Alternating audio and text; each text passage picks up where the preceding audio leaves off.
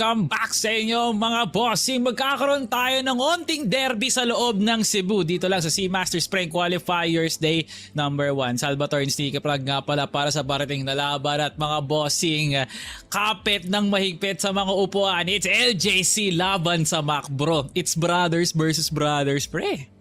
Ayun nga, it seems like LJC has gotten themselves a bit of the CCN changing bug pare, as there is some familiar players dito nga sa kanilang Talagang side. talaga. Hanapin na lang natin kung sino yun, for sure. Pre. But whoever is merong AK dito sa Ankara, alam na natin kung sino yun. So para naman sa MACBRO, pretty much new-ish pagdating dito sa competition natin dito pare. I assume na may mga tao sa chat na magsasabi na they've been around for the longest time dito sa dito sa Cebu Betgame matchup natin. Pero ayun nga na, in terms of Crossfire Stars experience pare, names aren't familiar. Maybe si Ral, pero rest not so sure.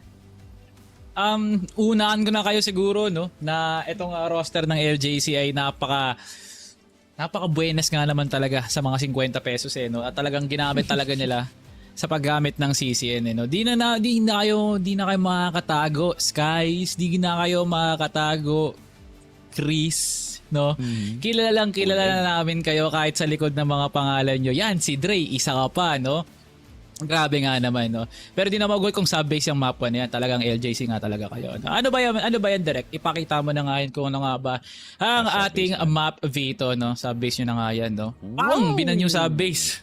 Wow! Binan yung sub-base ng MACBRO.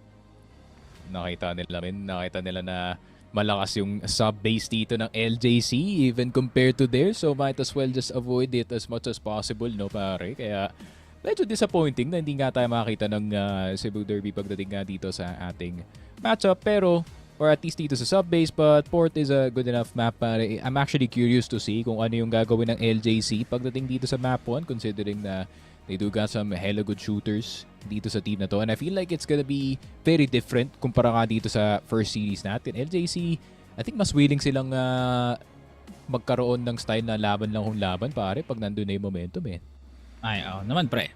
For sure naman talaga yun. And I do feel like mas ibang port na to kumpara sa nakita nating naglaban yung dalawang Manileño, So dalawang Cebuano na makikita natin sa loob ng port. And I can assure you, malayo siya sa laban kanina at malayo pa siya sa laban ng pub game.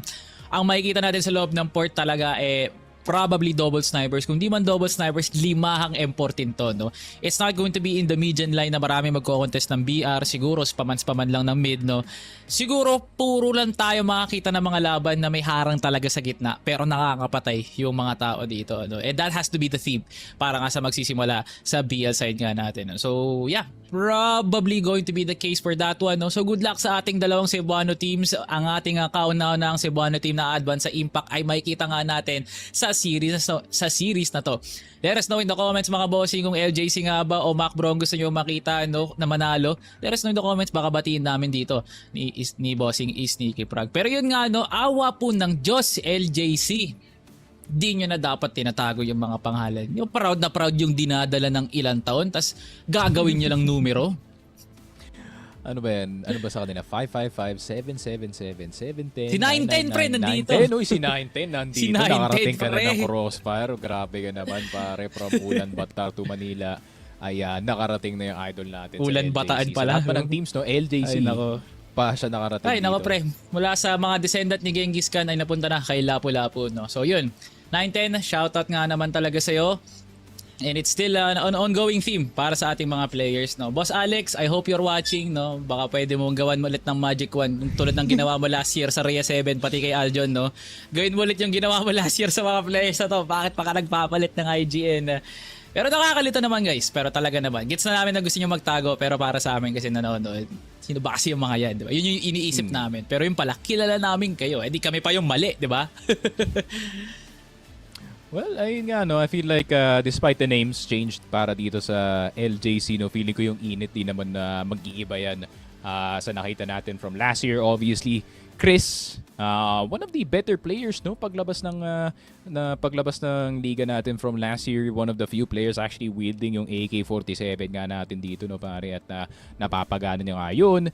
And at the same time, di naman natin ma-deadena yung hype sa likod ni Skies, I mean, Salvatore, granted, he did dip from a very good team of Fairvid, pare. Pero feeling ko, that's not the team that is gonna match the style na meron siya dito. And hopefully nga, this is finally the team na kayang buuin yung full potential nga dito ni Skies, pare.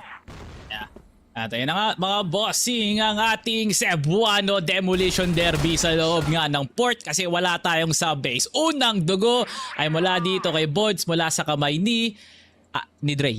Si Dre. Hirap naman. Sige na nga. Ayoko na i-try hard yung IGN pre. Ikaw na bahala dyan. Ayun na, 777. Nakapatay na agad. 999 naman ang makakuha ng isa. 910 will get Erin. Pero si Dat na dito sa long. Kita na yung nade. Yung USP bumaril pero walang taon na naan dito sa gilid. Rad na lang natitira dito sa SD. Pero malilikuran na nga siya dito ni 555. No sardines. 1-0 para sa LJC, pare. Ayan. This is tough. Napaka-criminal na ito, pre. Sobrang criminal na ito. Dami sila. Ayoko, medyo tinatamad ako Hindi, joke lang. Ba't naman okay kasi ganyan eh? Okay pa yung 7-7 na pare, kaso dinagdagan ng isa pa eh. Isang tanggal na lang na letra, Brazilian ka na, no? Ito si 910, onting gawin mo na lang Hindu-Arabic numeral, Mongolian ka na. Si 555, lagyan mo lang ng lagyan mo lang ng lata, tuna ka na. Sim. Si 999, lagyan mo ng piso, 1 kyaw ka na. Si 710, lagyan mo ng 3, yari na tayo, no? 777. Makakuha nga ng isang kill, pero bakit nga ba nandito? Bakit nandito yung mga GR? Paano nakapasok ng court tong mga to? At sinasagasaan lang sila ng LJC, pre. Yun na nga. Past time ni Dre ay mag-ninja dito sa port, pare. Kaya nakakarating sila ng mid. 2 versus 2 though. Teka lang. 777, 999 out of the picture, pare. Pero knowing si 555, gusto niya pa rin itry itong SD. Dadaan sa harap ni 555. Si 710 bumaba na nga. At ayan na nga ang bilang papuntang 0 para dito sa MB Men. 2-0 para sa LJC. The vibes are pretty good para dito sa GR side. It feels like di talaga sila nahihirapan, pare. Di talaga, pre. LJC, no? Paano ba naman sila mahihirapan sa GR side? Literal na pamigay na side nga talaga yan, no? Naisipan ng MACBRO, pre, walang sub-base. Ito na lang, dito na lang tayo. Pero nakalimutan natin nila na hindi sila makakapili ng side. So overall, good aggression para dito sa side ng LJC, no? Na sila talaga nakakadiskarte para kumuha ng LB, ng court, ng BR. Essentially, lahat ng mga deep angle sa mapa na to, no? And that's all you need to know para masabi na may control talagang LJC sa laban. Pero 3-man peak. Naku po, 1-man peak galing kay 910 para dito sa ilalim ng mid. 777 with the farm on 2 players. Call it lucky at this point. But the third, call it skill. 3-0 LJC. I have ayun nga, no, gut feeling nga, Salvatore. Meron talaga ako gut feeling na this is gonna be one of our faster series. Dito sa qualifiers natin, LJC, the level is off the charts, pare. Ay, hindi ko nagkakamali dyan sa feeling mo na yan, oh, pre. 555! Kadiri ka, pre. Pinanis ng lata ng tuna ang MACBRO na nagpupush ng LB.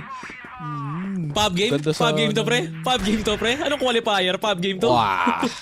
Ganda sana clip nun, men, kung tama yung pangalan niya. Ay, di na hype sana yun, pare. Hindi na ba si 555? Si 555, si Jake. Hindi Jake na Eaba ba? Jake na dalawang J tas Jake. Dating LJ talaga. Hindi, by default kasi tinatawag natin siyang Jake Dukdukin. Okay, sige. Dapat kompleto yan. Okay. Si ano siya ngayon si Execration sub na siya ngayon. Seems from the 6 man. Pero malay mo nga naman, no? Pero LFT pa rin yan, guys, sa mga gustong bumuo ng 5 at manalo ng madali ang premyo. Fastest level player yan. Kunin nyo na. 999? Naku, ito na yung premyo para sa kanya dito sa A-side, pare. Pero si Ral nakakuha na ng HE dito sa top A. Pero si 555, ito na si Jake Men. Action na nga. Bumaba dito sa mga long players. At biglang nawala ang tatlo. You wanna see a magic trick? 3 players disappearing dito sa LA in an instant and another one dito sa bridge. 5-0 LJC nasa driver's seat at ayaw nila ibigay ang upuan, pare. Wala pre magbibigay ng manibela dito sa MACBRO. Yun pa naman din ang ibig sabihin nila pre, no? They want the driver's seat kaagad pre. Kasi sila yung magdidikta ng pace ng LJC. Pero parang baliktad. LJC pa sabi nagbi-mismo na, o tara, kita tayo sa may LB, kita tayo sa may LA. 777, napakalalim nga naman. Paano nakukuha yung lakas ng loob para kunin lang yan pre? At ito pa ang maganda, MACBRO, walang flashes pre. Ay nila i-contest talaga to ng maayos. Napakahilaw. Tinan mo yung mga sinturon nila Rald at ni Budso. Kompletong-kompleto pa. Pero teka lang, Rold. Teka lang, dinadasalan. May nangyayari pa. Ay, nako, nakalabas ang flashbang mo, kaibigan. Pero 999. Sino nga ba si 999? Si Alexander. Bossing, ikaw na bahala dyan. Di namin alam kung ano bang IGN mo dati. Pero iyan na yung pangalan mo eh. 1 minute and 33. 1v2. Retake scenario para sa LJC. Uy, pero yung C4 Ben naiwan dito ha. Check nila ulit yung LA. 999. Nagkamali ng tingin. Nakatingin si SD. And finally, a point on the board para sa MB, pare. More about the mistakes ng LJC more than anything. But still, a point is a point para MB. Finally on the board dito sa port map. And LJC, there's nothing different. They're still doing the exact same thing, pare. O pre, no, rekta na nga dito lang sa may LB at walang bagong resulta. Durog pa rin ang MB. Kahit piso na nga lang si Erin na nakuha pa siya ng isa. Mali mo nga naman, no? Itong TRG ni Erin ay ang kamay na bakal para makuha ng isa pa dito ang MACBRO. Pero yeah, so far LJC. Nasa taas Talaga ang may kalabagan. Uy, nakita! Uy, nagkasalasiyan si Yaya Dub tsaka si Alden, pre. God gave me yun na yun, pre.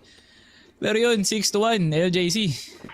Di, malakas kayo eh. Tsaka yung malakas eh, sa port.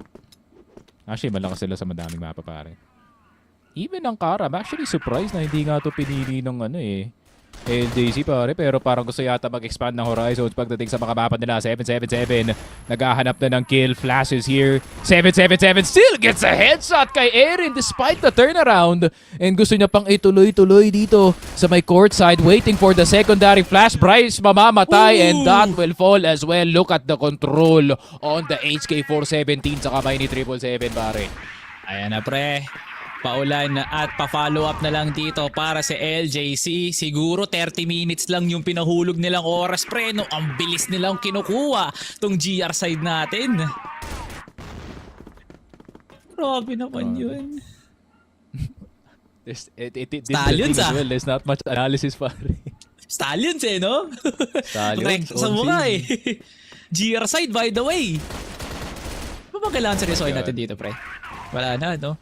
So, wala malaman, no? Ano kayang motivation ng LJC? Bakit ito yung mga pangalang naisip nyo, no? Diba? Naman trip sa wala na, pre. Alam mo, Snicks, wag mo nang sabihin yung nangyayari sa mapa, pre. Deserve ba nila yan? Siguro naman, oo. Pero marami tayong dapat pag-usapan bukod dun eh. Pero teka lang, lumalaban, MACBRO! Likod. Harap. Talon. Baril, 555. Patay Tuna, ka kuha isa. Boom! Grabe. Yun ang shoutcasting, pre, no? Obscene. 777. Yata reserve the energy, pare, kasi ayun nga. This is looking like a farm game para kay 777. If I'm not mistaken, no, si 777 is si Dre? As in, Dre with a Y or I? Dre with a E. Yung tatlong E, pre.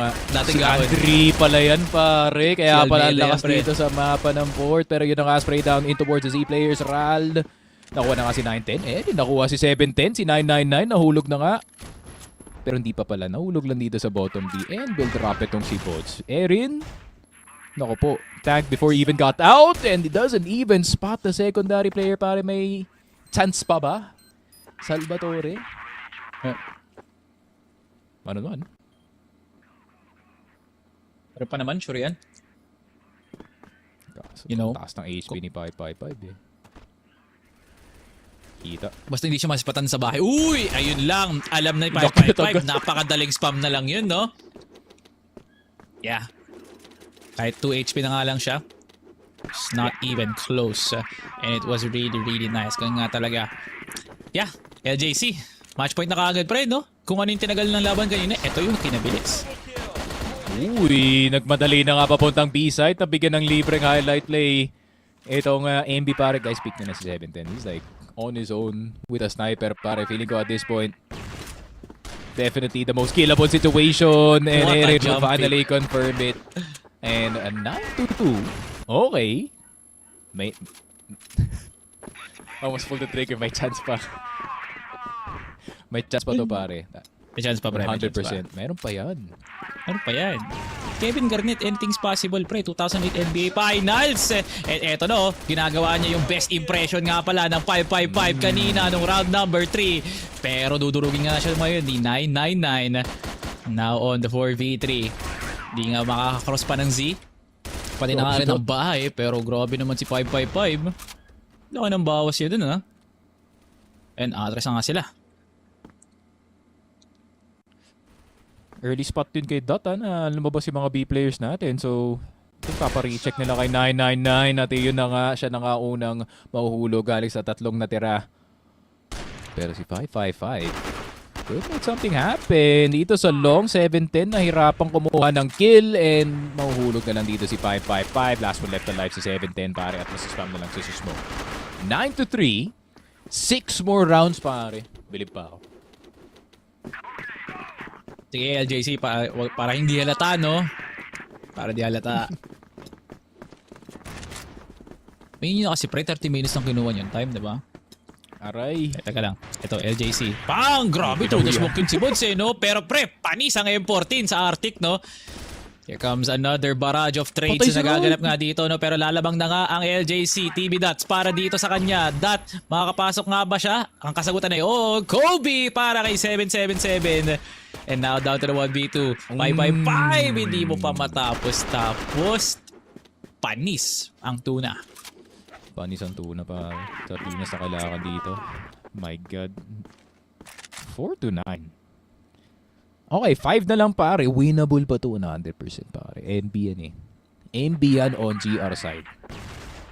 LJC. Now they're starting to freeze a bit dito sa mapa natin. 2-man pick towards long. Malaking pagkakamali ba yan? Or malaking benefit para sa MB? Mukhang oo men. Mapapabalik pa sila sa A. Pero si 710 harap sa dalawa. Bryce. Bad timing. Bod spotted sa top A at nawalan na nga ng ulo. Rald. Uy, makaka-defend pa ka dito sa side. Even getting the third kay 777. At si Erin bawas na 1 HP. 910 will get Erin. Rald, that's one left alive. Di siya alam dito sa Corbada. 910. USP nasa kamay. Mahirap siyang patayin dito unless pakaulo agad si Rald. Hirap na to pa eh. Sabi mo nga, Sticks, ikaw na nagsabi. Kaya pa. Pwede pa to. Magiging 5 rounds to. 27 seconds. Rald, ipakita mo na ikaw na ang susunod na Yobib. Ikaw na ang susunod na JJ, pre. Sa singgaling mo mag-M14. Ipamalas mo lang, pre. 18. Uy, nakita. Dahan-dahanin mo lang, bata. Pwede mo makuha ang clutch na ipapamaiday mo talaga. Nice dodge para nga sa kanya. Pero nalikuran ka ni 555. Speedrun world record glitchless sa loob nga ng port. Binilisan lang ng LJC yun. Yan. Just as expected, no? LJC playing at a high level dito, pare. And the thing is with yung mga Cebuano stacks dito, pare, is weirdly enough, ang lakas ng synergy nila actually. And I think one of the main reasons why is, ayun nga, it's the culture. Pagdating nga dito sa Cebu, no, you know, na for example, wala yung isang player, no, you can just get someone to sub. Usually it is si Chris, usually itong si Dre. So basically, they know kung paano naglalaro yung isa't isa dito, pare. And I feel like it's really easy to have a team na stack kagaya nga ng LJC dito when you're already very familiar with yung mga ibang players na nandito. And especially knowing na mix pa to ng talents from Masters and Impact, yung LJC is gonna be a big threat, pare, papasok ng season na to. Yeah, and to know, no, na LJC is really that dominating on both ends, no? Kaya nga din nilang dumepensa. Dumepensa ba sila? Mostly nag-offense nga talaga sila, eh, no? Nag-SGA sila, pre. Literal, nung GR sila, nirekta nila kagad sa may LB, and yun, palagi 4 at 3 na kukuha nga nila, no? Tapos ngayon pre, nung BL naman sila, wala silang dinidefault whatsoever. Tinatalo nila yung Arctic player sa top A gamit M14. At sana ganun lang no. And sabi ko nga pre, yung contrast ng paglalaro ng port ng mga Manileño laban sa Cebuano nga ngayon ay napakalaki. Kasi ngayon mo lang din makikita talaga sa LJC na pwede mo palang yabang-yabangan yung mga ganito, no? And ang ganda pa ng simula ng LJC dito, men, pagdating ng GR side natin. It was just full confidence sa kaya nilang i-push itong mid at LB. Fully thanks to 777 at si 999 dito pare, fully taking it every single time. And grabe, the first half really was just purely itong LJC pare. Granted nakakuha nga ng round itong MP. It didn't really feel like a round na sila mismo yung kumuha ng game plan at yun yung gumana na game plan. It just so happens na nagkamali talaga na malalado ni LJC dun sa round and some fights didn't go their way. So, ayun nga, LJC looking really good pagdating sa mapa ng port. And with this kind of a performance, no, galing kay 777 at kay 555 pare, at new compound is not gonna get easier. But if it's any map na pipiliin mo para i-counter yung ganito na style, it is new compound pare. Honestly pre, sa new compound. Excuse me, sorry. Makinig kasi ako Pero, init halo-halo Pero anyways no pre, new compound, hahanapan mo talaga ng dahilan para mag-default. Parang di naman natin ginagawa yun. Pero pa nagpa-pub game tayo, oh wait, LJC, pinub game lang din nila yung port, no? So hindi na siguro sila lalayo pre sa kung ano naman yung nagpapapanalo nga sila, no? And masakit man aminin, no? MACBRO, wala silang palag sa gantong playstyle ng LJC. Pero pwedeng kong kainin yung mga sinabi ko ngayon para mamaya pwede nyo kutsain sa comments at yun naman yung gusto ko, no? Para mapatunayan na mali nga naman talaga kami dito sa Caster's Desk, no? Pero yun na nga, ito nga pala ang ating set summary na hindi na nga talaga natin kailangan malaman kung paano nga ba ang distribution ng rounds. 10-4 lumamang ang LJC sa kahit anumang angulo, being led by 555s, kaisa-isang kill na nga lang pinagkait pa, 20 na nga sana. Pero men, si Rold, good potential para sa kanya, 12 kills pre. Yeah, actually pretty good despite yung L nga na nakuha nga dito ng MP. And speaking of MVPs, 555 para dito sa LJC pare, ang magiging set MVP, 3.80 KD, 1.8 or 1.3 kills per round, 0.21 HK. Actually mababa pa yan for what I was expecting, and of course pretty high dito sa smokes per round. So it's been kinda him and itong si 77 pare with just continuous denial pagdating sa map control. Wala talagang chance yung MB to even sniff itong LB natin. So, yun nga, it wasn't really close at the end of the day, pare. Yeah. Pero 1.36 KD. Makakaisat kalahati na nga sana siya, no? Pero would you believe it na every round is a guaranteed kill para nga dito sa player nga na to, no? And the potential is just unlimited for this team. Pero mali mo nga naman sa loob ng compound, pwede pa magbago yung kwento na yan. Kasi nga, MACBRO is a team na ayaw nga din na nagpapatalo nga sila. Tinan mo naman yung effort nga nila on the second half, Sticky. Pero that is it for our first map. Tawag nga muna tayo ng panandaliang break at pagbalik nga natin, ito pa rin ang CFSC Master Spring Qualifiers. New compound tayo, magbabakbakan.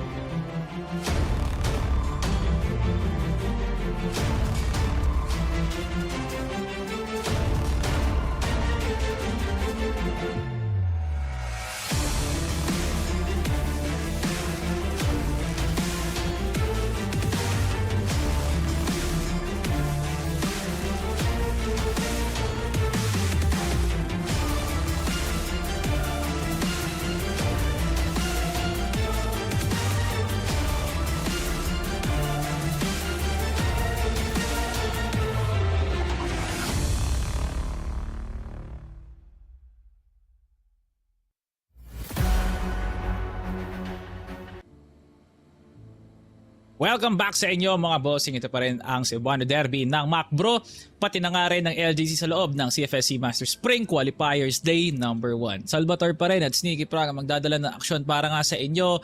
At grabe naman yung ipinamalas kagad ng LJC sa port pa lang. Ano pa ang pwede nalang ipakita sa loob ng new compound? Abangan nyo. Sure ako, mainit yun, no, Sneaky?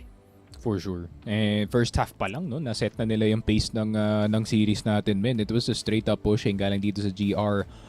Mid-control, denied. Meron pang nagdi-ninja dito papuntang BLGR or PL Bridge, no? So, it seems like they have the handle pagdating sa mapa ng port. Even yung LB, no? Yung continuous denial dito ni 777 sa pagkuha nga lang ng MB dito sa may LB side. I think the only time na nakuha nga ng MB itong LB was the one time that it did overextend, and that was actually a good punish galing sa kanila dito. Pero, ayun nga, no, I feel like LJC, this kind of gameplay hindi naman may-replicate pagdating dito ng new compound unless still the same confidence that we are gonna see galing sa kanila. Yes. And maybe we are gonna see yung mga pushes papunta ka dito sa midcon or maybe dito sa CA to try and get curve immediately.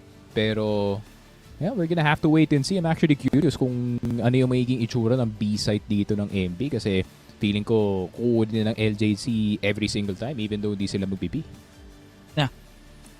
Really good points, no, to say the least. There were some efforts naman ng port para dito sa MACBRO na pikan nga talaga yung mga off angles nga dito, no. Pero if we're talking about off angles na mapa, none other than compound, no? Napakadaming angulo nga dito na pwedeng kunin ng MACBRO na masasabi nga natin pwede nila gamitin to para ma-counter ang LJC. Pero ang LJC kasi hindi naniniwala sa ideyang off angles. Ang ideya lang nila smoke tapos M14. Yun talagang pinapatagos nila lahat dun, no?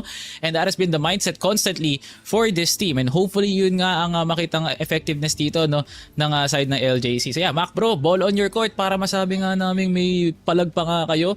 Pero anyways, pre, di na nga namin kayo patatagalin pa. Tayo na idadako nga pala sa new compound. Man oh man. And yeah, new compound. Still the exact same mode from last year. Pero Erin, that's the kind of pick I want to see galing sa kanya, pare. Immediate scope in dito kay 710 pero 910 nakabawi agad kay Erin kahit papano.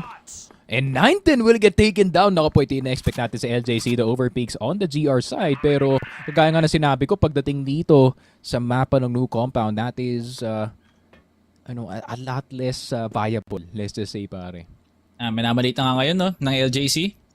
Itong MACBRO, masyado nga namang halata, no? Paano mo naman pipikan, pre, ang pinakamalakas na pwesto dun sa may A side, which is yung EA.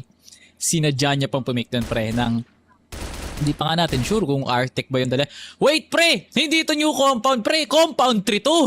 Hindi to compound 2! Nakita mo ba yung B-side, pre? Kaya wala tayong minimap. Oy, naku nga naman. Ay, may ganyan na. Reset. Nagtaka kasi 999. Ba't yung mga baril? Ba't may ano dyan? Diba? Guys, na-spoiler alert tayo sa next year. Oh, no! Guys, pick it kayo, please. Guys, wala to, guys. Guys, pick it kayo, please. Hindi nyo nakikita to. Legit pala talaga. Kakapatch lang nito. Last patch lang to, eh. Guys, pick it kayo, guys. Wait, ito na ba talaga to? This is official? This is... official. Apparently so, pre. Kasi nasa rulebook na to, eh. Pero yung Angkara man lang, di nyo man lang nasingit. Kasi Angkara to na yun, Pero pre, ito na. Sige. I am confusion. Game, pre. Kasa natin to. 2v1. Papasok na nga ngayon. Si Bods na nakabantay. Grabe naman yung diskarte na yun, pre. Isa lang pala yung pupuntahan ni Bods. At yun na yung isang angulo na napakaganda nga naman talaga. And LJC. Isang round na feeling ko dahil lang sa pagkakamali ng mag-overestimate. Kaya sila natali. Pero, kasi kadiri talaga tong compound trip. Pre, di ko nagugustuhan. Kasi new compound, pare. Last one nilaro natin. Compound 2. Grabe naman yan. Pare. Pero akala ko naman kasi, pre, bakit hindi Mexico 2? Diba? So, anong bago sa New Mexico? Omsim, it's a lot more sand. Mas Mexico, mas sombrero. Omsim. Uy! 17, malapit ka na matamaan sa solar plexus dun, pare.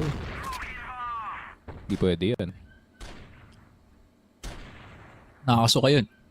Tapang nyo na ito, ha? Woo! Okay, 9-10. Okay, huwag mo pahalata, Okay. no? Huwag mo pahalata. Alam Yari ko ka sa League of lumapit sa niyan. malala sa screen eh dahil dun eh. Oh Zero my brightness goodness. lang yan.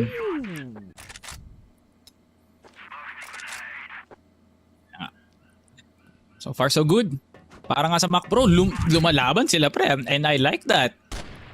And they're showing some prowess ngayon at alam na nga nila na may nasa tower. Pero si 777, alam mo yan, pre. Pinupush mo pa rin. Napaka-diabolical nito, Sticks. Pag gumana nga to, makukuha niya nga dito si Data, papaakyat nga sana. Pero pre, si Erin, hanggang ngayon nandyan pa rin siya. No contest whatsoever, LJC. Bakit kayo yung sumasadya ng push? Or nor. Oh, yun lang, Bods. Will actually miss it. And masaspatan pa nga si 777. Erin, nakalabas na nga dito sa toro eh. They're taking turns speaking mid, pare. Interesting. Ayun yung mapa. Ayun yung mapa. And meron patay na 555. But still, 999. Very doable para sa kanya, pare. Low pa naman dito si Bods.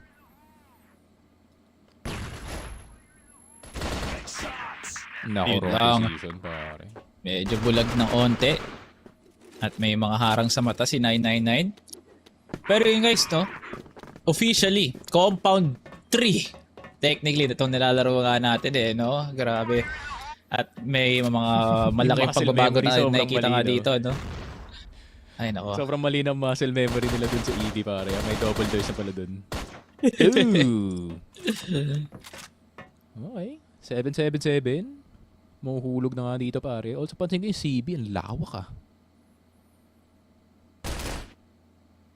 Actually, oo nga. Mas maliwanag ng onte. Is this Or ako lang? CFL? Ay, hindi pala. Naming basag... Ano ba? Naming babasaging na ano? Na bintana? Hindi naman kailangan. May emergency na eh. Sabi sa inyo guys, no? Literal talaga na first time namin makikita to ni Sneaky. Kasi pub game kami ng pub game. Compound to palagi nilalaro namin eh. Oo nga. So, Diba? kasalanan po ng kalaban namin kung bakit. Yes. Yan po. Okay. Pero that? Okay, CB is wide. May convoluted na nadaanan as well. Okay, I like what I'm seeing. Pero, Bryce masyadong confident sa pag-pick ng mid 710 with a freebie. Pero 3 versus 3 pa rin tayo dito din. Lucky. LJC, mali mo nga naman. Ito na nga yung round na makukuha na nga nila.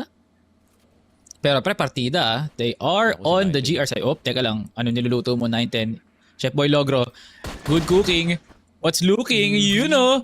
Doon siya tumingin sa may CA pre. Nakabantay lang si Rold. At yun ang hindi magandang pwesto para nga bantayan. At pinawalan na nga dito ni Dot. What an entry so far. Denial of flash. Pero si 710, alam na nga yan. 710 nasa kabaong ng alam ka na nasa C3. Oh, what a crouch pick para kay Dot. Pero tinuldukan din siya dito ni 910. ZLJC finally. May puntos na kayo sa board. Feeling ko yung galawan ng LJC ngayon, Salvatore, fully reactionary na to, pare. Nag-react na lang sila sa unang noise na marinig nila sa mapa and just send one player in to try and disrupt that, pare. Ni isa-isa nila min. So, yeah. Mauuna si 910 and then si 777 and then si 999 naman magpipick sa mid. Pero rinig na sa CB tong si ano eh. 777, pare. Hold up. Wait a minute. Dito ka lang makakita ng laro, pre. GR side. Kino-contest. Tower, hindi yung curve, no? Galing. Bagay, no? Kapit talaga sa patalom, eh. Partida, naka-box out na dito yung LJC, oh. Di talaga nila ine-expect na mag-a-arrest tong mga to. Sige. Oh my God, 777 on the CB position. Napakalalim nga naman talaga. 555 on the Nice defense. find. Dito lang sa may SD. At ngayon, nadali na nga yung CB player dito na isa. So, kailangan na nga si 555. Makahanap pa na marami pang trades nga dito, no? 910. Makakuha nga ng isa. 4v3. So far, power position now being occupied by MB. Wala nga nagpapatinag sa kanila. Uy, napatap silog si 999, pre. Natalipok na angle breaker. At siya'y napaslang. Meanwhile, 710. Umaartik pa nga. 100 HP by the way. Pero mali mo nga naman, gawin niyang M4A1 yung USP ngayon. Erin, tinatatad na nga ngayon. Pero the timing from Bryce, tamang-tama lang. Ano pong nangyayari sa atin? LJC, MACBRO! Mga pala. 3-1 na dito yung MACBRO pare. It seems like tama yung pagpili nila ng new compound, no? Just like what I said, this is the type of map to punish yung ginagawa ng LJC na over-aggression all over the place. Pero over-aggression naman dito sa B-side. Rald kumain ng 2 HE pero natabaan pa rin. Si 555999 is now down 9-10. Sunod ka na. At mahuhulog na nga siya dito sa CA777. Will get Rald pero mapapaalis na lang ba sila dito sa B? Mukhang dediretso na lang sa A tong MB pare. For sure, no? Mas madali eh. Total, nandun naman sila. Para din rin sila mafalangkan ni 710. Bilisan nyo lang ng konti. Nako po. Bibilisan nyo lang. Takbuin nyo na, huwag nyo nang itapwalk. Mag-knife out na lang kayo, pre. Wala namang nakabantay dyan. Kanina pa nakapwesto yung LJC sa LB. Pero si Eri, napakagandang anti-flank sneaks. MACBRO, eto na ang potential na nakikita nga natin. Nga, 35 on the dot dito pare. Long will be the way to go para kay 710. Pero sobrang hirap nito, man. Kay 710, unless he can find his first headshot, which he won't. 4-1 MB. Nagdo-dominate na nga dito sa BL side. And LJC, sila naman yung nahihirapan dito. But at the same time, very fixable yung problem, no, Salvatore? Naman. Guys, what if we just... Pero mamaya pa yan, pag 6-1 na. Siguro, ano? O kaya, pag 8-1 na, siguro. Ewan ko, pre. Pero kasi, pre, napakadali sabihin sa LJC. Mag-cross pa rin na lang kayo sa EA, tsaka curve, yun na lang eh, no? Kaya yan, ikutest nyo yung exit palagi. Pero di sila nakikinig sa atin. Sneaks, ayaw talaga nila. Gumana na eh. Gumana na this time, pare. Kesyo tumatama, no? Di ba? Wow! Patay si Bryce. Really good flash. Dot 1 HP. Nako po. You are 1 pare. 999 will confirm ya, brother. Pero nandito na sa B last player natin, Rald. Top fragger from the last map. And di ba katama dito kay 777. And a 4-2 para sa LJC. I'm actively trying to figure out pare kung BL-sided ba tong mapa natin or GR eh. Kasi pansin ko sa past few updates dito ng Compound 2, it has been a lot more friendlier para sa baka BL natin. They also did flip yung CB, which is crazy. Okay, no? Parang pero, hindi na ganun dapat tinatao yung CB, no? Napaka-punishing niya na nga ngayon. Pero mid-control is mid-control indeed. Pero ito na pre, MB, kumukuha nga ng pahina sa libro ng LJC. Ganito daw mag-rush sa loob nga ng A-site. Nice! Trade mula kay Rald. 4v2 na nga to pre, LJC. Wala na nga palag. Wala na rin silang bitaw. Erin, hinahanap na nga lang yung magandang diskarte nga dito, no? Pero nakuha niya pa nga yung headshot. Pre, LJC is playing careless crossfire, pre. Okay ba? Siguro para sa kanila. Para sa kapakanan ng laro. Makukuha ng MACBRO tong compound. I don't get na do they not want to play compound or siguro yun nga they're just not getting in the same openings as they did dito sa last game natin pare. Pero LJC, no, heavy hitters have to start hitting hard dito pare. And 777 spotted. And it's a nice shot dito kay Ral pare. Spam ng spam dito sa control room. Yeah, siguro let's call that control room pare. Yeah. Pero Bods will get 9-10. Ayun, good job daw. Pati RM no, naririnig namin. Sige, okay lang. No problem. Pero nakakatawa, no? Anong callout natin doon, pre? Ako, di ko rin alam eh. Control room. CR. Hindi, CR na yung ano eh. CR na yung paangat ng 2F, di ba? Labas B main. B window. Hindi, meron na yun eh. Oo, pre. May Dobby ba? May Dobby. Wala man Dobby ah. Basta guys, sa labas ng B main. Ano lang, siguro ano. Hindi, bahala na lang si Boss Ang doon. Boss Ang, laro-laro ka laro-laro ka Clan War ah. Tapos pengen na lang kami call out. Yun yung tanong pare, dapat may maka-highlight play dito sa B main. Para sa kanila mapangalan to. Hirap pre. Paano ka makakapag-highlight pre? Papatintero mo yun. Siguro napakasipag ng developers no? Parang ang sipag nila gumawa ng mga patintero na battery sa Ankara, yung battery sa A, ay sa B. Gumawa pa ulit sila sa loob ng A, no? Galing talaga. Nakapakaya to 17. Yes, si Can. Nandyan pala si 999 pare. And a quick scope para matamaan si Bryce. Bods will get the kill but not the finish pare. 5-3 LJC. Ito na ka pare. Ito yung ina-expect ka natin dito. This kind of hold. Yung granted meron silang aggression sa mid kahit papano pero hindi yung sumusobra na. Okay pre LJC di na sila nagre-react ng maaga. Talagang inaantay na lang nila na papasok na yung MACBRO. Yan ang adjustment. Hindi yung hindi yung bali ng leg. Yun lang. Speaking of bali ng leg, pare nabalian na ng leg dito si 910. And dapat gumagalaw sa LJC, no reaction whatsoever galing sa mga B players. Alam nila secure pa naman tong B site Pero alam mo ba, pinaka nakakatawang pwede mangyari dito. Pag namatay si 555 tsaka si 999. Ito may score.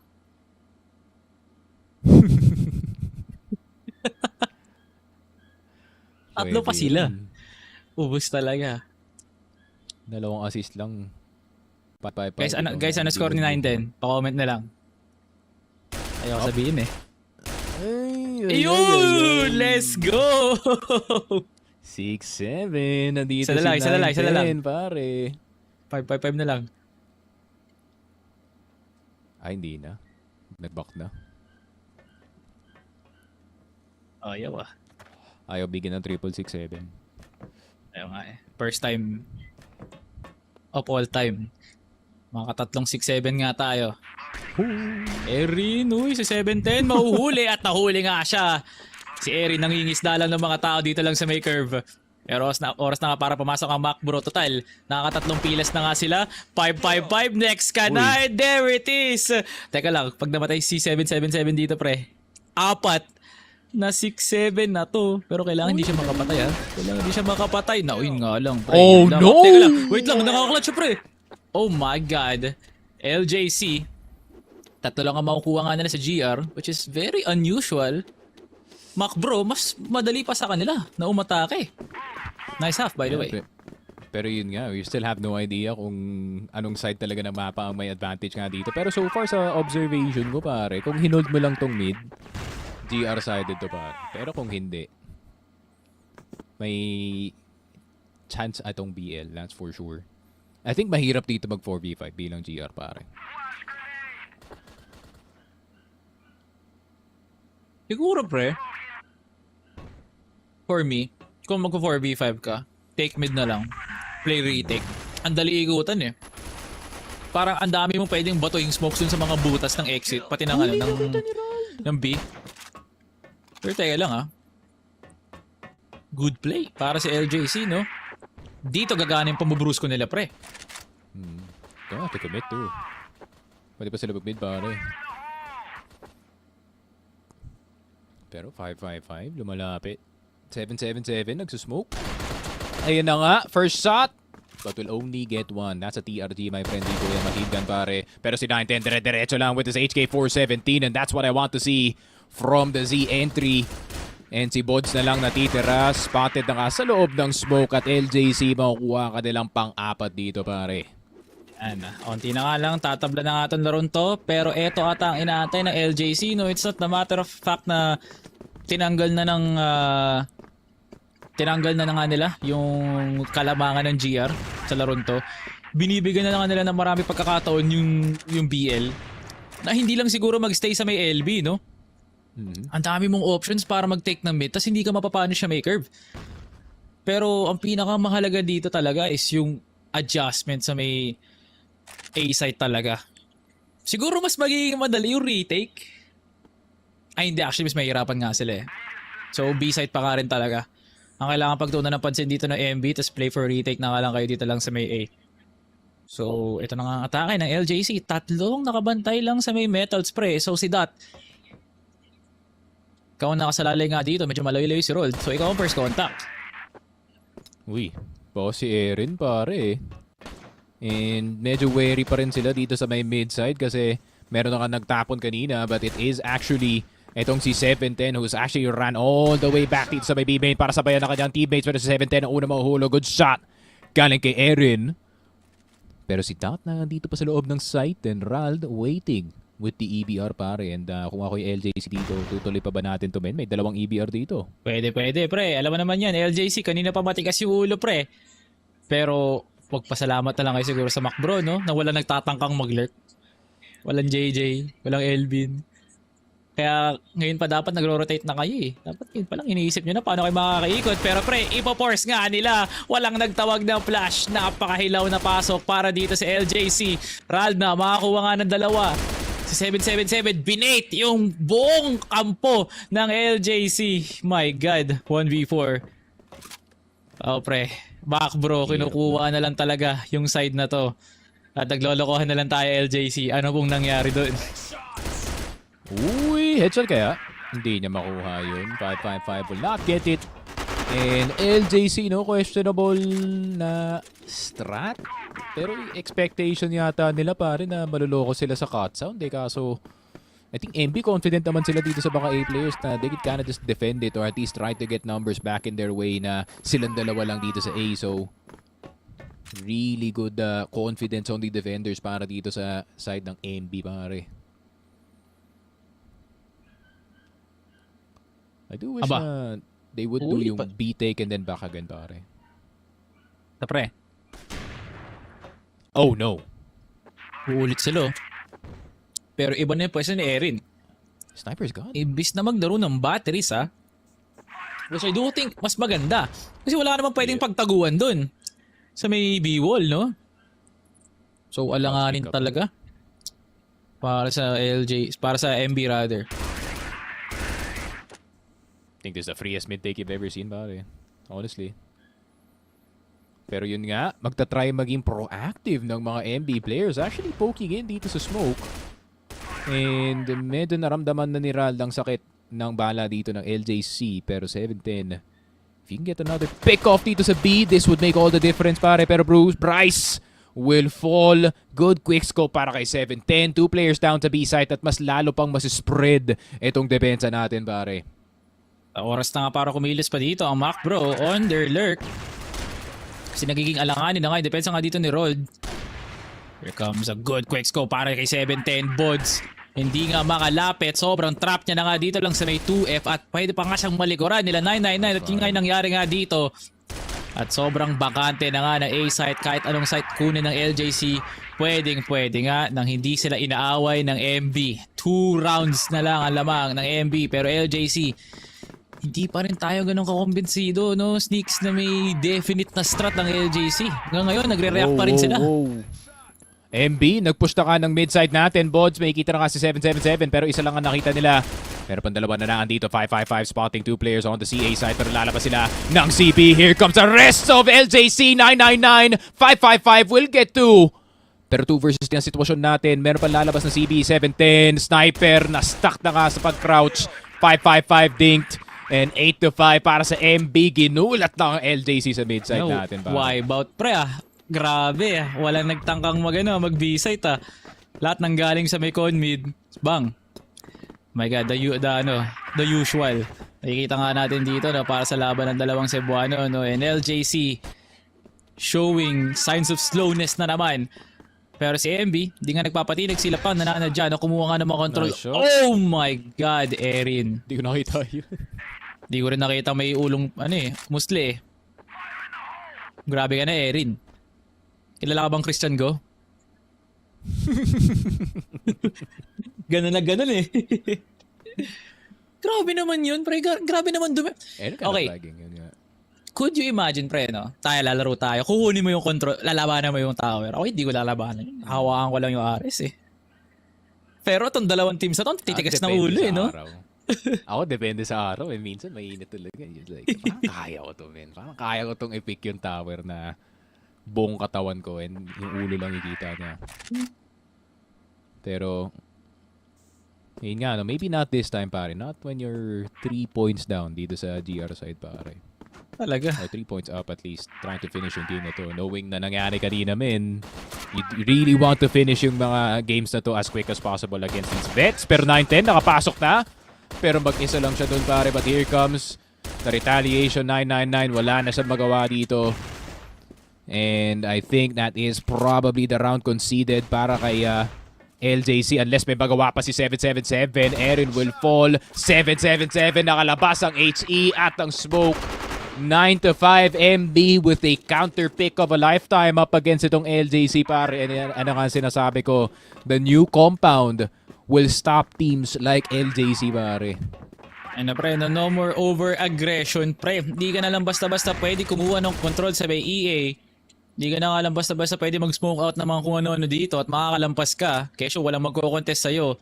Take a look at kung paano kinukuha ng MB yung curve. Pati na nga rin ang kabuuan ng CB, pre. And that's just one round. Nakilapa nga lang nila kung pwede nga nila kunin yun. Pero MB playing as passive as ever. Naka-hold lang dito ng B-wall. Dot. High-low setup nga sila dito. Tatatlo ang nakaabang lang sa may store. Winnable para sa LJC. Magbe-bait out na naman sila ng kakampi, pre. My God, LJC, ano pong ginagawa natin. Pero let it be, no? Let it be nga lang naman. Parang kalahin mo nga naman, pre, no? New compound, may lineups ang LJC. Baka pinapatigit lang. Pero either way, tumatakbong oras, MB, standing on business pa rin. Walang umuga sa kanila. Ang ganda ng angle dito ni Bryce, man. If they cannot remove him immediately from the equation, mamamatay at mamamatay itong LJC. And that they do. 1-for-1 trade. Pero nandito na rin si Bods para bumawi. Nakuha niya na ang pangalawa. Erin, quick scope to the head of 777 at si 710 na lang natitira na kanina pang nakahold dito sa B-frame. At mamamatay na rin siya. 10-5 ang sagot sa 10-4 ng LJC. MB, do it in new compound, pare. Yeah, new compound para sa up-and-coming team. Dito, no, new face na posibleng makita nga natin sa loob nga ng CFPH. MACBRO, kayo nga pala ang magbibigay sa atin ng ikatlong laban nga na naman, pre. Siyempre, day 1, no? Kailangan lubusin yung oras. Lahat na laban, nakabot ng map 3. Sorry, Ramon at Adum, na kailangan nyo marinig yun. Pero yun ang pinapakita talaga ng mga teams. Hyper-competitive nga naman talaga. Para malaman nga natin kung sino nga ba makakapasok sa impact at sino ang malalaglag. Para nga makita pa natin sila sa mga susunod na season. Pero men, MACBRO, grabe men. Every time na may pwesto nga sila from both ends on GR and BL, palaging nakaka-pick up si Erin tsaka si Bods, pre. And those two players, pre, ang tinik sa lalamunan ng LJC. And could you imagine kahit gaano pa kalikot sila 999 at sila 777, nakaka-counter pa rin sila. And that's very nice for MB. Ayun nga, no? This is actually showing yung double-edged sword ng playstyle ng LJC, no? You know, granted na you guys do love to fight, you do love to skirmish dito sa mapa na to, but still, I called it from the start, no, Salvatore. This kind of playstyle is not gonna actually do well pagdating sa new compound. And yun nga, MB doing exactly that. Yung kanilang depensa, yun nga, it's just staying as far back as possible. Occasional challenge lang siguro dito sa upper, pero yung mga angles na kinukuha nila dito sa GR side, pare, I mean, underside ng B side, and you know, very few aggressive angles dito sa A, but at the same time nung BL side, pare, kompleto yung kanilang setups dito. So I have a feeling na ito yung malaking rason kung bakit na-pick ng MB itong new compound. They do have better setups, better timings, and ayun nga, just overall better map knowledge up against itong LJC. Pero map 3 Eagle Eye 2.0, men, oh my god. Tingnan natin, no? Pareho naman si Buano Squad. Pareho din naman masasabi natin na okay naman sa kanila ang Eagle Eye. Pero sa ngayon pa lang natin makikita yung timbangan dito, no? Kung mas mabigat nga ba ang MB, mas mabigat nga ba ang LJC. Well, kanina naman natin, for sure. LJC, sa mga players nila, sure naman tayo na port para nga sa kanila. At kung gusto nga counterin naman talaga ng MACBRO, dapat lang naman ang compound. Hindi siguro Ankara, hindi siguro Mexico. Tama lang siguro yung compound para makancel out dito sila 999 na kanina pa nga mainit, no? Pero Eagle Eye, parang parang balance lang no? Kung ano yung Ankara kanina sa laban ng MAEYOKERS tsaka ng NTL. Eto pre, that is going to be the best map possible para mag-shine si Erin. Para rin siguro bumalik na sa buhay sila 777, no? So baka dito na nga natin mahanap lahat ng mga plays na wala nang itatapon pa ang LJC at dito natin makikita ang fullest potential ng side ng MACBRO. Ay, MACBRO.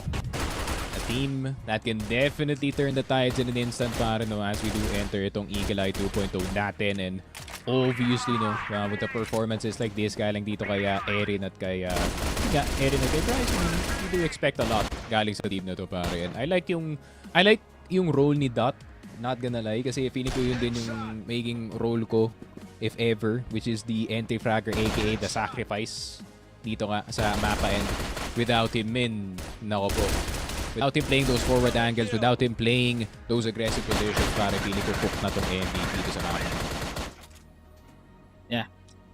And the numbers will be seen mga bossing dito lang sa ating set summary. Pero yun nga, 15 para kay Erin at Bods. Talagang dynamic duo nga naman, no? Fast and Furious, Kagiwa, Helter Brand. Sobrang bilis nga nila kumilos. From GR pa lang na dapat meron na silang curve. And then from BL na dapat CB, pre, kunin nyo na kagad yung CB. Kunin na kagad natin yung Storby, no? Dapat ganoon. That's the mindset that they really had, and the duels were very, very much convincing na dapat talaga MB ang manalo doon. So yeah, look at the contrast pa rin, no? 10-4, 5-10, not really much on like the balanced para dito sa dalawang maps na to. Pero yung Eagle Eye na yun, sure ako pre, kailangan umabot to sa distansya talaga. Kasi if not, then this is a day para sa side ng MB na knowing na sila yung huling nakakuha ng panalo. All momentum is there. Alam na nga ni Erin yung movement, no? So it's less of a problem na para sa MACBRO kung ano yung game style ngayon ng LJC kasi downloaded na eh. Yeah. You also have to make sure dito sa Eagle Eye 2.2, no? Kung kaya yung MB na hindi magiging the same yung opportunities na makukuha nga dito ni 777 at ni 910 at the rest of the LJC squad pagdating dito sa Eagle Eye, kasi Eagle Eye, man, that's a lot more of an open map despite yung daming pasikot-sikot nga dito ng Eagle Eye. A lot of these fights are actually gonna start dito sa either sa long A or sa long B, so ang daming funnel fights na pwede nga natin tawagin dito, which is gonna require a bit more firepower para nga dito sa ating MB if ever they still wanna go for it. Pero ayun nga, LJC still have full belief na kaya pa nilang kunin itong map 3, pero MB with this kind of new compound pare, I wonder kung kaya nilang i-freeze yung usual na laro dito ng LJC pare, especially in that first half, kasi nung nawalan ng momentum tong LJC, medyo you can tell that they're kind of tilt pushing a bit pare. I think naman yung idea ng pagpupush dito ng LJC is just turning from the idea na kaya nila at may kumpiyansa sila kasi nga galing port no? 7-9-9-9-9, may timpla sila na at one point pwede ma-off angle lang ngayon. Pwede ma-off angle ang MB. At one point din, pwedeng mag-overstep ang MB, no? Ang nakikita ko lang talaga, no, is just the fact na better shooters talaga ang MACBRO, pre. Every angle of the map, they're ready, they're prepared, handa silang mag-double swing, handa rin silang sirain din yung timing ng LJC. So yun yung napulot nga natin, no? And the motivation behind this from MACBRO is, siguro, pre, kung gaano kabilis yung LJC kanina, sirain na lang talaga natin ng bite no? Huwag natin palagan kagad. Palagan natin pag least expected. And si Rod nga, unexpectedly, our MVP despite Bods, pati na nga rin si Rice yung mga kanina, mga nag-top frag nga kanina. Pero he's going to be our MVP. 1.14 and a headshot per kill percentage na 33. Siguro wala pang nangingibabaw na 80 to 90% kasi weapon of the day, M14 eh. EBRs across the board pare, parang yung mga HK players natin has kind of reduced by a lot. Pero mabiblame mo ba sila, Salvatore? The M14 EBR is the best weapon or the best rifle dito sa laruan natin, with the USP being the best secondary and best gun in the game. I mean, daming opportunities na makukuha nyo nga dito. I mean, last year, napansin ko nga, we had 3 or 4 HKs dito. Now, it is only one player rocking it, which is the entry fragger, and papasapasahan pa nila yung HK na yun dito sa kanilang mga kakampi. So it's interesting to see yung evolution ng ating new gun meta, no pare, especially going into 2026. Ayun nga talaga. And no complaints, no? Maganda naman ang pinapamalas ka naman ng mga team sa loob nga ng M14. No judgment naman na nasa sa inyo nga rin naman yan. And I'm really like what I'm seeing, no? Na ganoon talaga kasulido ang series na to na kailangan talaga natin pumunta ng Eagle Eye para matapos na ang ating Cebuano Derby. Ito nga pala ang CFS C Masters Spring Qualifiers. Salvatore Sige Frag nga pala, mamamahinga lang kami at pagbalik nga namin, more crossfire action.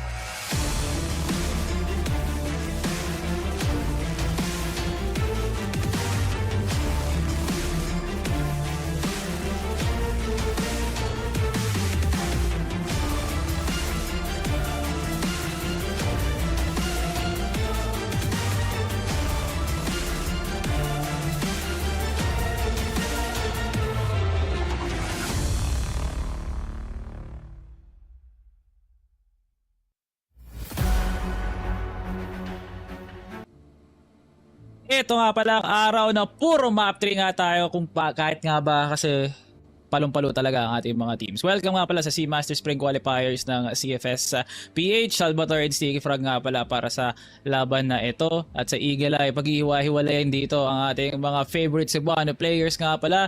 As LJC and MACBRO, pre, grabe yung dikit ng laban. Ang hirap hatawin para palabas no?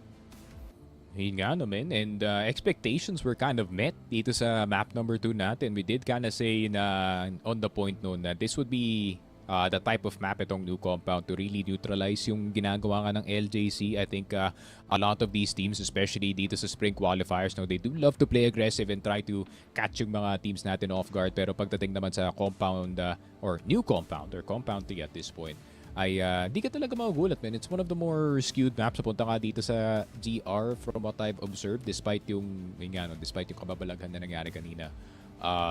I still would think it would be a good defensive map pare kung tama lang yung fights na kinukuha nga dito ng LJC. But at the same time, you kind of want to play a bit loose kung kayo yung LJC. Kasi yun nga, I don't think there's a system on this team pare. Parang you get the frag, I get the frag, ako mag-e-entry, ako magsusupport. Parang ganun na sistema right now. And that's the benefit right now kung kayo yung MACBRO. I don't know kung pag 5 ba tong team na to pare, or is this an actual find that has been together for years. Pero kung second option nga yung case nga natin dito, yun yung magpapapanalo sa kanila, which is that experience of playing on the team together. Granted, hindi yun gumana for MY kanina, but against LJC, it might just work pare. Definitely, no? Pero pre, the contrast of port, sobrang aggressive na LJC. Itong compound naman, pre, napaka-passive ng MB na reaction-based sila. Sa Eagle Eye, di mo pwede gawin lahat yun. So, kailangan talaga kung paano mo hahanapin yung laban yun, diskarte mo na lang kung paano mo ilalaban yun, pre. At ayun, isang magandang hotel push kaagad ang ginagawa dito ng LJC. And they're pushing the narrative na talagang aggressive team nga sila. Na parang tropa nga nila. Ang Team Stallions daw dito, pre. Another pick-off here for LJC. So now a 3v4 setup. Late yung blind. Medyo sayang nga, no? Pero so far, MACBRO, hindi nagiging maganda ang kanilang depensa. Pero nangalang kay Erin, nakakuha ng isa.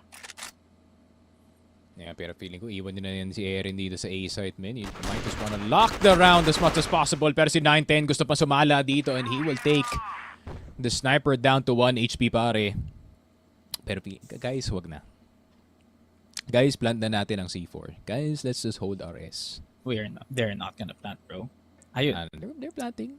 Buti naman. Very good. Bro. Dapat lang. Hindi nagpa-plant. Hindi nagpa-plant, pare. Ayaw na daw. Na-stuck daw yung number, pare.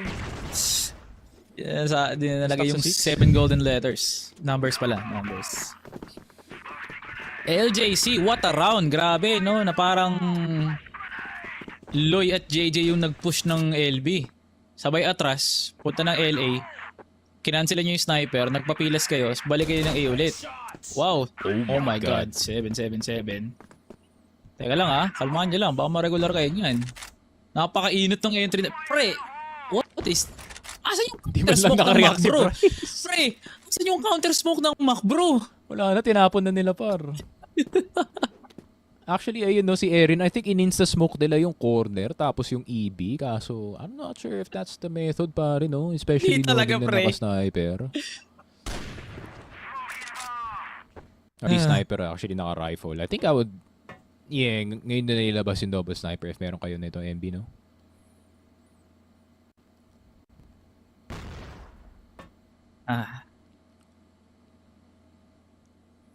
Nakita si 710 sa garahe. Kalmahan mo lang bossing, no? Kaso si Comes 90, ika-cancel. Nakita na si Erin. It's duck hunting time.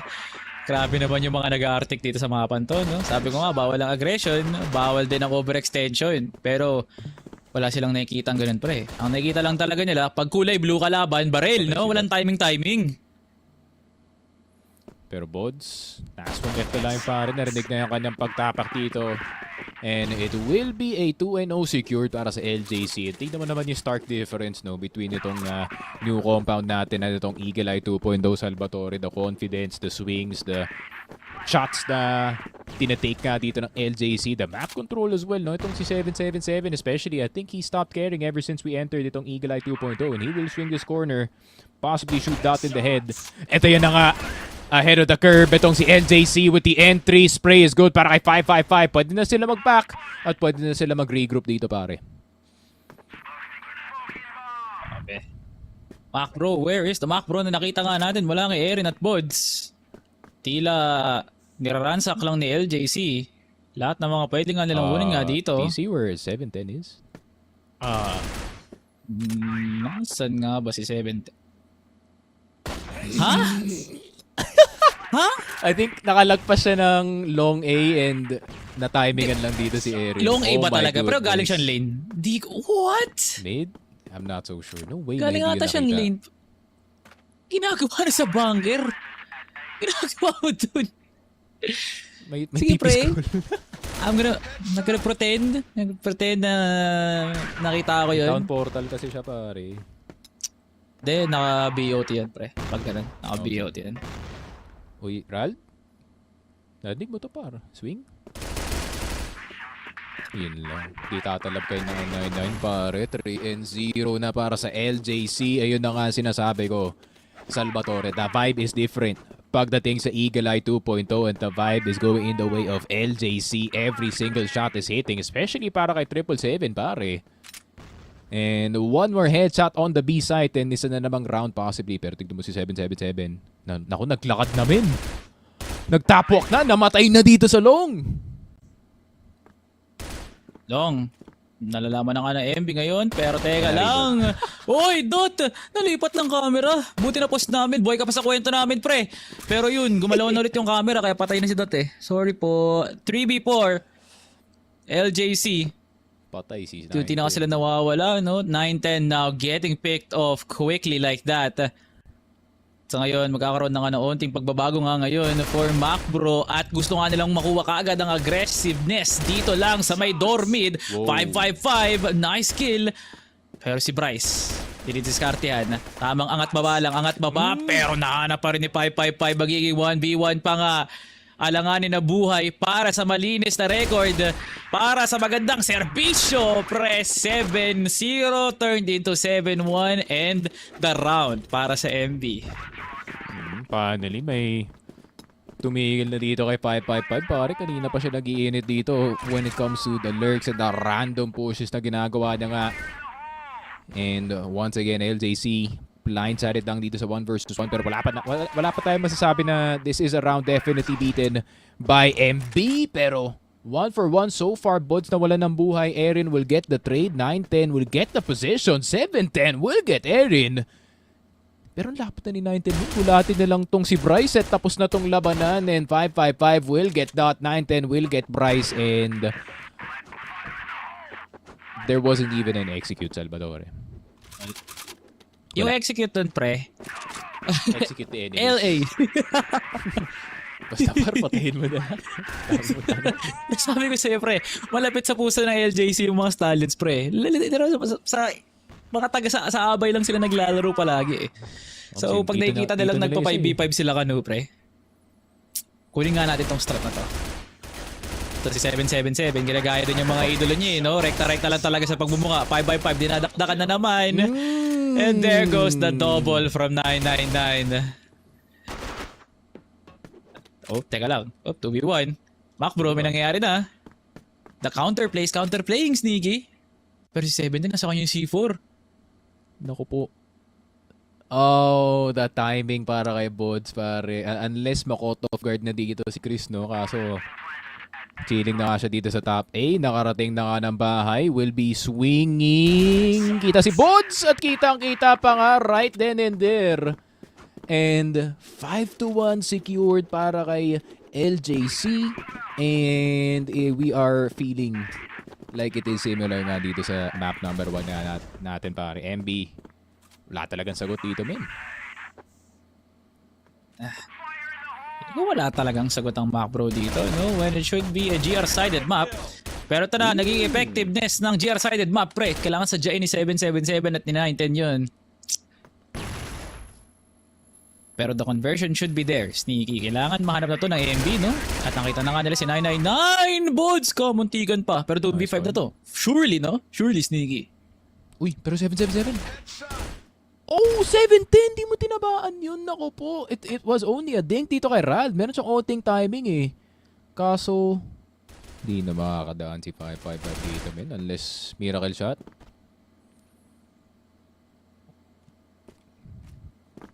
Kaso spotted. Quick scope. 5-2. MB. Catching yung contact play dito sa Bilong, pare. Medyo reckless yun from LJC. But, nagets ko kung bakit tinry nila yun, pare. Malay mo, diba? Say, contact natin to, men. Malay mo gumana. We can just take over hotel with no needs.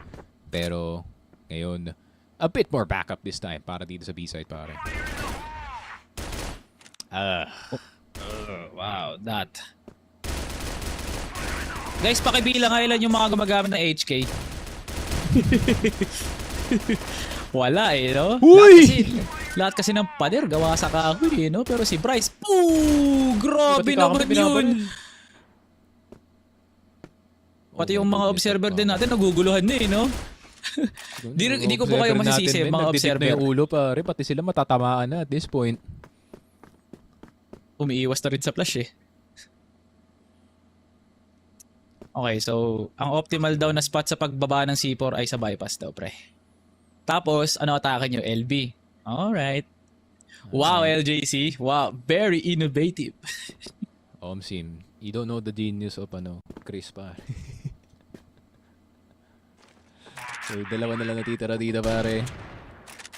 Naspatan agad si 710 pero yun nga. Bulletproof glass, pare.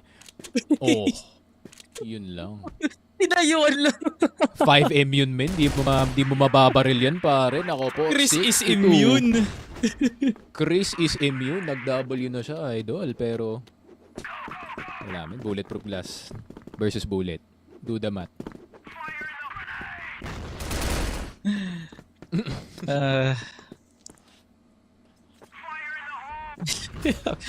Ayun po, nahanap po nila si 777. Ayun, nahanap na ni Tat, pare. 910 will get that one. And 555 ang mauuna pa nga dito si 777 pa hindi lumabas.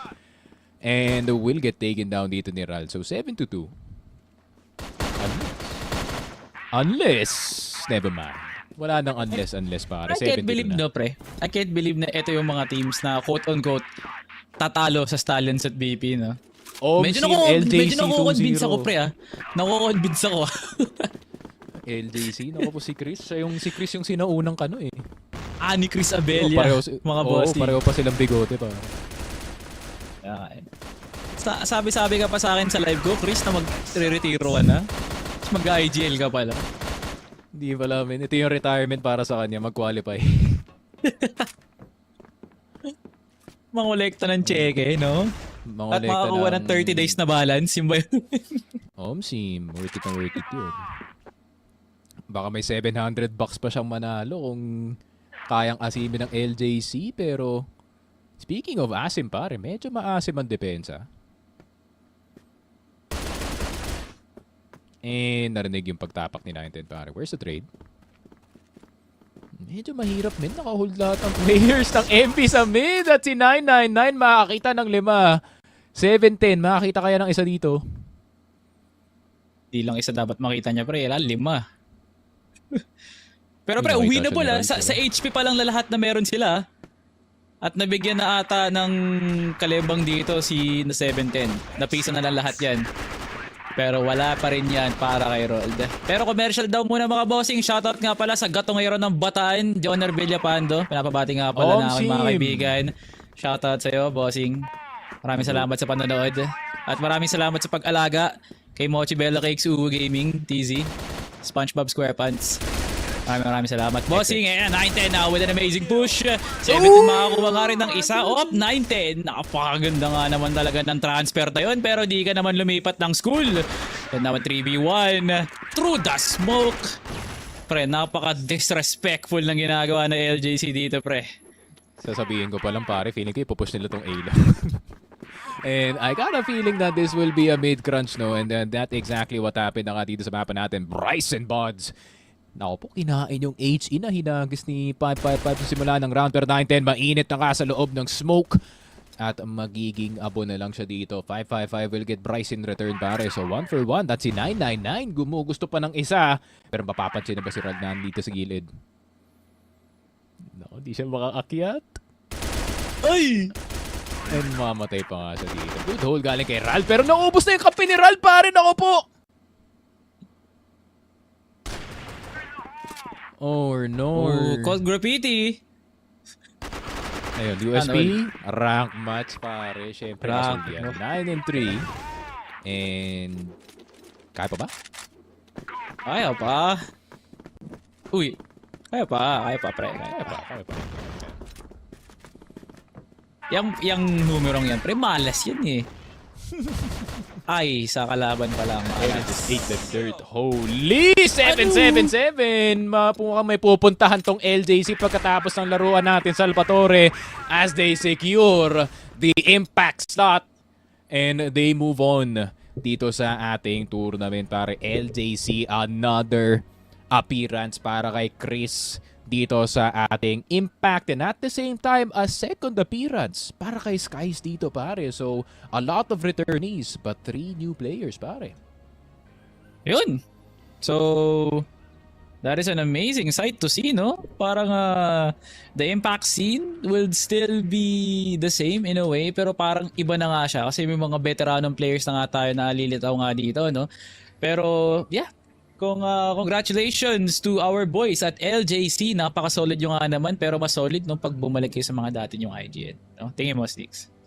Sim, di na yun. Tinanong ko na nga sila sa Discord para CCN na kayo para kasi qualify na kayo dito sa Impact pare. Sawa na kami mag 7-10, 9-10, 9-9-9, 7-7-7 dito sa stream natin. And that's enough number calling no para dito sa LJC. We do want to see the actual IGNs this time. Para naman sa MB, may second chance pa naman. May second chance pa naman according to Salvatore na kaya pa nila mag-qualify dito sa ating impact. So, yun nga no, LJC of course, I think everybody in chat knew na yun nga, sila yung makakapasok dito. I think there wasn't really any doubt no. Feeling ko lumabas lang yung doubt na yun nung new compound pero nung bumalik tayo ng Eagle Eye pare.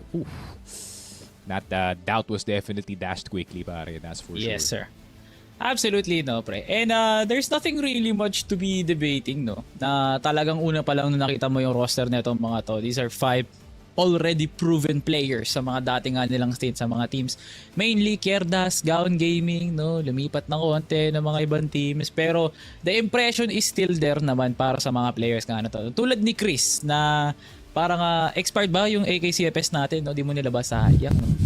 Sayang pinakita, no? AKCFS na yun eh. Kumbaga, ang tagal ko nang di nakikita yung logo ng CF sa AK eh. Pero going back to reality para nga sa side ng MACBRO. NT talaga. Lots of potential para dito, no, kay Labods, para mas maging consistent pa. Pero feeling ko kasi, pre, no, it's the fact na kung hindi sila makakasabay sa galit ng LJC, what more pa kaya sa ibang teams. Pero clearly naman nakasabay nga sila. Gumawa sila ng sarili nga ng playstyle, kaya sila nandito sa top 16, no. So yeah, it's a tough call to say the least, no, sa MACBRO na nagkulang nga sila. Sobra-sobra pa nga binigay nila sa loob ng Eagle Eye. Pero pre, in terms of dueling, men, the standard is so high talaga sa Crossfire Philippines. Yep. The standards get higher every year. Pare, no? I mean, LJC is a stack na is consisted of the, I wouldn't say rejects ng ating Cebuano side, pare. I feel like ito yung pinaka malakas that you could probably assemble outside of Fervid and itong pare, stadium. So I have high hopes para sa LJC na kaya nilang maka-deep run dito sa Impact. Especially fully knowing, no, na the run is wide open. Especially Impact in 2026. Nagkanda watak-watak na yung ibang mga favorites ka natin dito, no, Salvatore, from that second league. So anyone can win it at this point. Anyone, absolutely, no? Lalo't eto na nga ang nakikita nga natin mula sa mga teams na to. These are the teams that have a balanced out play style at talagang hindi naman lumalayo sa mga nakikita natin from the usual, no? This is considered professional, no? And if this is indeed the standard na develop nga natin, and my God, the games are just going to get even more competitive nga naman talaga. Pero yun, pre, well played, kudos, wipe out talaga. At napakasulido nga naman at palong-palo. And as they say in Cebu, no? Bunal, kung bunal, no? Parang marami talagang pinakita talaga ang LJC doon. Nagpaka-performative pa nga sila, sila 555 at sila 710. Na dapat, pre, lahat ng USP natin hindi tayo nakatayo, kailangan umiimba tayo. Tapos sabi ni 710, yung pag-aartik, pre, hindi ko gagamitin yan. Bala kayo dyan. Hindi ako lalaban ng patos, eh, no? And every kill by LJC was through the freaking smoke, pre. Like, how could you possibly come up with a play? Tas ang nasa isip mo, LALB, smoke lang natin, tas yun, zero brightness lang natin lahat. I keep forgetting na sobrang demonyo pala dito ni Dre, no? Pagdating sa mapa na to ng Eagle Eye. I think he was also a demon last year actually pagdating sa Eagle Eye 2.0, and I'm glad na he's still replicating that exact same performance, that exact same aggression, that exact same bite na nakikita ka natin sa kanya from last year. But the patch MVP is most likely gonna be who you don't think it is. And it is gonna be 555, pare. Ayan na ka, 1.79, 1.02 kills per round, 0.30 on the HK, and 0.4 dito sa smoke. So gamit na gamit yung smoke dito sa mapa na to, pero feeling ko hindi na kinailangan dito ng LJC yan, pare. And kailangan ba talaga nila, pre? Feeling ko hindi na. Parang talagang dinadaan nila sa sa talas na M40. Pero yun, guys, no, 1.79 KD, insane indeed. Numero pa lang yan. Pero LJC, magkikita-kita pa nga tayo dun sa kabilang bang-bang na liga, no? Pero crossfire pa rin naman yan, guys. Kumbaga iba lang din naman talaga yung pakalan.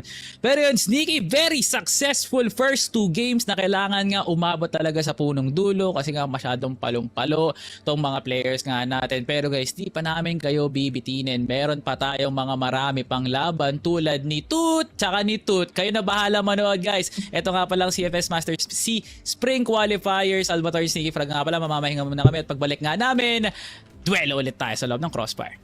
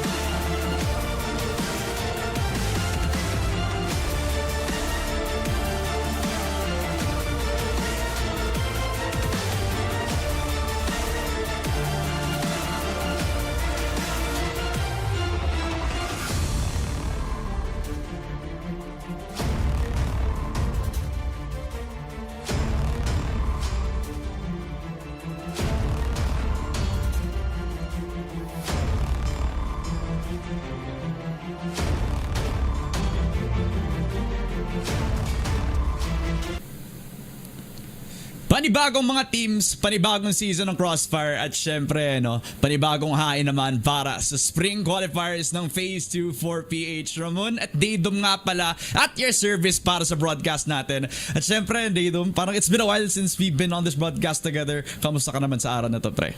It's absolutely amazing to be back on the desk with you, Ramon. Super excited dahil magsisimula na naman tayo ng panibagong season ng Crossfire. I can't believe it's been more than 3 months since our last major tournament dito ng Crossfire. We're finally back! At sabi mo nga, it's our first time back on the desk. It feels good to be back, Ramon. At syempre, ang dami na nating nakitang bagong talent, especially from the earlier matches, cast of course by Sneaky and Salvatore. Pero ngayon, meron tayong bagong set ng players. At base sa nababasa ko dito sa mga roster, Ramon, maraming nagtatago eh. Maraming nagtatago sa ibang IGN eh. Totoo, pare. I mean, nalalaman natin mamaya kung magpapakita nga ba yung mga nagtatago dito sa IGNs na to, or kung mas gusto pa nga nilang i-stay na maging misteryo yung kung ano yung magiging aura nila sa kanilang magiging laban mamaya. We have ATTRAS ESPORTS versus AURORY para sa third BO3 natin, at pati naman ang LIVESTRONG Kings versus Cosmos para sa ating pang-apat at pinakahuling BO3 for the night itself. So medyo lagyan natin ng konting scope yung magiging third BO3 natin for today. Ito ay ATTRAS versus AURORY. At pag-usapan na nga natin yung AURORY kanina. They kind of have a little bit of history together as teammates nga naman, now having a new sniper in their making. Is this the spotlighted player na pinag-uusapan ba natin, or mamaya ba yung mismong core nga ba yung magpapakitang gila sa server natin? Grabing pahapyo yung new sniper. Sabi ni Ramon dito. Mamaya na lang nating tingnan, no? Pero I wanna point out a couple of key players apart from yung new sniper natin from Aurora. It's actually a very stacked roster, no? Lots and lots of experience, albeit some of them we've seen many times before. Like for example, you got Sun Device and Lonk, mga veterans na to mga to, from the southern regions of our country na matagal na naglalaro itong mga to. Back in 2023, I've seen them play before for teams going up against Pacific Macta. And now, it's them going up against ATTRAS. I mean, another one of the players as well that we have to watch out for, ATTRAS, is RTA, formerly for KDM. Last year, playing for KDM, RTA actually had some phenomenal performances. Now part of a different roster and going up against this AURORY squad. Now, I don't want to spoil anything, Ramon, but I want to say yung AURORY, parang maganda na yung synergy nila sa team. Yun na lang, I'll leave it at that. Parang matagal nang naglalaro magkakasama itong mga to eh.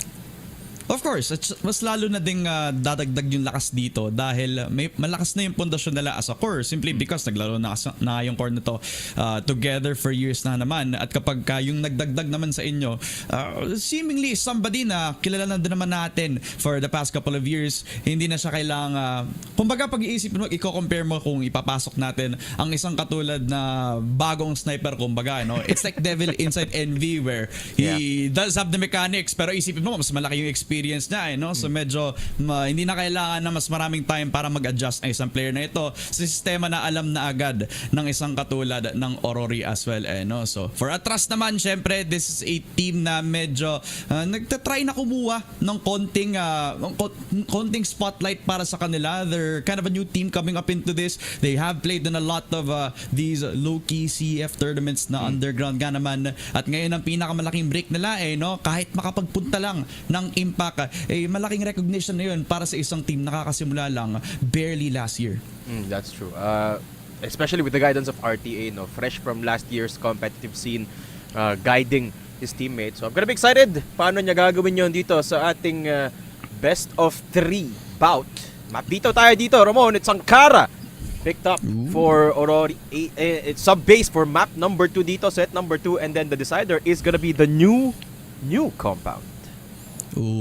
Alam mo kanina pinapanood ko din yung game kanina. Pati ako nagulat na yung itsura ng new compound mamaya. So sana umabot tayo sa punto na makikita nga natin yung decider na yun. Pero taking a look at yung Ankara at yung sub-base na pinakaunang masasalang dito sa BO3 natin. Ankara is a map that's already been played years and years. Parang staple na yan. Kung maglalaro ka ng isang napakaseryoso na BO3, you would need yung fundamentals mo. Kailangan alam mo kung paano kontrolin yung mga connectors mo, yung tunnels na meron natin dito, especially if you are on the GR side, feeling ko AURORY, since they do have that same synergy that they built up for the years now, feeling ko magiging plug and play na lang to para sa kanila without having that much of a change. Whereas dito naman sa sub-base, ATTRAS, I believe this is also one of the maps na pwede nilang kaya nila nilagay ito is because this is also a map that they've been playing in a lot of the couple of tournaments that they've been playing, but we'll never know kasi sa server baka mag-iba yung makikita natin dito when it comes to the strats and when it comes to what the server is all about nga naman. But it is kind of risky to play this sub-base. I mean, we talk about AURORY and their squad. Majority of their players dito, Ramon, mga taga Mindanao. Ito mga to and it's sub-base we're talking about. So, picking a powerhouse pick for at least majority of their players against them is kind of a bold move para dito sa ATTRAS. So, excited ako paano itatraverse ng ATTRAS tong sub-base. I mean, of course, Ankara, already a map that majority of our teams are familiar with. Wouldn't be surprised if we stretch this out, yung Ankara map natin. No? But I think sub-base will really make the difference between these two. I don't think we have the privilege of making a prediction, but I have a number in mind pag pinag-predict tayo dito, Ramon. Ano yun? And I don't, ito na lang, Ramon. Okay. I don't think we're gonna be seeing Compound. Yun na lang. Okay. Sige, bold statement no? At saka gusto ko yung sobrang subtle ang sinabi mo. May idea na ako sa'yo pero hindi siya sobrang halata kung ano yung gusto mo sabihin dito. I like that, pare. We both know what's coming dito, pero syempre we have to be professional dito. I really feel like this could be exciting if ATTRAS will make this even more competitive, or kung mailalabas nga ng AURORY yung comfort style na meron nga sila dito. As we're heading on into that first map nga naman ang Ankara being that first opening. And it will depend on how this BL side will go nga naman kasi it's either they're gonna go at this with a style that they really know how to play, since Aurora this is their map pick nga naman. Paano na lalaroin ito kasi we know the capability of their sniper, but how will the rest of the port continue kasi kung kukontrolin nga naman nila yung mga long A positions natin, kung mabilisan nga yung magiging galaw nila doon sa may connector, kung ano yung mga set stats na nalagay nila dito, will there be surprises or may expect nga ba dito ang side ng AURORY pa? And I think one of the things we have to watch out for as well, Ramon, is the type of play style that both teams are gonna bring out dito. You have to remember, AURORY, they picked Ankara, and that means they will be the ones na hindi pipili ng side. So sa BL sila magsisimula dito, ATTRAS will be on the defense, on the GR side. So you have to wonder what kind of play style AURORY will bring out. I mean, of course, this is the first time we're gonna be seeing them broadcasted, at least dito sa qualifier. So you have to wonder what kind of structure they're gonna build with this roster na meron silang powerhouse sniper. Alam mo, gusto ko sabihin pero ito na guys, take a look at the roster. We got AURORY on the BL. Sun Device, siya yung naka-TRG dito, kasama sa likod. GWK finds the kill for himself, pero sasagot ng dalawa dito sa CRG. That's a double kill for ATTRAS. And now it's a 3 versus 3. Double sniper setup para sa AURORY dito. Si RRX. Tignan natin, what can he do with that sniper? Lonk playing around. HM finds the lurk of CRG. At meron silang magandang position dito. Yung AURORY, good control towards that mid position. Kid has been spotted. Pwede magtanim ng bomba dito yung AURORY. As Lonk tries to hold down that enemy spawn. Kid, going down, and Lonk good for 2. Looking to make the third happen, and he will do so. Triple kill for Lonk. BL first round para dito sa AURORY. Ramon. And I like the setup dito, double sniper on the BL side for AURORY. Kaya nga I think it's also the fact that they decided to give up nga naman yung second mid na yun. Already a crucial part, since it's an AURORY that want to take the fights head on to sa second mid pa lang, which already just gives them a lot of the fights already swinging into dun sa kanilang GR side nila dito. Very difficult for them to actually bounce back into that. It's 1-0 na ngayon para sa AURORY as ATTRAS. Mas mga matras mismo sa position nila dun kanina. Now that will be that Vents position naman. Medyo passive pa nga yung position nila dito compared sa kanina, where they are willing to take that fight nga naman papunta dun sa second mid. Bit of damage, bit of spam papunta kay RTA, at mismong may chip damage pa nga siya. Si CRG mapapatay lang as GWQ Gets out one shot. RRX also following through onto ATTRAS. And you could kind of respect it then. They're taking it slow, patiently. RTA not waiting any longer, no? Patay na agad si GWK. At Wang AURORY papasok na lang sa site. Pero with a shot just like that, BD get another kill kay LoveMix as well. 3v2 tayo at mukhang reset na lang papunta dun sa B-site. Nice hold from BD. Taking control, keeping control of that A site. Pero 3v2 tayo dito. Still, both snipers alive. Para dito sa AURORY. Revenge going down. Ay! Uy! Nasabi ko ata. Surprise sana dapat kanina. Sinabi mo pa. Pero si Kay nakapatay pa nga kay Lonk. At si Sundevice na lang 1v2 gamit ng kanyang sniper. C4 sa kamay niya. BD and Kay nagsama-sama na lang sa retake. And a clutch scenario para kay Sundevice to have himself a spotlight moment para sa retake na to. Yun nga lang, Kay patiently waiting and gets the shot of his life. A 1-1 para sa ATTRAS at pumapalag sila laban sa AURORY. Medyo masakit yun, 3 versus 2. Lamang na sana doon yung AURORY. ATTRAS able to scramble it somehow by winning the duel, the sniper duel.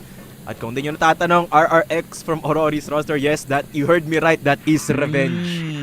Who is, of course, arguably the most experienced player. Actually, I don't think it's even close. Siya yung pinaka-experiencado dito sa mga teams natin playing today. And he is playing for AURORY now. Of course, still on that Arctic. Pero this time, si Sundevice yung malalaglag una dito, no? So it's another one of those rounds na lugi na agad ng isa yung AURORY. No, we had this conversation pa nga nung pinag-aaralan nila. Sino magsa-sniper sa kanila no? At mukhang nagsagot pa nga na 2 snipers. At si Revenge, yun lang. Isang mabilisan lang galing dito kay BD, no? Pero, going back to the conversation, no? Parang, sino ba magsa-sniper sa kanila? Kasi both of these players, both RRX as well as Sundevice, they've had their experience on using that weapon. Mukhang napag-usapan sa mga maps na, no? Pwede mag-double sniper, pwede mag-hold ng long range angles. Pero, sa laban ng mga rifles dito, si Kid ang magwawagi kay GWK na naghahanap lamang ng pick. It's a 5 versus 2 for LoveMix at saka kay Lonk. AURORY down on numbers. C4 not on their hands as well, no? So baka tamang hanap lang ng picks at tamang hanap lang ng tempo na hinahanap nila. Tinitimpla sa pagpasok dun sa A where CRG is waiting. At nakita pa nga niya si LoveMix. Gets the shot. It's a golden one. Papunta kay LoveMix at si BD din. Nilinis ang mid-side. 2-1 para sa ATTRAS. Not even a single person going down para sa ATTRAS dito. No? Yung depensa nila dito, Ramon, it's very deadly. And you can see the double sniper not working out. I mean, typically kasi kapag dalawa yung sniper ng team mo, you would expect to win at least those duels, those early duels. Pero sa ngayon, speaking of which, ATTRAS constantly pummeling down at these enemy snipers. Revenge is down again. ATTRAS, lamang na ng isang round, lamang pa ng isang tao dito, Ramon. Yeah nga sa isang labanan ng mga sniper where they have 2 against 1, CK standing tall up against Revenge himself. And seemingly, no, popping off in a moment where demanded yung mechanics na dito. Tuloy-tuloy lang CK with a second. Wow. Solo holding CA, denying any entry on LA. 3 versus 5, AURORY on the ropes. Teka lang, Kaya. Parang ang lakas mo masyado. Yun na nga, sabi ni GWK, masyado ka ng malakas bossing. K going down amidst that fight with the sniper. So that's still an advantage for ATTRAS, no? I mean, even without their sniper, they're still 4 people strong. Tapos wala pa rin nakukuhang space dito. Ang AURORY, just a bit of space dito sa vents. Making a little bit of headway towards LA. Kung nasaan na doon ng 3 player ng AURORY. 3 players left. Can they make this A site execute happen, Ramon? I mean, it's CRG and RTA here. 2 that are reliable when it comes to the setups. Pero para kay Sundevice, no, 1 shot enough. At laglag ang buhay ni RTA. Solo anchor na si CRG. May double flank pang nang hinahain mga players ng ATTRAS. At mukhang hindi pa handa ang AURORY sa pagpasok sa site. Kid with 1, a second for CRG. Wow. At gawin nating 3 para sa kanya. It's ATTRAS holding off the push. AURORY down to the 1-2-3. And I like the decisiveness dito ng ATTRAS, no? I mean, the moment that it became equal footing, they looked for space. Naging 3v3 yung round na dapat may advantage na sila, no? So nag-push sila all towards Hotel and then made their way towards long A. A very long flank that they made happen and made work. Kasi hindi in-expect ng AURORY yun. No? Atras, they made that work by wasting no time. Dire-diretso sila eh. The moment na naging 3v3, nag-push kagad. And AURORY certainly wasn't expecting that. 3-1. Lamang ng dalawang ngayon ng Atras, Ramon. And Kid is trying to hold down doors. Gets the 1, gets the 2. GWK nakita pa nga yung bomba doon. Kid naghagis pa ng granada and Kid finds so much space. Nakakuha pa ng isa dito sa mid and Atras are not stopping. GWK looking for the answer back. Nakahanap ng isa. Kid is down.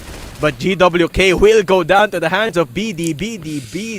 Mag-isa na lang si Revenge, the superstar. Can you save this round for AURORY?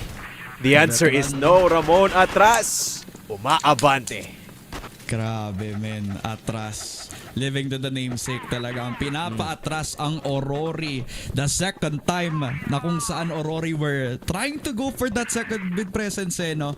Prepared with just not only a smoke pero the spams as well. A Kid being the one to fend them off doon pa lang sa may hotel.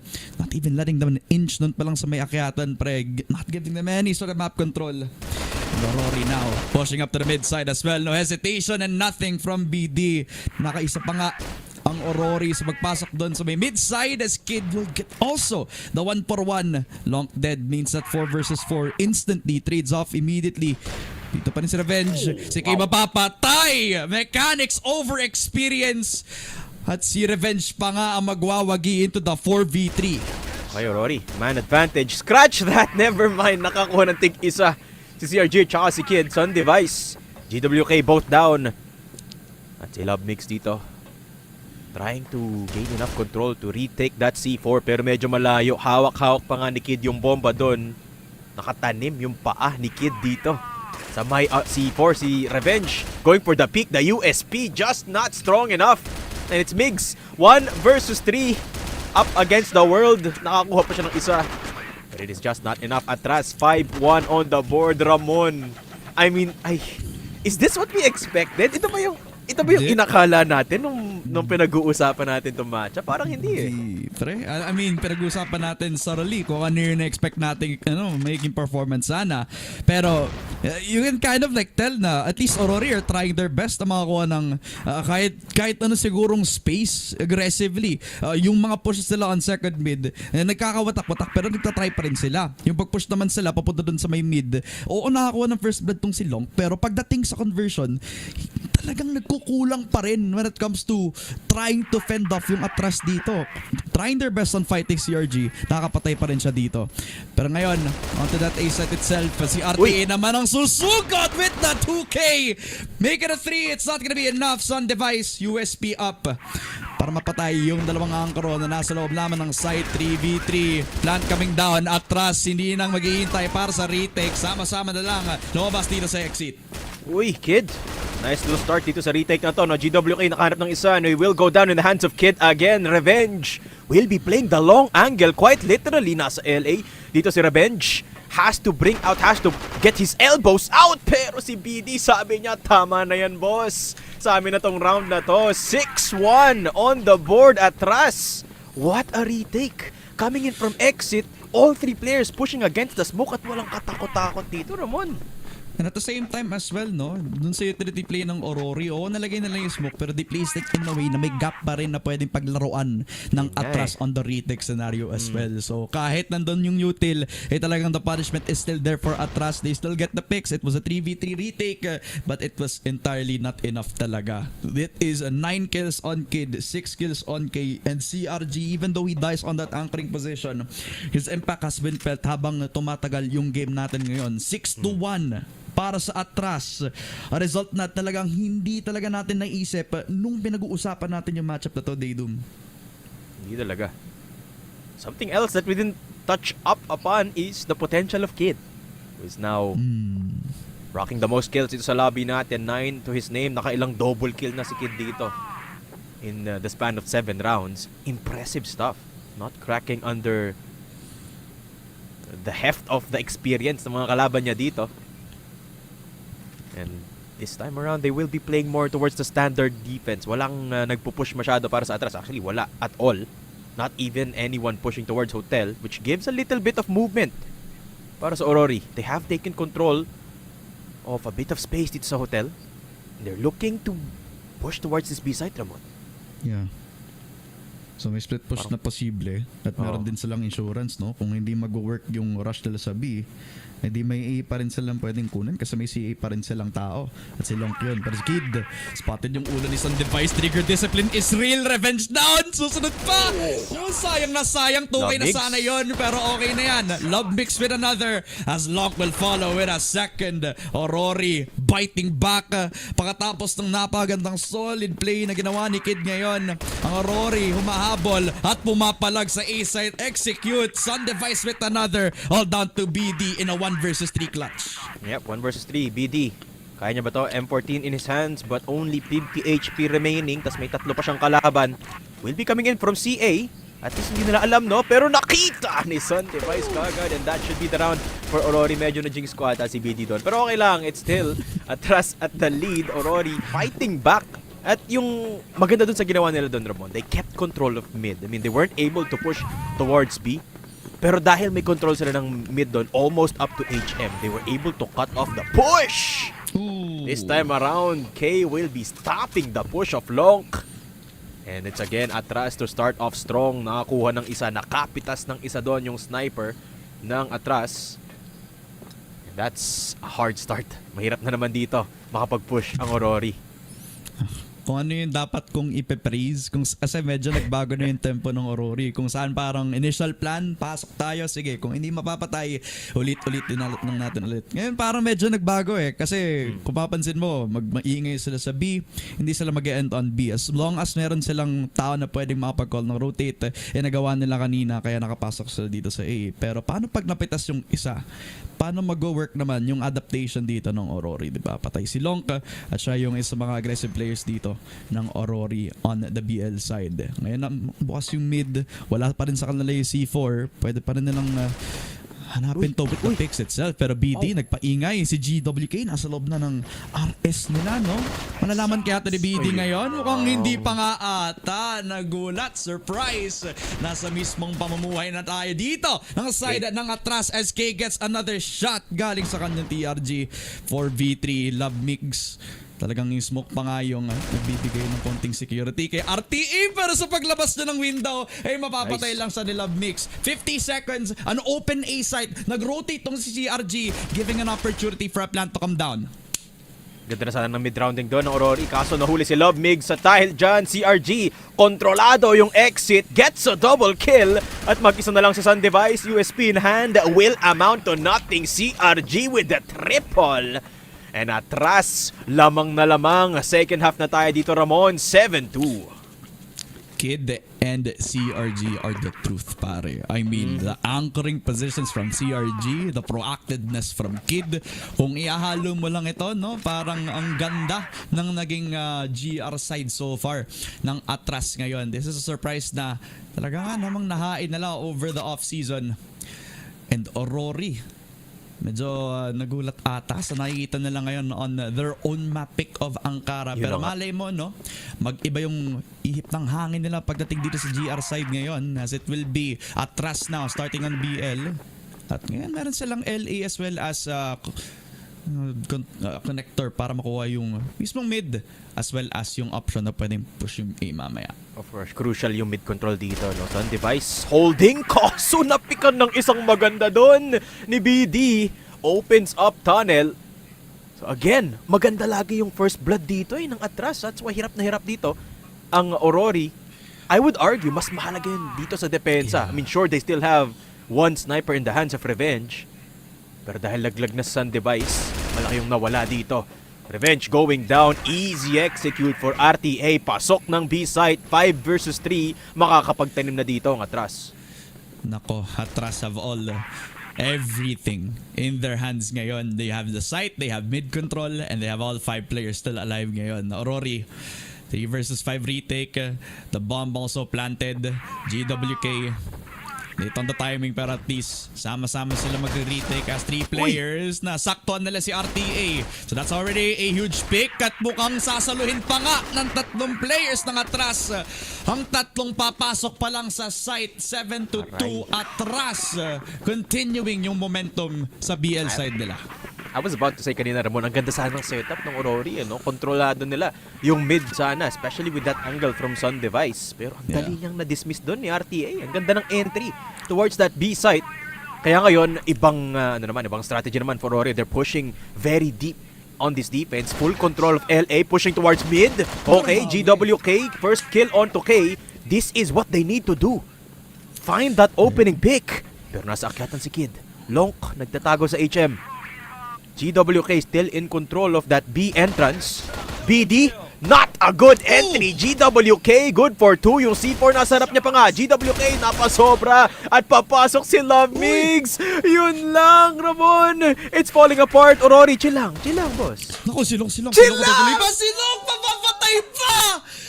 They had the numbers, they had everything. Pero nabigyan pa nga ng numbers yung mga players on the side of ATTRAS. Low si Kid, RT is still alive, and Revenge is still on the site. Yung dalawang snipers pa yun natira.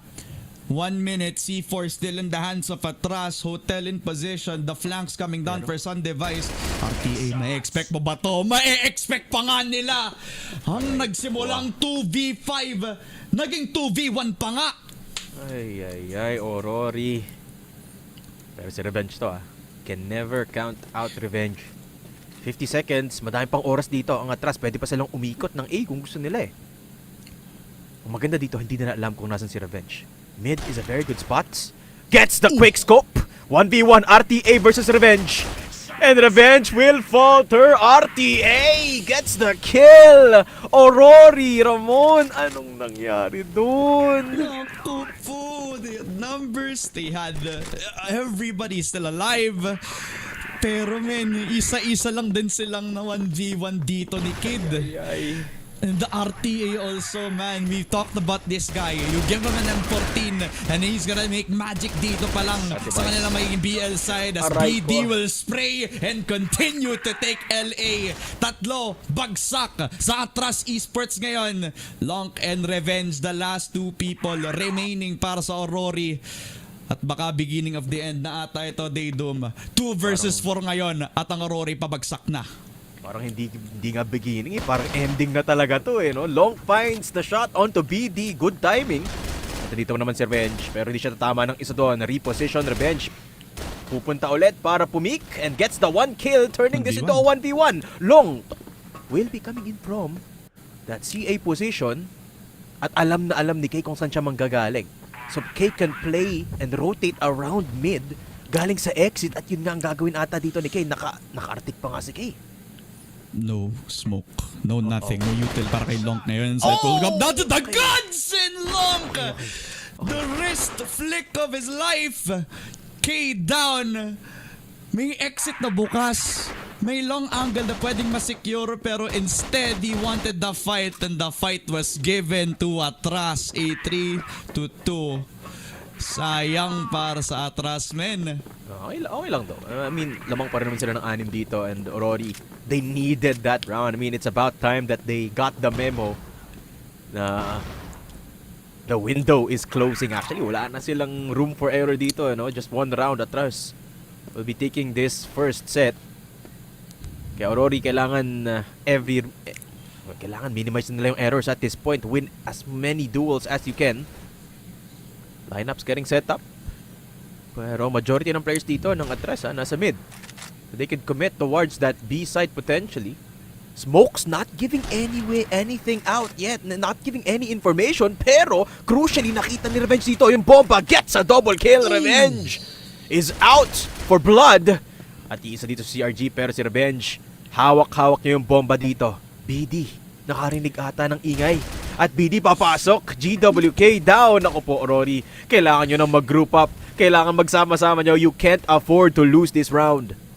Yeah, at this point, just huddle up, watch every angle, any extremity na pwedeng pasukin ng parehong si BD as well as CRG, where with the numbers that they have, baka naisip nila may tendency pa rin mag-flank ang kahit sino dito sa AURORY. No? But in the process as well, dahil hinahawak nga nila yung bomba, may open entry ang kahit sino dito sa ATTRAS na willing lumaban. Kay Revenge na nakahold lamang dun sa mid. 1 minute. C4. Actually, hindi tinit nyo ng kahit sino dito. You know, si Revenge mapapatay nga lang doon. Si Long kukuha ng isa ba? And it's not gonna be BD. 1v2, 45 seconds. At wala sa kanya yung C4 para yun. No? So, dapat yung 1v1s na lang ata. Yung kailangan niyang kunin, masaspat pa nga agad. Itong si Sun Device, si Long susunod para maging crossfire setup na lang ito sa window. This is a beautiful setup.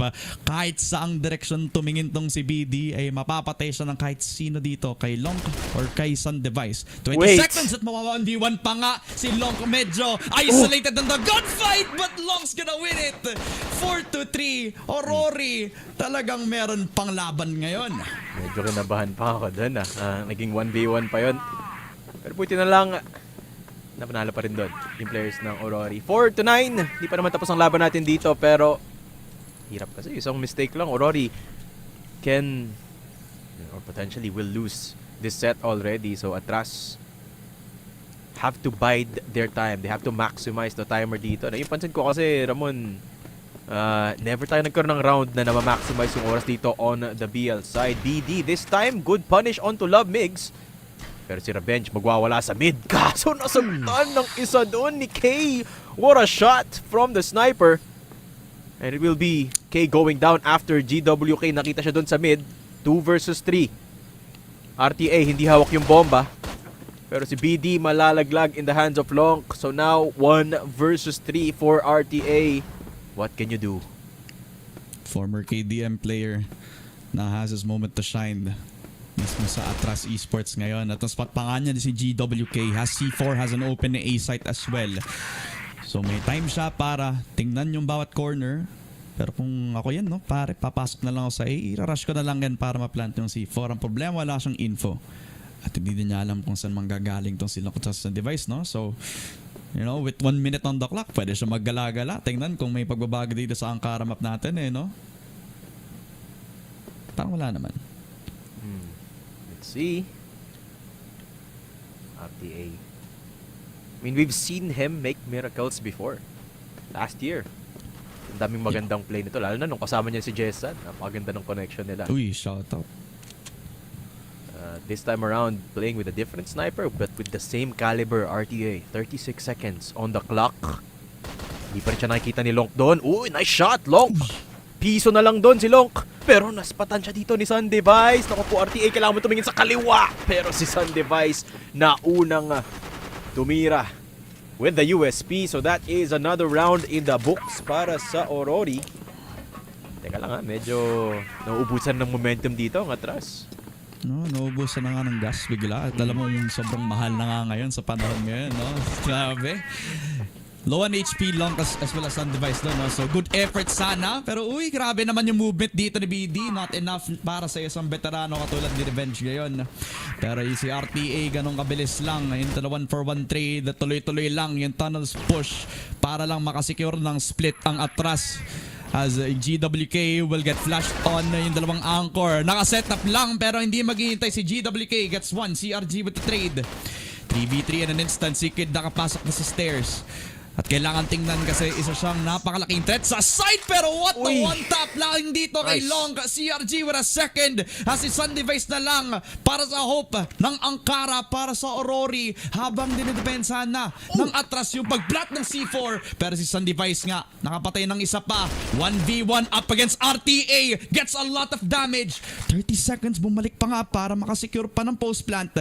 Pero Sun Device has that sniper. Gets that one shot. Pero ang ganda ng pagka-drop ni RTA. Good movement. Actually got the perfect timing para maposisyon niya yung nag-iisang bala sa katawan ni Sun Device. A 10-5 ATTRAS Esports gets the first set.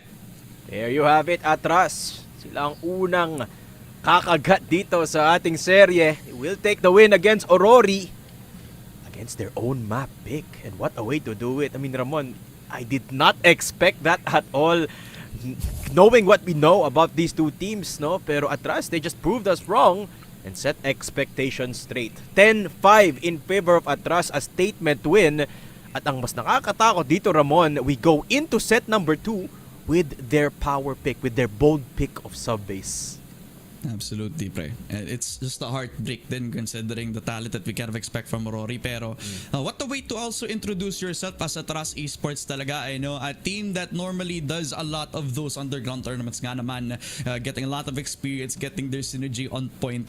And yung dalawang stars nga naman na nakita ko, no, Kid as well as CRG, these two riflers really have shown themselves kung ano yung capabilities ng dalawang batang to, no? Kung saan parang ang lakas on the defense ang katulad ng isang CRG, pero si Kid, man, I mean, walang takot yung batang to. Alam niyang veterano yung mga kalaban dito, pero playing like he's punching above his weight, parang hindi nga nagkakalayo yung naging skill level. Baka nga tumaas lalo dahil dito sa naging angkara game nila dito, would you agree? Of course. I mean, I was about to point out as well how breakthrough yung performance dito ni Kid, no? I mean, I was pleasantly surprised. Round 1 pa lang, dire-diretso na yung paglaban niya dito, no? Fearless on the entry and doesn't crack under the pressure. Very impressive stuff from Kid, and of course with the synergy with the rest of his roster, CRG as you mentioned, and RTA as well on the clutch potential. It all ties together really well para dito sa ATTRAS. So excited to see just how well they can perform in a completely different playing ground that is sub-base later on. Pero knowing that they are the ones to pick up that map, I would be scared kung ako yung AURORY, no? I mean, kung kanina mo ako tatanungin kung kanino yung expectations ko, I would have a very definitive answer of it one way, pero mukhang nabaluktot na yun, Totoo, pre. I mean, pareho lang tayo sa iniisip natin kanina, diba? Pero ngayon parang nagdadalawang isip na ako. Medyo gusto ata tayong pakainin na Boss D na dapat pakita yung mga kasos na mali tayo, no? Talagang naka-mend na yung opinion natin na baka magbago pa nga ito para sa isang ATTRAS, proving everybody wrong, no? Pero para naman sa AURORY, 'di ba? This win nakuha ngayon ng ATTRAS is something na nakaka-motivate para sa kalaban. Pero what about AURORY, 'di ba? Kasi sure ako, they also had their own expectations so pumasok nila dito, especially with their synergy as a team, especially with the history that they have of a sniper that is revenge, 'di ba? Ano kaya yung makikita natin na knowing that it's gonna be sub-base, it's gonna be their last lifeline, no, para maka-qualify sa Impact? I mean, ano yung iniisip nila ngayon na down sila 0-1, Mr. Dado? Hirap i-predict, no? I mean, there's a million things running in your mind kapag isa ka sa mga pro player na to, no? But I do think na isa sa mga limiting factor is that double sniper setup. I think this is a roster that shouldn't be struggling this much in the duels.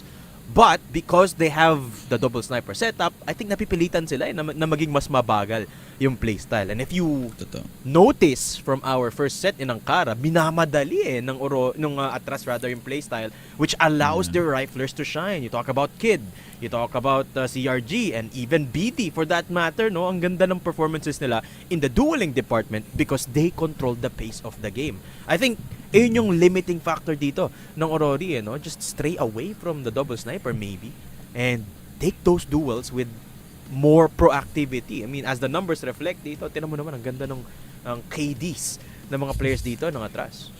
No, pantay-pantay lang, no? Parang sobrang it's almost like they are playing as a team nga naman, no? And that's exactly that na nakita natin sa kanila. Big punishments all around since you mentioned it, no? Sobrang aggressive nga naman ng AURORY, but not aggressive enough to take the win itself, no? As we also have yung set MVP natin. Kahit sino ata pwedeng ilagay dito, pero syempre si CRG ang bida muna sa kwento nila on that set itself. 1.67 KD, pero the fact that he also gets a kill every round is also a big detail. A Kid up against these veterans nga naman na sinasabi natin, mukhang yung bata ngayon yung magwawagi sa kwento natin. Guaranteed kill per round. Very deadly. CRG dito, no? I mean, I wouldn't discount the rest of the roster, but CRG definitely performing at stellar level dito sa ating set number 1 in Ankara. I mean, with regards to playstyle, no, I would argue na the slower playstyle would be a little bit of help dito sa sub-base, but who knows, no? I mean, when we talk about sub-base dito sa ating scene in the local scene, that is, anything could happen. It's kind of erratic, no? Especially when you consider na majority of the players dito ng Aurori very proficient in sub-base. Absolutely, pare. So yung ganyan magiging kwento ay malalaman natin kung paano magtatapos no? Kung matatapos nga ba ito ng ATTRAS or mag-e-extend pa nga ba ang Rory. Kami muna yung mga nga na mabilisan dito sa Spring Qualifiers ng CFSPH. Ang Plus Cerebon at saka si Datum. Huwag kang ayalis. Magbabalik ang broadcast.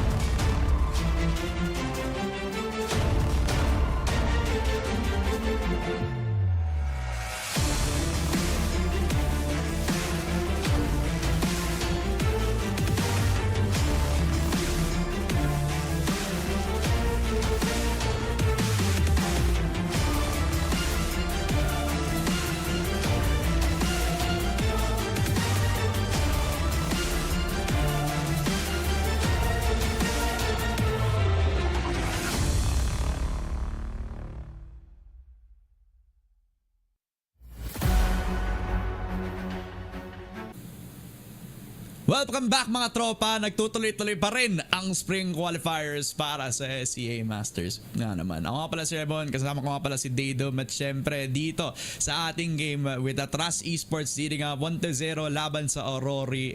The story can go anywhere with that underdog story na parang maganda na nga yung simula. Pero syempre no, nasa rising action pa tayo. Kailangan i-close nila sa sub-base. At syempre this map is as erratic as it can get. No? Dado, ano yung masasabi mo dito? Sa tingin mo ba makakabawi pa yung Aurory?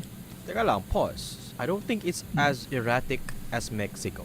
Pero, it is sub-base we're talking about. It's something that we are all very familiar with, particularly sa ating southern teams. No, I mean, a lot of our players actually on this 5 versus 5, this matchup is actually from mga taga Mindanao, as particularly mga players ng Aurory dito, which of course with the aid of revenge could cook up something nice para dito sa base. I mean, of course, there's a thing, Ramon, na tinatawag natin na first game jitters. Maaaring yun. True. Yung naging problema dito ng Aurory. No? Maybe nagulat sila sa pacing ng ATTRAS dito. And sub-base is, I would argue, the perfect map to adjust to the type of playstyle na meron yung kalaban nila. No? Granted, that this is kind of one of the bigger maps dito sa ating Crossfire. The snipers definitely will have some shine dito sa sub-base. Although, a big question for me, Ramon, tutuloy ba sila na mag-setup na dalawang sniper or will they let just one of their players play for that sniper role? I mean, it's one of those maps na posible nga naman yun no? And nagkaroon na nga tayo ng konting reverse sweeps today. So maybe that's part 1 na kung ano yung expect natin today no? If we're continuing yung reverse sweep curse na yun. Where Aurory, maybe that was just a warm-up set nga naman sa kanilang side nung nakita natin yung Angkara, no? And knowing revenge as well, syempre alam natin kung ano yung Pacific nung naglaro sila sa maps na to. Baka nagbigay nga ng pointers para sa mga susunod na game for Aurory. Yes, we're heading on into that second set. ATTRAS versus Aurory. And ito 1-0 for ATTRAS. Baka tuloy-tuloy pa ata yung panalo. Patay si Sun Device. At may first blood na ang ATTRAS. Laglag dito, okay, I think deserves a lot of credit as well. No? Hindi natin siya na-highlight nung post-match kanina, but K dancing with the likes of Revenge and Sun Device. Essentially 1 versus 2 in the sniping department, but still very, very efficient on the sniper. I'm very impressed dito sa roster ng ATTRAS, no? They are still performing the same thing as they did in Ankara. Again, first blood para dito sa ATTRAS, and they continue to create space. Papasok na ng Woods dito, Ramon. Yeah, just they have control of that space. Meron din silang making option kung pupunta nga sila ng B, may tao sila dun sa lockers na nagbibigay na agad ng pressure kay Revenge ngayon na nakatingin lamang with the sniper. But again, it might end on that A site execute pa rin, diba? GWK is still here, and he's been a decent performer when it comes to the anchoring position pa rin. So, 1 minute on the clock, mukhang nagpapaingay lang sila from that Woods, from that second mid as well. At dahil nga with the loss of that one sniper na meron sila, no, mas mahirapan ata yung AURORY na i-hold dito as ATTRAS will back off for now. At baka nga labanan dito si Revenge sa lockers might actually be the call para sa ATTRAS. This is a good position for Revenge, no?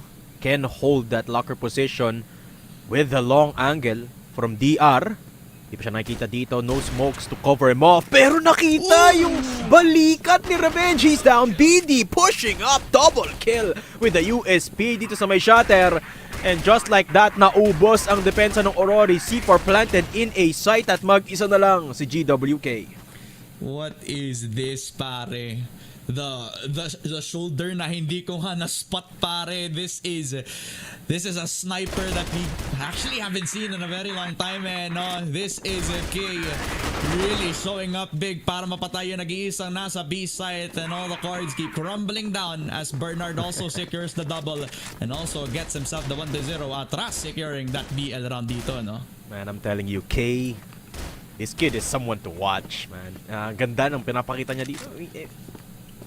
Still, round number 1 pa lang yun, 2 kills on the sniper, 2 bullets, 2 kills, and up against some of the best in the league.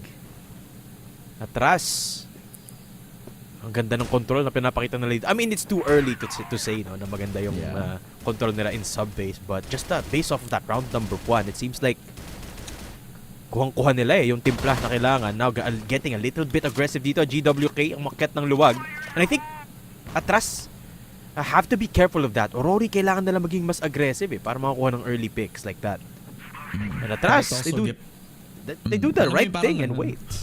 May risk pa rin sila if they wanna get that first early engagement na hinahanap nila kanina pa. Yun yung sakit nila kanina. At ngayon baka yun ata ulit yung magiging sakit nila, especially sila yung nagiging on the receiving end of those first bloods pa rin, no? So medyo a really big problem na kailangan nilang tingnan.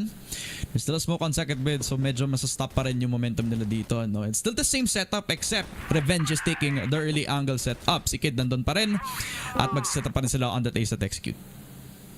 Isang device naglalakad sa ilalim, and that's the quick scope onto K. The sniper is down para sa ATTRAS. GWK, the anchor god, finds a double kill, and that's a good hold para kay GWK. 2 versus 4, RTA mag-isa lang dito, nasa loob ng missile, and will be able to find one, pero hindi niya maitanim yung bomba, hindi niya makuha yung bomba dito dahil mag-isa lang siya. Ngayon, wala na siyang kasapi. Sun Device, a crucial pick-off, gets the double kill this round. That's the sniper of Sun Device making noise. 1-1, AURORY nakahanap din ng round. At kapag nilessen mo yung risk na kumuha ng mga first bloods na yon, you're strengthening yung hold mo sa A site, and you keep a stable force as much as GWK would want to get aggressive. Alam niya yung responsibility niya, basta ma-hold niya yung A site at basta buhay pa siya, he will still be a threat.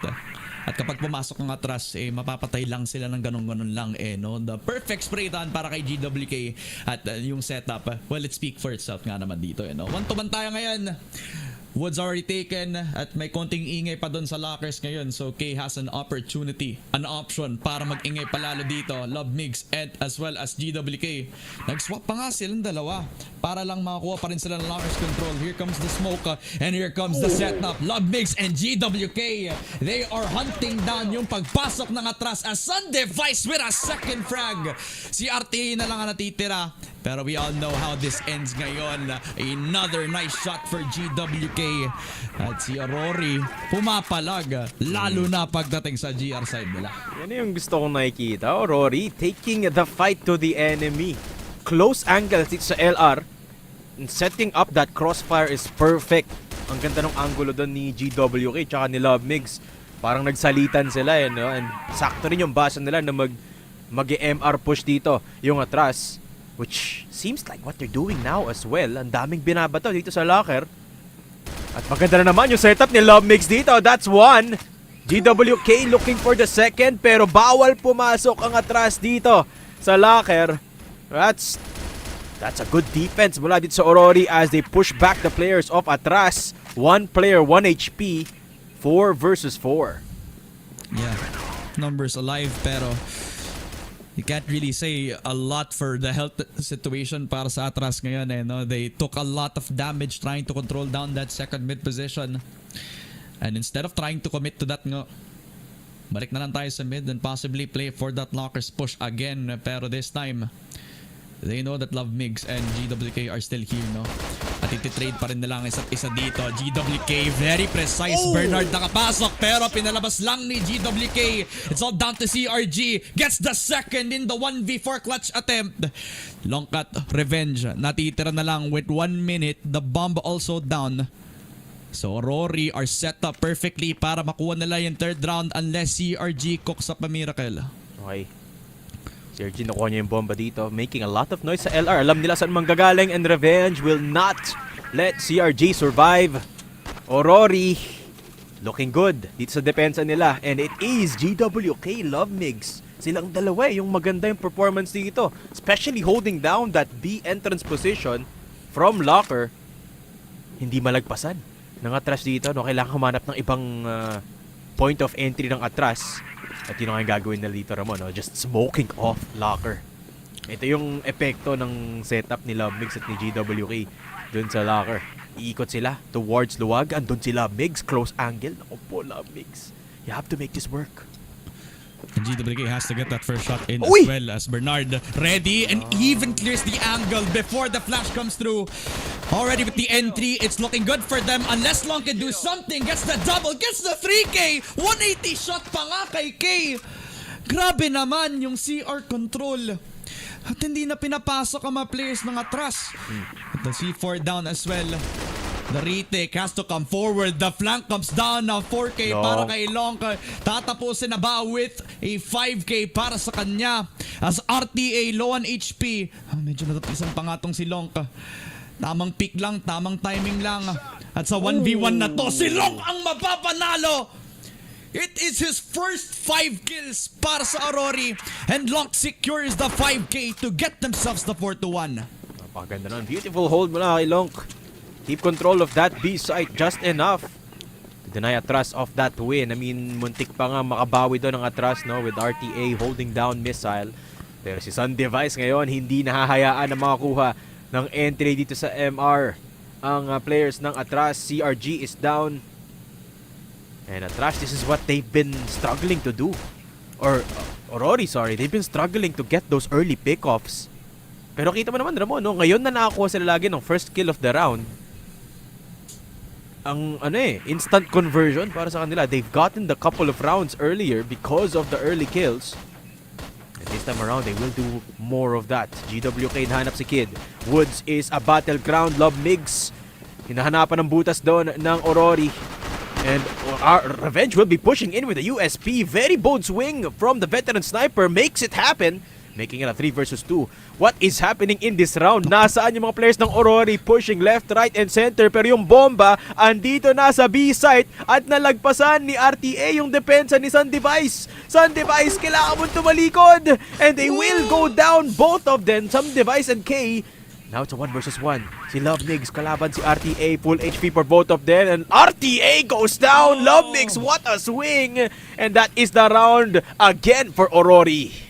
The big difference that they would have been looking for. RTA with the perfect timing swing sana to convert the round para sa ATTRAS. Napako sa 1, pero AURORY making it 5 after a nice swing para kay LoveMigs.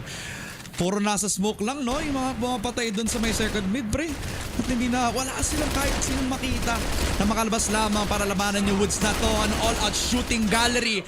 At si ATTRAS, hindi umaatras talaga. Pumapalag laban sa AURORY. Na apat ang bumagsak. Si Sundevice susunod pa ata. Yun na nga, CRG claiming the second round for ATTRAS. They did not even slow down, pre. Talagang sugod lang kung sugod. And they found the key, ATTRAS.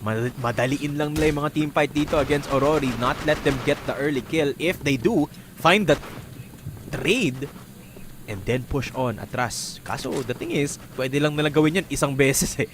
It's the rush and then the slow down yet again kung saan kailangan nilang humanap ng slow approach towards these entry sites. Remember, ang score natin dito, 2-5, still in favor of AURORY. At papasok dito sa DR si Kid, pero mahuhuli kagad siya ni Lonk. Walang katakot-takot, just the USP jumping up and about. BT in Woods, taken down by Lonk yet again. You can see Lonk in his element.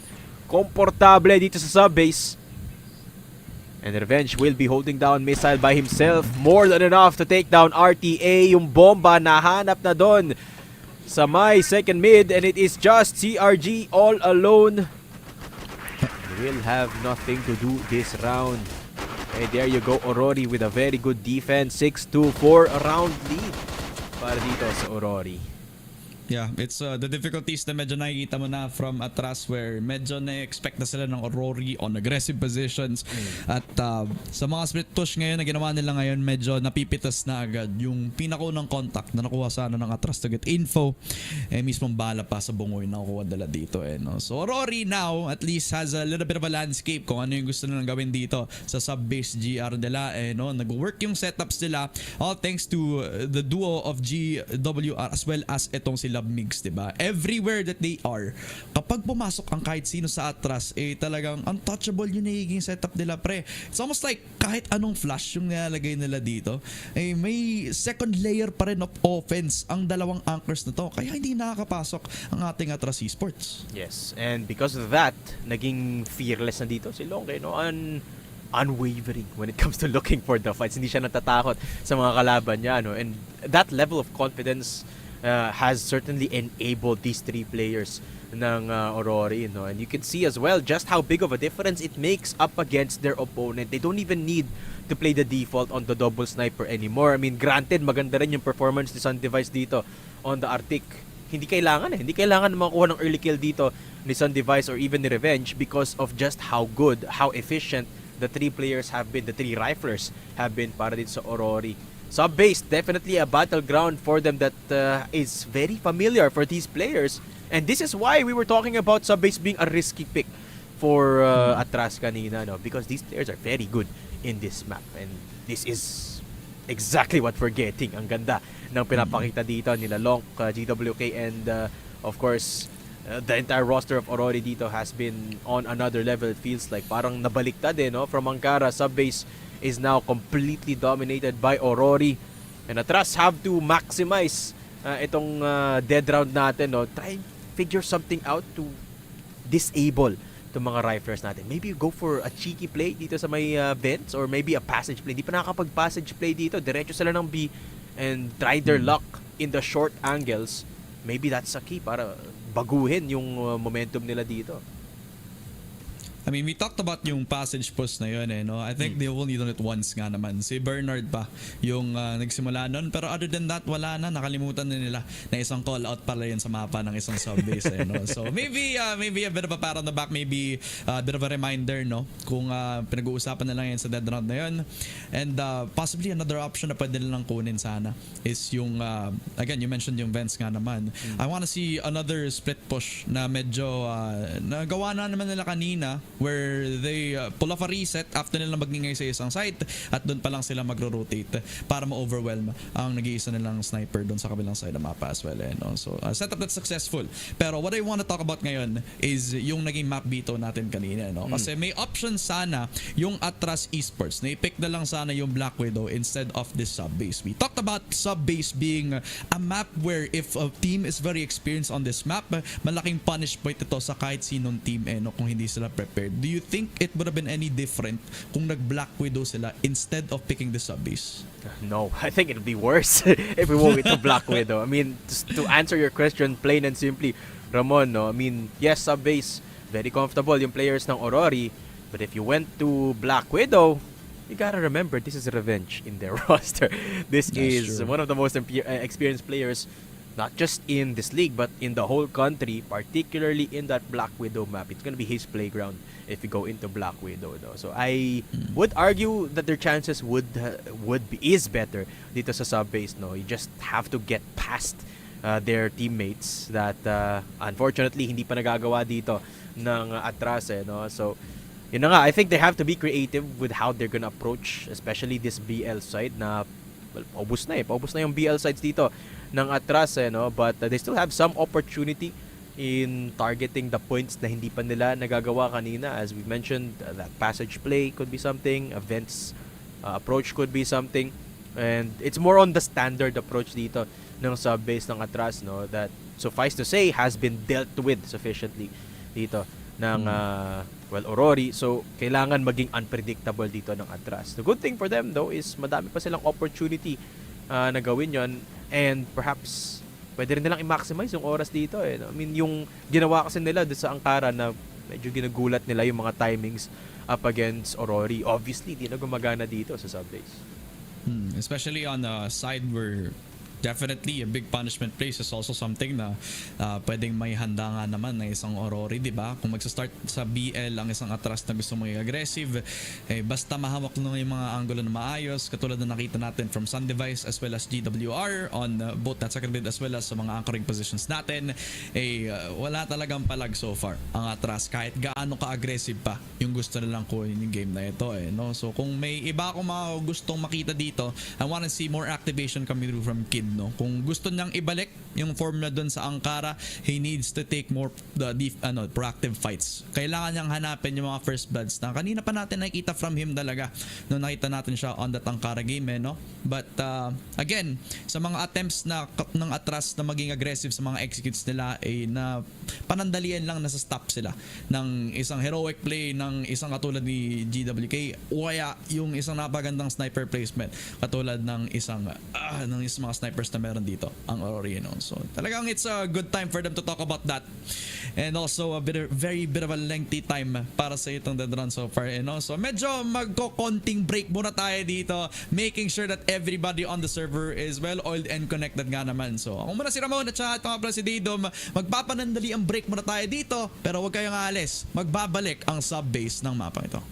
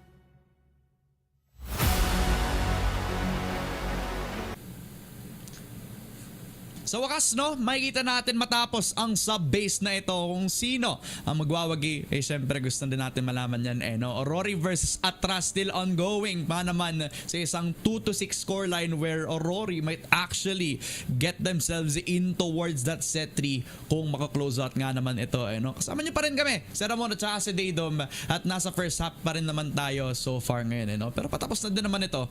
Tingin mo ba that one BL or a few of those BL rounds para dito sa ATTRAS will matter a lot no? What do you think, Daydom? I mean, regardless kung mananalo sila or hindi, it will definitely matter. No? I mean, it will make a big difference in terms of score going into our second half. And syempre makikita natin kung makakabawi pa ba ang AURORY dito, no? Rather ang ATTRAS dito, no? So I'm excited to see just how they're going to adapt in the next couple of rounds, especially dahil nakapag-DR tayo ng medyo matagal din, almost a 5-minute break yung nagkaroon tayo. Give a chance na makapag-usap dito yung mga players natin while we try and resolve some of the technical difficulty we've been having and address some of the tactical difficulty na medyo nahihirapan ditong i-address ang ATTRAS, no? One of the biggest things that they have to get past is the rifling department of AURORY dito. Ang ganda ng pinapakita dito ng mga players ng AURORY. Of course, the defense has been phenomenal. To a point na halos hindi nakakapagtanim ng bomba dito yung ATTRAS. That's the first hurdle. Kailangan nilang malagpasan yung first line of defense and then yung post-plant. Ibang storya din yung post-plant dito ng kalaban nila. No? So, that's one thing. And then there's another layer. So, medyo marami silang kailangan na ma-figure out in just a few minutes, which of course is the name of the game. That is what Crossfire is all about. Alam mo, iniisip ko yung mga nangyayari ngayon and nagpa-pop off nga yung mga riflers na sinasabi mo no? Si Revenge hindi pa active. What more kapag ka-active na din ito no? Then we're possibly seeing a contender once every figurehead also shows up dito sa isang katulad ng AURORY ngayon no? So isipin mo, they're cutting this close without a Revenge that's hot on his heels nga naman. So their fundamentals are on a good note. Maganda din yung pag-anchor nila on their GR side as well. So they have that in stow. Meron din silang insurance mamaya once na mag-warm up nga naman yung mga snipers nila. One of the other snipers as well na we haven't really been talking about a lot too much no? Etong si Sun Device as well. What there's lacking doon kay Revenge ngayon ay nandito kay Sun Device no? This is a project na medyo bibigyan pa natin ng konting stock pagtapos nitong BO3 na to kasi nakakapanibago nga naman na makita tong si Revenge on a new team, but this core is already holding up very well para makuha kung ano yung nawawala sa isang performance sa Superstar na na-expect natin, di ba? That's true. I mean, when it comes to just raw aiming prowess, no, hindi mo pagkakaila sa mga players ng AURORY, particularly Sun Device, na they definitely are on another level. Not only keeping at the same level as Revenge, but somewhat surpassing them from time to time. No? So it's very impressive, particularly in this sub-base map. And it sort of reinforces yung teorya ko kanina, Ramon, no, na baka first game jitters lang yung pinagdaanan ng AURORY in set number 1 in Ankara. And when we go into set number 3, if we go to set number 3, dun talaga matitest kung gaano ka-effective yung double sniper setup dito. Of course, Sun Device has already proven how he can perform with the sniper. If we go into compound, kung saan yung pabor talaga yung double sniper setup, no? I mean, that's where we get to see the full potential dito nitong roster na nito ng AURORY. Although we're talking about it like it's a done deal. Di pa naman tapos yung sub-base natin dito, no? Maaari pa makabawi dito ang ATTRAS. I mean, they are a team that of course kapag nakuha nila yung momentum, dire-diretso yan, you know, as we saw in Ankara, when they get the first bloods going, which feels like yun yung malaking challenge para sa kanila, nagkakaroon na ng malaking bump up in confidence dito yung mga players nila, particularly Kid and CRG. Kung tatandaan mo, Ramon, in set number 1 sila yung dalawa na may pinakamataas na KD, kill per rounds as well, no? So maybe it's only a matter of time until they get their groove back dito sa sub-base.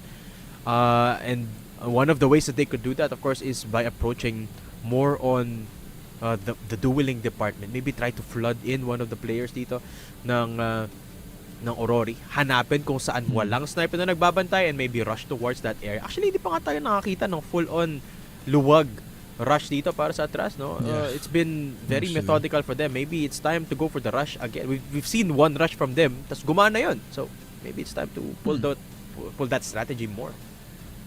Yeah, matikan pa nga mag 3 downs pa sana kung sabay-sabay silang pumasok no.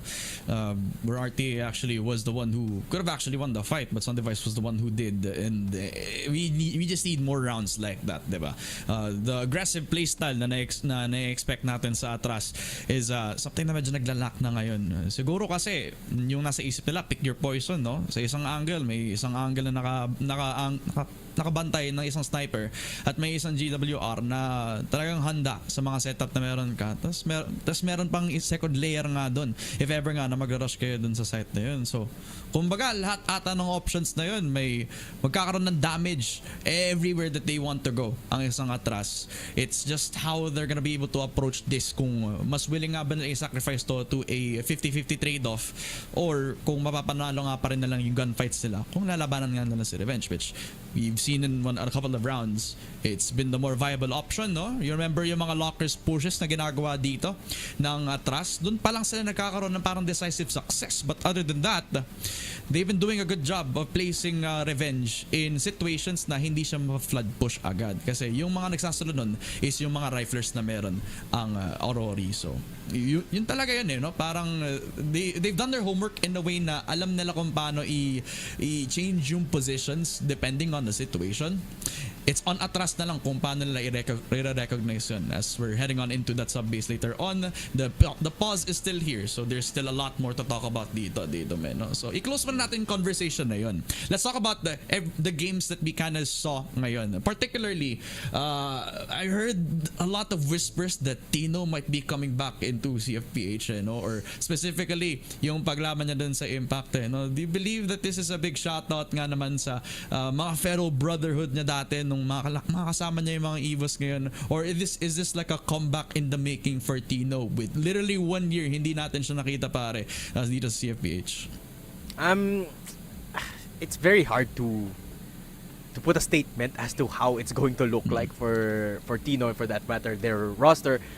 And case in point, ang dami kasi nating naglipat ng leagues no? I mean, for example, ito si Revenge. I mean, we haven't for the longest time he's been playing in the main leagues, regionals, masters. Ngayon babalik siya dito to try and fight his way back into Impact. So madaming nagbabago and for that matter, kita mo naman kung gaano nahihirapan yung mga players natin, whether it be veteran or newcomer. So ang hirap magbigay ng statement as to anything dito, Ramon. It's crazy. The scene is just crazy. It is. It's getting very competitive and the talent pool is just getting deeper and deeper. No? At dahil dyan, no, medyo we'll have to take a little bit more of a short break. So stick with us. No? Sana wag umalis ang mga tao dyan. It's a good time para kumuha ng tubig at saka ng merienda. At pagbalik nandito, ay matutuloy natin ang sub-base game para sa AURORY as well as sa ATTRAS. Pag kayong alis, magbabalik ang Spring Qualifiers.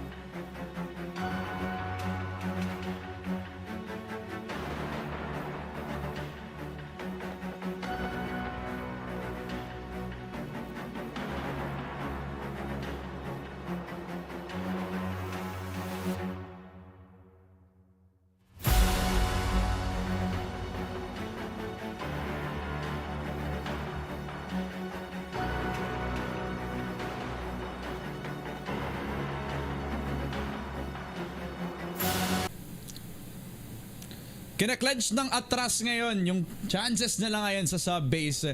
Titingnan natin kung makakaabot pa nga ba ito ng set number 3 kasi mahabol ang AURORY ngayon. Welcome back sa Spring Qualifiers. Ako pala Sir Mon at kasama ko si Daydom dito. No? Hindi pa nga tapos yung sub-base na to at hindi pa tayo nakakalampas ng first half ngayon. But AURORY are showing good signs of life para makabawi sila dito sa set na to. Daydom, I really do feel like yung new compound na yan is just around the corner. Yun na nga, no? I mean, as it stands, kung kakarating nyo lang sa stream natin, guys, no? 6-2 ang score natin sa sub-base in favor, of course, of AURORY. Off the back of the performances of their riflers. Ang ganda ng depensa dito nila on the GR side. Parang hindi mapasok either side dito ng ATTRAS, no? And I think understatement yung sinabi mo kanina, Ramon, na signs of life yung pinapakita dito ng, AURORY kasi in my book, it's a one-sided affair dito sa pagdepensa nila dito. Kasi walang, I mean, apart from some magic rounds dito ng ATTRAS na nag-pop off yung mga players nila, they haven't been able to out-maneuver the players of AURORY in any way dito sa BL side nila. So, it's gonna take a lot para makabawi sila or even stretch this game out, potentially makaabot ng overtime dito, no? But I wouldn't count on it. As sabi mo nga, with the way things stand, I think mas likely na mababa tayo sa ating set number 3 ng compound. Pero, Ramon, naririnig ko na nagbabarilan sila dito. Malapit doon sa ating submarine. So, let's get back into sub-base 6-2. Makakabawi pa ba dito ang ATTRAS? Let's see. Yep. Question has to be said. ATTRAS down 4 rounds pero ang AURORY talagang sumasabak pa nga no? Sa bawat challenge na lang nakatulan sa kanila ng ATTRAS on their BL side. GR looking so good ngayon sa mga setups na meron si GWK as well as Love Migs, pero we get to see kung matetest pa nga ulit itong si Revenge, no? After the couple of rounds hindi na siya naka-flood push na kahit sino dito sa ATTRAS. Pero this push, K gets a beautiful shot on the Deagle. Sun device down at yan na nga ang reliable sniper na nawala na sa kamay ng AURORY. Yun yung sinasabi ko, Ramon. Kailangan ng ATTRAS yung ganong klase ng play. Get control of a certain part of a map and be decisive when pushing. Nakuha nila yung control ng Vents, pero yung control dito ni Lonk hindi mawawala. Quick triple kill para kay Lonk. Denies the entry, and just like that yung ATTRAS na ubos. Kid all alone and he will take down Revenge, pero 1 HP na lang siya dito, Ramon. 16 HP to his name to be exact, pero wala na siyang matakbuhan.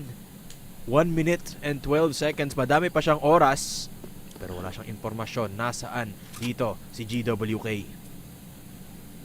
Tiktas patan pa nga niya yung barrel bago siya makapag-rotate, no? So an idea for him na baka nga kasama-sama na lang yung dalawa from the players on AURORY, pero Lonk literally the Death Reaper para sa lahat na mag-push all the way towards that CR. Ang stable force para sa AURORY at baka nga this good decision to rotate will be the cause of death for the Kid. Gets a flick shot kay Lonk, the worst timing para makapag-reposition at tumingin sa kabila. Kid in a 16 HP clutch of a lifetime now has the opportunity to rotate. GWK, all eyes on you, man. You had a 2 versus 1 mismo sa palad ng AURORY. Now ATTRAS has an open A site. Kid, makakapagtanim siya ng bomba dito, and I like the decision making from GWK. Intayin niya muna na magtanim dito si Kid, saka siya umikot.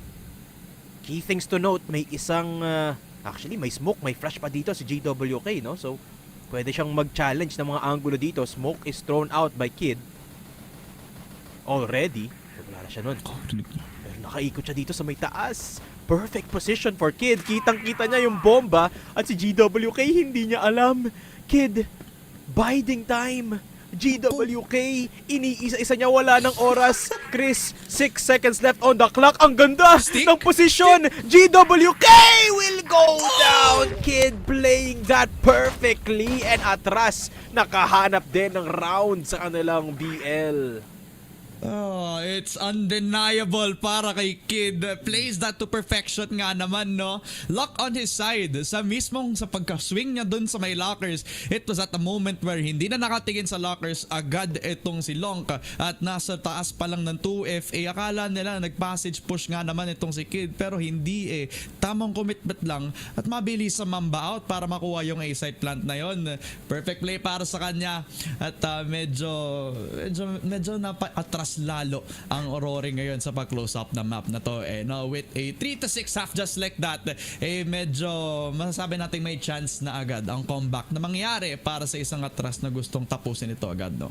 Of course, 3-6 ATTRAS. Remember, kung ngayon pala kayo manonood guys, panalo na ng isang mapa. Kita nyo dyan sa baba, ATTRAS 1-0 dahil nanalo sila sa angkara natin sa set number 1. No? If they win sub-base, if they win the next 7 rounds, tapos na to. Diretso na sila ng impact, no? So ATTRAS have the opportunity to close this down and they have, of course, Kid to thank for it. Okay, we go into the second half dito, round number 10 at dedepensa naman ang ATTRAS dito. This time with just one sniper contrary to the 2 sniper setup na meron ang AURORY. At saan ba po position dito si K? Key position kanina yung nakuha niya yung vents, no? Ngayon ba, saan naka-position yung mga sniper? Ito yung parang isa mga mahihirap na meron kapag ka single sniper ka lang, no? Basta malaman lang kung nasan yung isa, mas madali yung entry point sa kabila ngayon. Okay, still has that position set up dun sa may lockers kung lalabas nga dyan ng AURORY. And I don't think they're gonna try to go for the flash at this point in time. So it's a sniper 1v1 up against Revenge. He's passed the test before, but this time he gets a second chance. Revenge does not hit the shot. At binigyan pa nga ng entry point ni Kay ang mga players ng AURORY. Baka makapasok sa 2F or baka pasukin na lang na yung lockers na to. On this attack from ATTRAS itself, may chance din sila mag-rotate since hindi nga nila kasama yung C4 sa Daedom. They're just biding their time. Iniiwan pa nga nila itong si Revenge para labanan ang isang mga players dun sa B. As it stands, no, bait pa itong ginagawa ng AURORY dito. Kita mo yung bomba nasa labas ng woods, so hindi sila papasok dito sa B. It's all just a ruse, pero si Sundevice nag-iingay sa woods. BD is down, papasok na ang AURORY sa luwag into that A site kung saan nag-aabang si RTA. Nakita doon at pinatulog ni GWK. Revenge with a USP and Sundevice on the board as well. AURORY pumasok, nag-ingay, gets the round. And they're taking it old school as well, no? Taking the calm approach of inserting one player on towards that B site and then slowly making sure that A might be the perfect call for them para lang makapag-flood push at kahit makapag-rotate sila ay mapapatay lang sila ng sniper dun sa lockers. A perfect hold for AURORY pero ATTRAS are taking this very aggressively. CRG getting that first pick kay Revenge. Si Love Mix nakapasok na dun sa may lockers. Ngayon, lalaban siya dito kay Bernard who also gets tapped out. Si GWK sumunod pa para mapatay yung sniper ng ATTRAS. Si Long babagsak at babagsakin ng ulo ni CRG to make it a 4v2. May laban pa si Kid. He also sprays on 2 players na nakapasok lang sa lockers at tinadyakan pa nga sa muka itong si Sundevice to make it a 1v2 Long. A clutch attempt with not the C4. 1 minute and 30 at wala siyang kahit sino na makakuha ang duel dito doon sa may lockers. Kid the hero.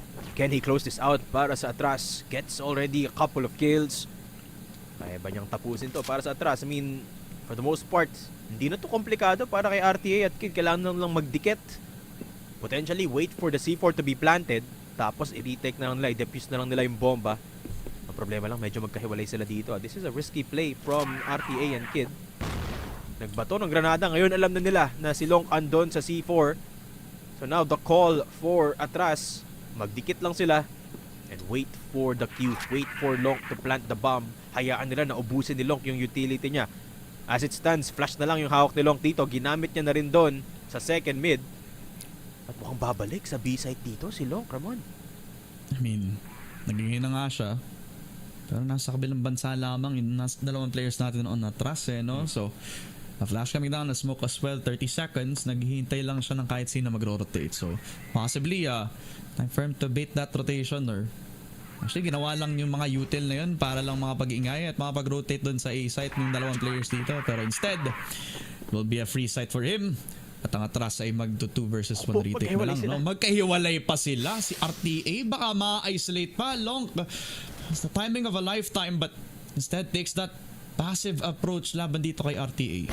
Okay, flash coming in. Nabulag dito si Long mula sa ilalim. And the defuse! It's Nako po. perfect! Wow, akala ko medyo nagto-throw na yung players na ng ATTRAS. Pero ginamit nila yung flash. And here's what they did, Ramon. Ginamit nila yung flash para hindi marinig na nagde-defuse na dito. Yung player na nandun sa kabila, no? And RTA was just toying with his opponent. ATTRAS picking up the defuse, getting the round 4-7. And they need more of those rounds para matabla ang laban natin dito. And granted, no, ang ganda ng pag-atake ng AURORY dito. They take control of all parts of the map, keeping ATTRAS guessing. Hindi alam ng ATTRAS kung saan pumapasok yung AURORY dito up until the last second. Yeah. I think it's also the way that they space themselves out dun sa map na to as well, where it actually becomes an open window for kahit sino dito sa ATTRAS na makapag-capitalize nga naman. Revenge. He's been punished in this position before, but this time he learns from his mistakes. Gets the one shot and even gets the second kay RTA. Pare, lahat ng sniper sa AURORY talagang walang palya. Lahat tumatama. Pati na rin ang mga riflers natin on AURORY. A flawless run for them and an 8-4 para sa kanilang BL. 2 rounds away from securing that set number 2 para makapunta tayo set number 3 dito of compound. At yung AURORY hindi na pumabagal, dire-diretso na deep into Shatter. Dark Room in control. Love Migs getting a kill. Sun Device naka-EBR na nga ngayon at dire-diretso ang AURORY to get the bomb planted. And ATTRAS hindi maka-adjust dito. Pero si RTA buhay pa. Gets a lot of damage in 1 versus 1 at si RTA ang tatapos kay GWK.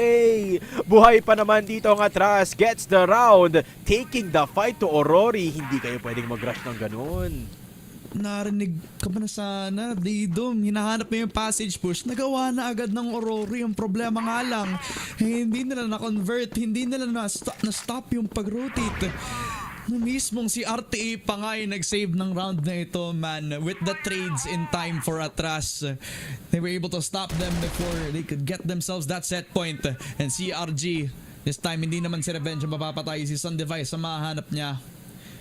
What is AURORY gonna do now? Kailangan nilang mag-slow down. ATTRAS just continuing those proactive pushes na ginagawa nila kanina pa. No? CRG has no fear. And with the numbers advantage that they have, they can play reserve, play calmly, nahanap nila si Revenge. They can even put a lot more pressure dun sa may passage. Alam nilang malapit nang dito mga players ng AURORY as Kid will get one. Si Revenge makakuha pa kay Bernard as RTA continues to swing and even gets the shot kay Revenge. 2v4, ATTRAS making their presence, continuing yung momentum. GWK spotted and shut down by K with the shot. 1v4 now, si Lonk na lang natitira. Nasa kanya yung C4. Pero ang daming players na full on HP pa. Kailangan maging perfect 1 versus 4 clutch to. Parang imposible na no? Dahil wala ng HP dito si Long. There you go, Long going down. ATTRAS, alam na nila yung opensa dito ng AURORY, no? They know that AURORY like playing for the spread default. Lahat ng point of entry, naglalagay sila ng at least isang tao. Ang mahina doon, yung luwag nila isa lang. So, one single peak from ATTRAS and they can take away that player that is alone in luwag. Yun yung ginawa nila Tapos yung nagpapanalo sa kanila sa round na yon. They have one more player than the opponent. At ngayon mukhang laban ulit dito sa luwag yung mga players ng AURORY. Pero si GWK holding down second mid from Woods. Finds CRG at yung ATTRAS. Nabaliktad kagad yung laban dito. Nonk is down. So they will be turning this into a 4 versus 4. A good answer back from ATTRAS. Pero pwede silang lumayo muna ng konti dito. Play reactively. Kung anong gagawin nga ba ng AURORY. Medyo nababasa na nga nila yung tendency si CRG, no? Parang pangatlong beses na nga niya na-pick yung second mid doors. And that's the second time na napunish pa nga nila agad yung pagpipick nga na dito.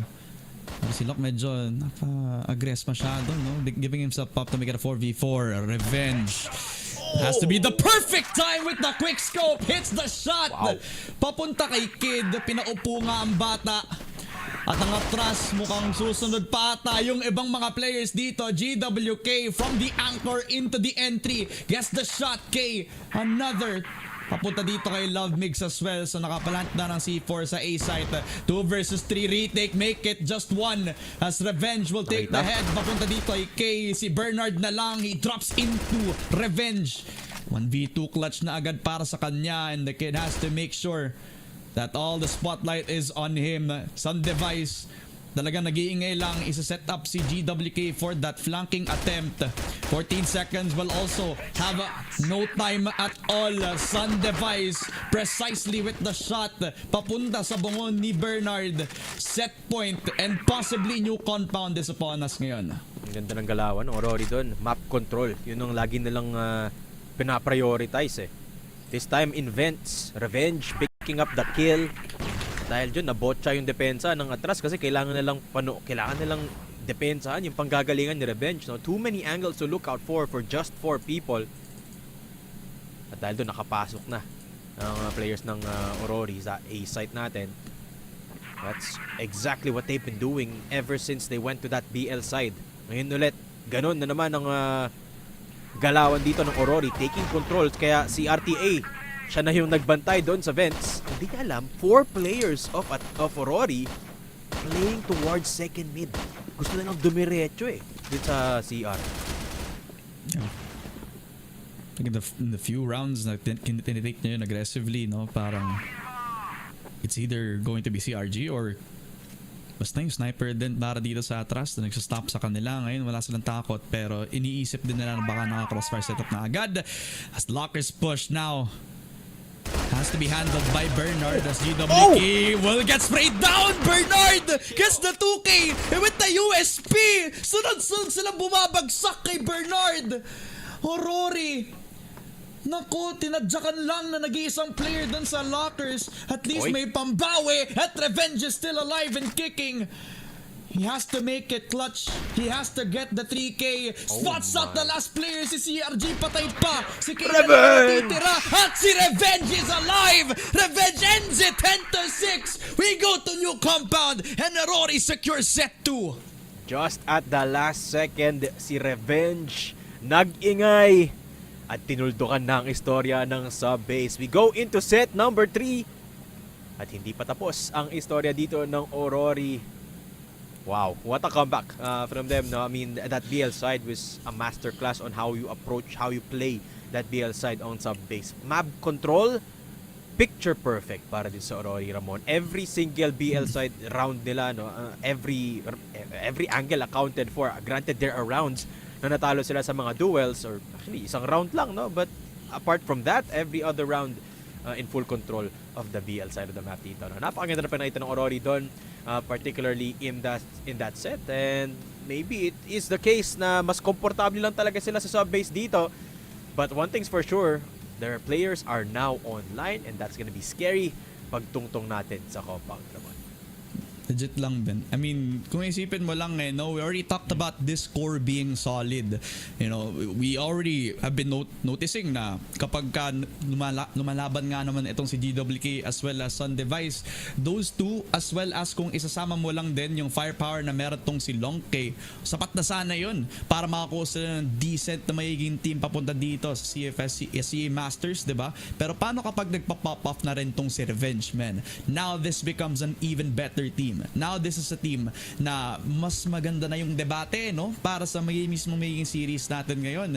What a performance nga naman. You mentioned that BL na masabi natin talagang almost flawless nga naman para sa kanila. Pero I'd argue that their GR side was even better nga naman. So nakikita natin setups from GWK, being that solo anchor, being very reliable on him, also calling for support then at times kapag available nga si Love Migs is shaping up to be a duo na nakakatakot nga kapag dating dun sa GR side nga naman nila. As we also take a look at a few of the highlights, makikita mo that this AURORY team is a team not to be messed with kapag maps like sub-base.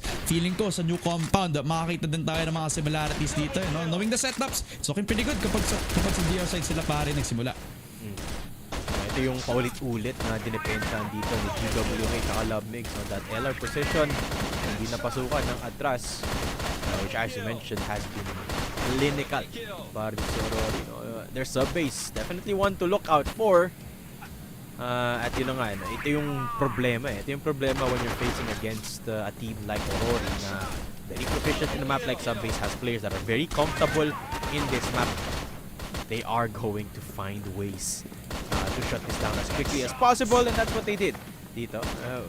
Even with seemingly simple setups yung nasa GR side nila, just a couple of crossfires dito sa LR, while a couple of their snipers nandun sa kabilang parte ng mapa. Parang ano lang standard lang yun na depensa but they make it look easy because of just how comfortable and confident their players are. Granted, there are a couple of shining moments for ATTRAS like this one from BD.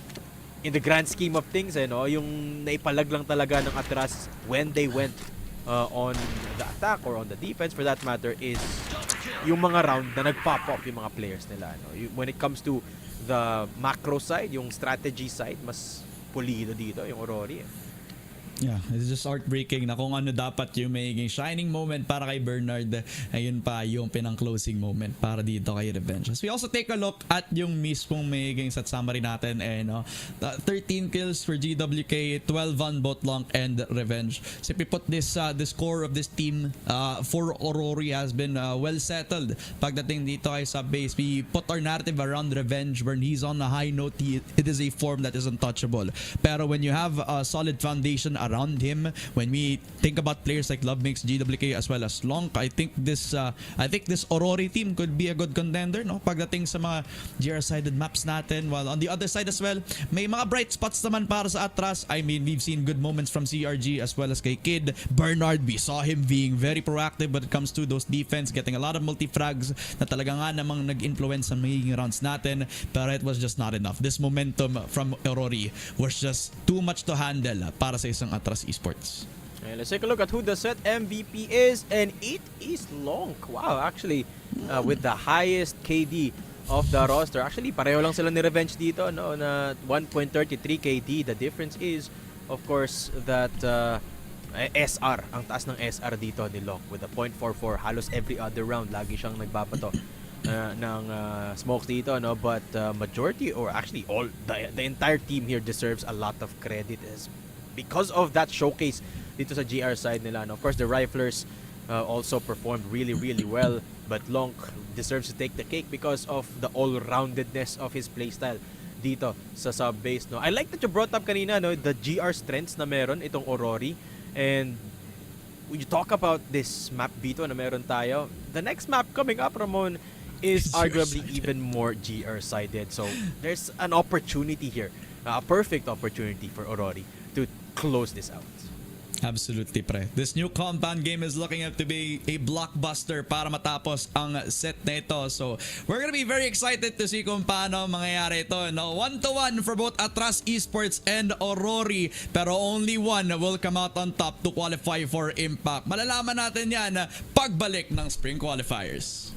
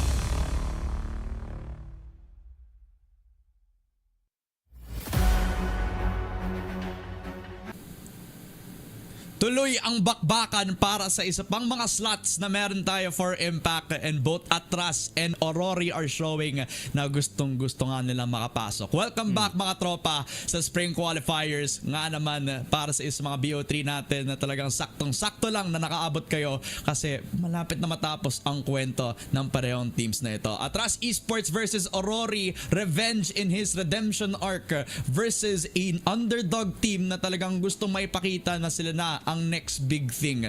This is a very good story no, Mr. Dadum, but Of course. I just cannot wait to see what happens next sa new compound. Siyempre. This is, apart from the fact na ang dikit ng laban natin, no, very storied itong dalawang teams natin. On the one hand, you've got a team that is up and coming, lots of potential, and on the other, you've got one of the best that the country has to offer, trying to make it back to his previous form, to his previous stature. And I think this is, more than anything, isang malaking reality check para kay Revenge. No? I mean, this is the state of what Crossfire Philippines is at. Talagang bakbak. Talagang bigay lahat eh. No? I mean, even at the Impact Qualifier, which is where we're at right now, kita mo naman kung gaano kahirap yung competition natin o kung gaano kadikit yung competition at kung gaano katalentado ang mga players natin. And this is, well, where one of these teams potentially have their story ended. Kasi it is do or die for both of them. Pag nanalo, pasok sa Impact. Kapag talo, well, hindi pasok. At ayun, diretso na tayo sa ating pinakabagong mapa sa rotation. It's new compound na maraming nagbago dito. Ramon, would you say this is still a GR-sided map? That's gonna be up for debate, pare. No, we're gonna need a little bit more time to make that assessment. But so far from the previous game na nakita natin, it's looking a little bit more forgiving. At least makikita natin balance on both sides. Pero I'd like to see a little bit more time para makita lang talaga yun no? As we have AURORY starting on that BL, and a really good patient play for Lanka will secure himself a kill kay Kid no? So at least that will be CA being controlled by him. May possibility din silang pumunta ng STA. Pero ito tayo yung mga pinakamalaking pagbabago na makikita natin ngayon sa map na to. It's not as open as before. At yung window na yan, pwede na lang sirain yan at ipampasok ng util. So it's almost like vibes from old compound kung iisipin mo din dito. There's one way to look at it. Another is that it is a new battleground. No? I mean, as far as the competitive scene goes, of course, majority of the strategies from old new compound still nag-a-apply dito. No? But there's a lot more opportunity to get creative. Ano kasi, compound 3.0 na ata ito technically, no? Pero ito, meron pa rin naman tayong EB at si Keo magbabantay doon. Kay going down at yung AURORY, dire-diretso lang papasok ng EB, papasok dito sa may taas. And Revenge will not be giving that sniper's nest away. Siya pa rin yung may hawak doon. Pero sa ngayon, yung mga kasapi niya na yung tatapos sa round na yun. Bawal pumasok ang mga depensa dito ng ATTRAS. It is AURORY on the board. Look, we're not in their comm, so hindi natin alam kung yung nangyayari in their department, no? Pero as soon as they saw yung mismong changes on the B, look how quickly they actually answer with a familiar push on mid para makapasok dun sa EA, no? Parang sinisimplehan na lang ng AURORY makapasok. Just make sure that GWK is comfortable on the entry, gets 2 kills, gets really good flashes, and medyo naipit pa nga si Bernard dun, as nakita mo nga from the previous round as well, no? So AURORY set up for success dun pa lang sa ating first round.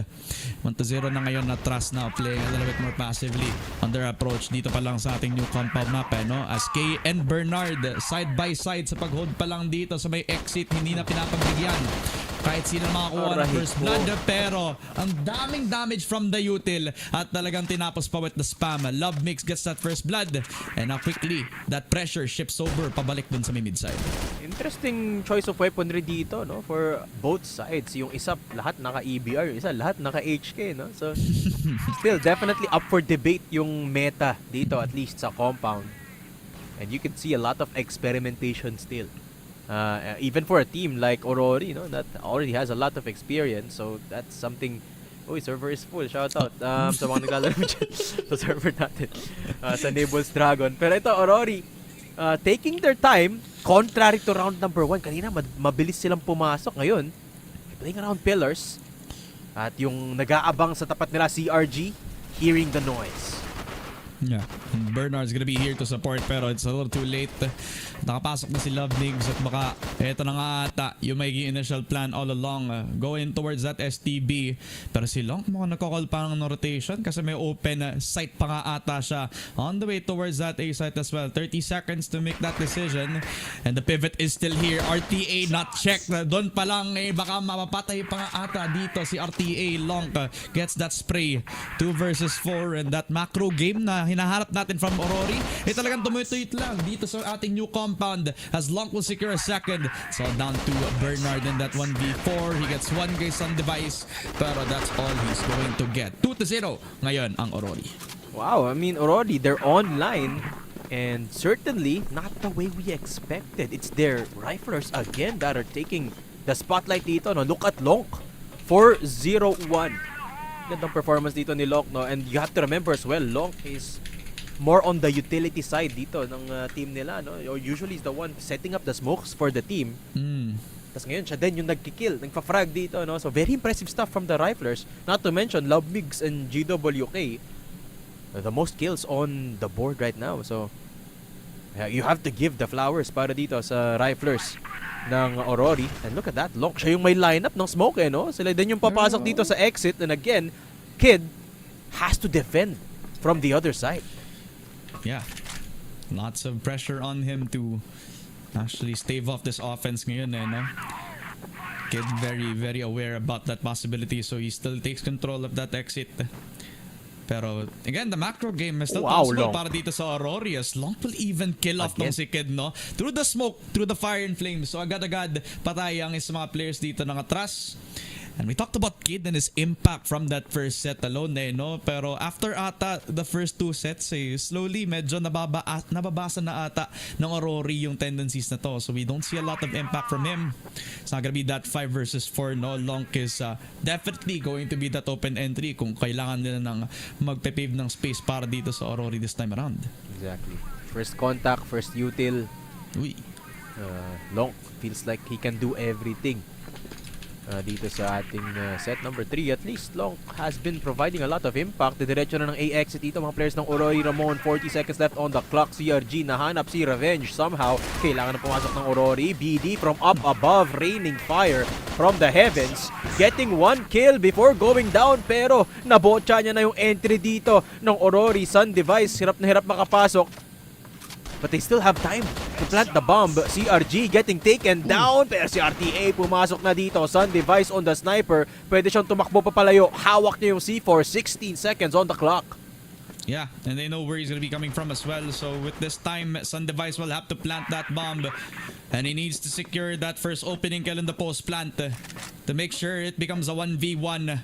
But all the time, all the pressure on the shoulders of the one man that can do it all, Sun Device. Can he shine brightly on the server ngayon? A good smoke to counter. Oh! That shot from the sniper, but in the end, he does get one before he dies. ATTRAS counting on the numbers, securing yung first round on the board. Pero imagine Daydum, kung nakuha niya yung USP kill, this would have been a 3-0. But ATTRAS gets themselves that first round. Yeah, what could have been for Sun Device. Ang ganda ng angulo niya dun But ATTRAS, props to them playing on the standard side. Nag-body system yung dalawang natira doon from ATTRAS. And it worked out perfectly for them after that kill from Sun Device. So there you go, ATTRAS, nakakuha din sila ng round nila dito. They have to be careful though of that early contact from Long. Dun sila nadadali lagi, dun sa early peak. Complemented by a smoke ni Long. This time, walang smoke. So walang informasyon yung nakakuha dito ang ATTRAS. At si Long magda-dry peek from exit. Yun lang, sakto. May sniper si K doon. Bawal ka nang mag-first blood, GWK. Dahil si K yung kukuha nun.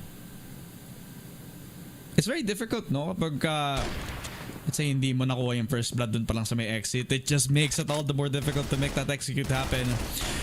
Pero Revenge at least will get that opening. Another one para dito kay Sun Device. So despite them having a botched attempt dun sa exit, the mid-side player is now making their magic work on the sniper setup. 3 versus 4. No HP for Revenge, but considering the gun na meron siya dito, it will not matter, at least if he hits the shot, as ATTRAS separating all of their players para lang magkaroon sila ng equal amounts of control sa bawat sector ng map. May isa tao sa mid, may isa sa bawat sector on both A and B, pero RTA, no hesitation, gets the swing, and CRG also gets a second as well. It's looking so good para sa ATTRAS as each kill provides a pillar para sa depensa ng ATTRAS. It's all down to Lonk, 1v2. Napatay niya si Kid, so at least all his chances are equal na ngayon. 40 seconds, picks up the C4 as well, and because ang layo ng dalawang players ng ATTRAS, di nila alam na pick up na yung bomb. But this will also give a time para dito kay Lonk na pumili ng saan siya pwede pumasok. And I like it as well, no? Kapag ganitong senaryo na lamang sa manpower ang ATTRAS, they play very conservatively, which is what you're supposed to do anyway. 19 seconds para makapagtanim ng bomba dito si Lonk. And I think they have some semblance of idea na nandun siya sa B. Ayun. They've let Lonk get the site. Playing around batteries. Aakyat. Lonk, I like the play. Pushing up. Gets the kill onto RTA. 1 versus 1. Lonk. The bold swing. Nakita siya. Nakatalikod. But Lonk goes down in the end. CRG winning the duel. And ATTRAS, I like that they've been getting more scrappy. Come on. They're not afraid to peek. Case in point, yung double swing doon ni RTA. No? Winanbito niya and still getting the double means that ATTRAS, they're not afraid to take the fights up against AURORY. Sobrang agree ako sa'yo, pre, kasi sa ganung sitwasyon, it's either gonna call for the rotate and just play passively into the retake scenario, pero instead they're trusting in themselves na manalo na yung mga duels na ihahatol mismo ng AURORY sa kanila. It works out perfectly para sa ATTRAS kasi talagang hindi pumapalya sa action ngayon ang isang katulad ni RTA, as you mentioned on that swing on the STB push na ginawa ina ng AURORY. 2-2. At sobrang daming players ng AURORY ngayon papunta doon sa may pillars. CRG waiting for that perfect moment to strike as he gets the shot. He even backs off the safety. Talagang perfect na perfect ang plano para kay CRG. Mamba out pakatapos ng first blood, pare. I mean, this is what I'm talking about, no? Yung mga angulo na bago dito sa compound that AURORY are failing to keep watch of. Na ma-maximize dito ang mga players ng ATTRAS na with just the right amount of aggression, sakto yung mga peak nila lagi. Laging nahuhuli yung players ng AURORY dito. Si Sun Device yung nawala. Revenge looking for an answer. Siya yung nakahiwalay dito pero siya yung mahuhuli ni CRG. Double kill for CRG already. At yung B-site hindi mapasok dito ng AURORY. Lonk finds a kill. Battery spray from CRG. At mukhang malalaglag na si CRG pero papasok ang AURORY ng sugutan, duguan. Time taking down, 1 minute left to play with. Kailangan may tanim yung bomba dito ni Lonk pero nasaan yung C4 hindi nila makuha. Pinapaulanan ng granada ng ATTRAS. At yun na nga, GWK with the plants. Yeah, and it also gives a lot of time para makapag-rotate ang agad itong si Kid, low on HP as well. Into 30 seconds, Lonk will just peek him, gets the shot, that's his 10th kill. At 1 versus 2 now para kay K. Let's go of the sniper. And once they hit them with multiple shots to the head, yun nga lang, Lonk is struggling to get the pick, eventually does so, patay agad. Si K from ATTRAS. As AURORY, it took a little bit of time, no, bago nila masecure mismo yung objective. Pero in the end, alam nila yung fundamentals. Alam nila kung saan manggagaling yung ATTRAS dito, 3-2. Yep, and I love the mid-rounding as well from AURORY, no? Even though they already had control nung B-site, inintay muna nila na maghagis ng granada dito ang ATTRAS and potentially wait for unnecessary peak mula sa players ng ATTRAS. Napapansin kasi nila na mahilig ng mag-peak dito yung ATTRAS ng dry. So AURORY, ang ginawa nila, pagka-control nila ng B-site, inintay muna nila na mag-peak yung ATTRAS. Seeing na walang nag-peak, saka nila tinanim, and then they went for the duels. Lots of discipline showcased by the players ng AURORY rather. Got them the advantage, 3-2 ang score natin dito. No? And AURORY, this time, babagalan muna nila mid-control for revenge again. Wait, hindi mo naman mapapasok yung windows na sinira nila dun sa may pillars, diba? I think it's just a window that you can throw util into, no? Or maybe a window that you can also pick para sa info. That's, I guess, something that we'll have to kind of think about kapag nakakita tayo ng mga pillars play, or maybe an aggressive push na pwede lang i-push for the smoke or a flash itself, eh, no? We'll never know. Kasi hindi naman nila tutuloy yan. And Instead, Rory Uy! taking that push on to mid. Yun nga lang, Kid had info and continued to spray through the smoke. Revenge down. A big punish sa veterano na ine-expect natin from AURORY. CRG with a second frag. ATTRAS getting answered back with kills. At saktong-sakto yung push ni Long. That's a 2K para sa kanya.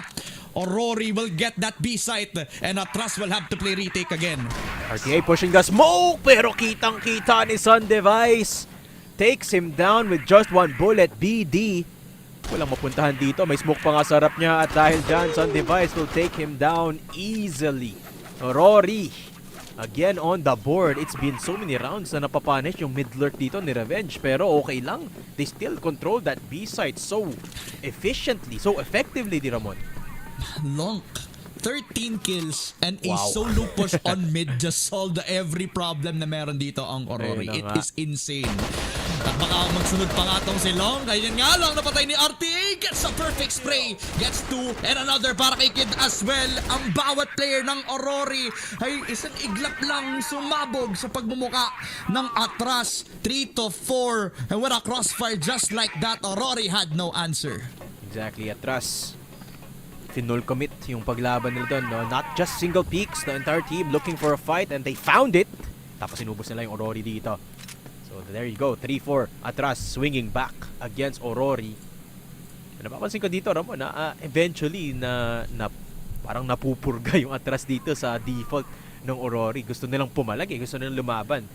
That's the type of playstyle that ATTRAS kind of want to take dito sa GR side. Kaso medyo mahirap eh, no? Kasi dalawa yung sniper ng AURORY. Hindi sila pwedeng basta-basta mag-peek. This time, cutting noise in pillar. Two players holding that A entrance dito sa kabilang dako. There is the majority of the players of AURORY manggagaling sa LA.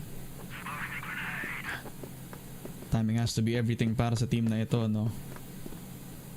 As they pivot now.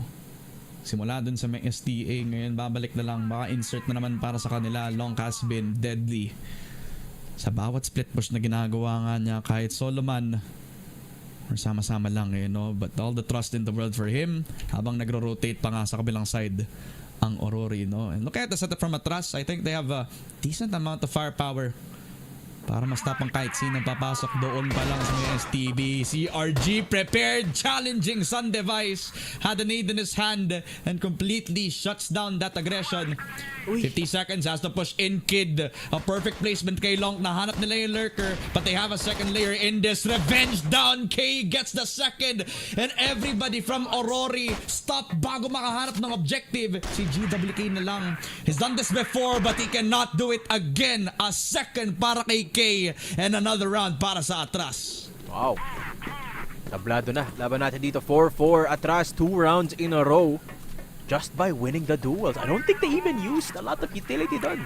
Come on, no? Lumaban lang sila. Just received the attack from AURORY and fended them off. Dahil dyan, yung last round of the half natin dito could go in any direction.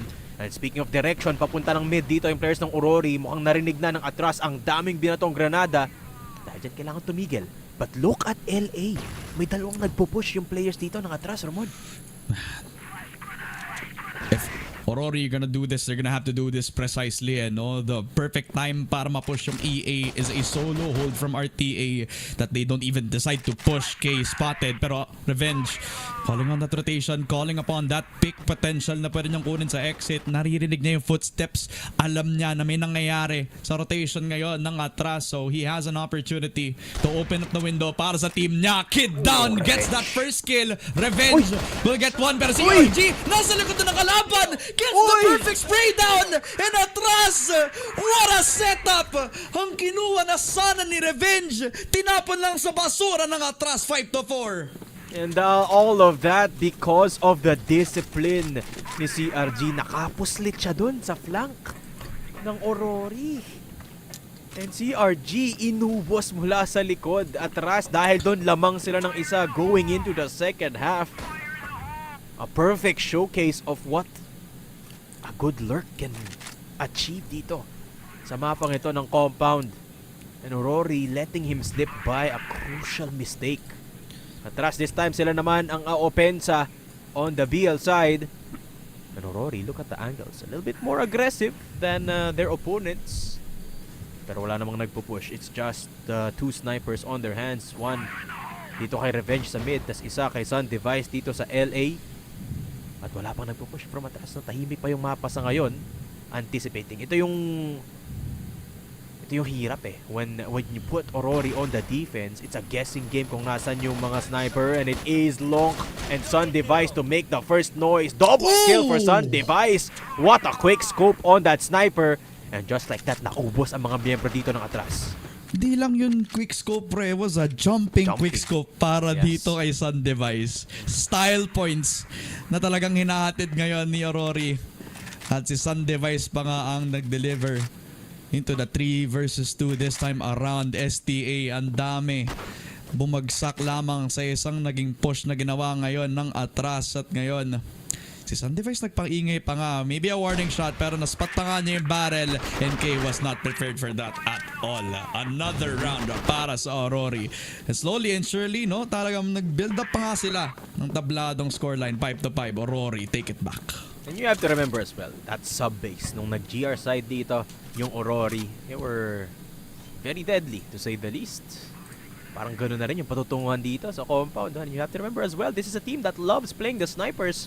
And Yes, this sir. is what many say is a sniper's haven. Itong compound map na to. Even with the changes, no? I mean, still a lot of long angles that capitalizes on those snipers. Case in point, mo, iba na naman yung setup dito ng AURORY, but still utilizing the snipers to full effect. Mid again for Revenge. Sun Device, nakaantabay dito sa A. Mag-isa lang siya. Everyone else in that B site. And you have to remember, yung mga riflers dito ng AURORY are very proficient. Case in point, or hindi kailangan ng tulong dito ni Revenge to get that first kill. K is down, no more sniper for ATTRAS. Makes it all the more difficult no? Kung makakaabot nga ba sa magiging bomb plant ng ATTRAS, they won't have anybody to secure any one-tap potential. Unless you count out yung magiging HK dito for RTA as well as CRG. They won't have anything to stop them in terms of a sniper setup. So ATTRAS with an EA push now to deal with. They will kill off Revenge. Pero Sun Device, the second layer, nagpakitang gilas pa nga. Gets the shot kay Bernard and knows that they have the number. So calls upon the retake. Plays around the util as well. They can't even plant. Kasi ang daming mga players sa labas lamang ng site na yan. Sa ATTRAS will play the 3v4, calling the bluff and challenge sa isang AURORY na may numbers at may katao pa para labanin ang mga nasa loob lamang ng site. Sun Device gets one. RTA gets the spray, gets the 2K. Yan naman si CRG. He has been the hero, but he gets cut off by GWK. Aggressive on the retake and gets it back 6-5. AURORY take the lead. Beautiful retake para sa AURORY. Sabay yung pagpasok nila from entrance. Tapos yung pag-peek ni Sun Device, no? Sabay-sabay silang pumasok on top of the TRG shot hitting. And there was really not much that ATTRAS can do. Ang ganda rin ng setup nila doon, pero lugi sila sa manpower. Not to mention, the coordination from AURORY is just perfect dun sa round na yon.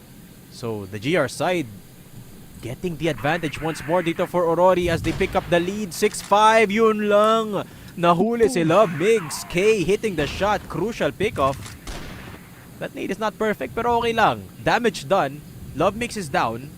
At pwedeng mag-back off dito ang ATTRAS. Lugi na ng isa ang AURORY.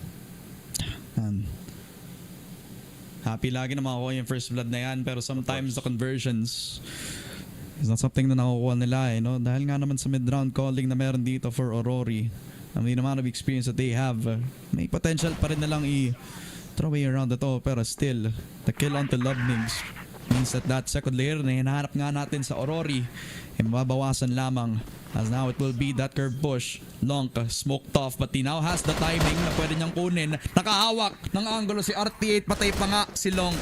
5 versus 3, push on into GWK again, the anchor god down. RTA with the second.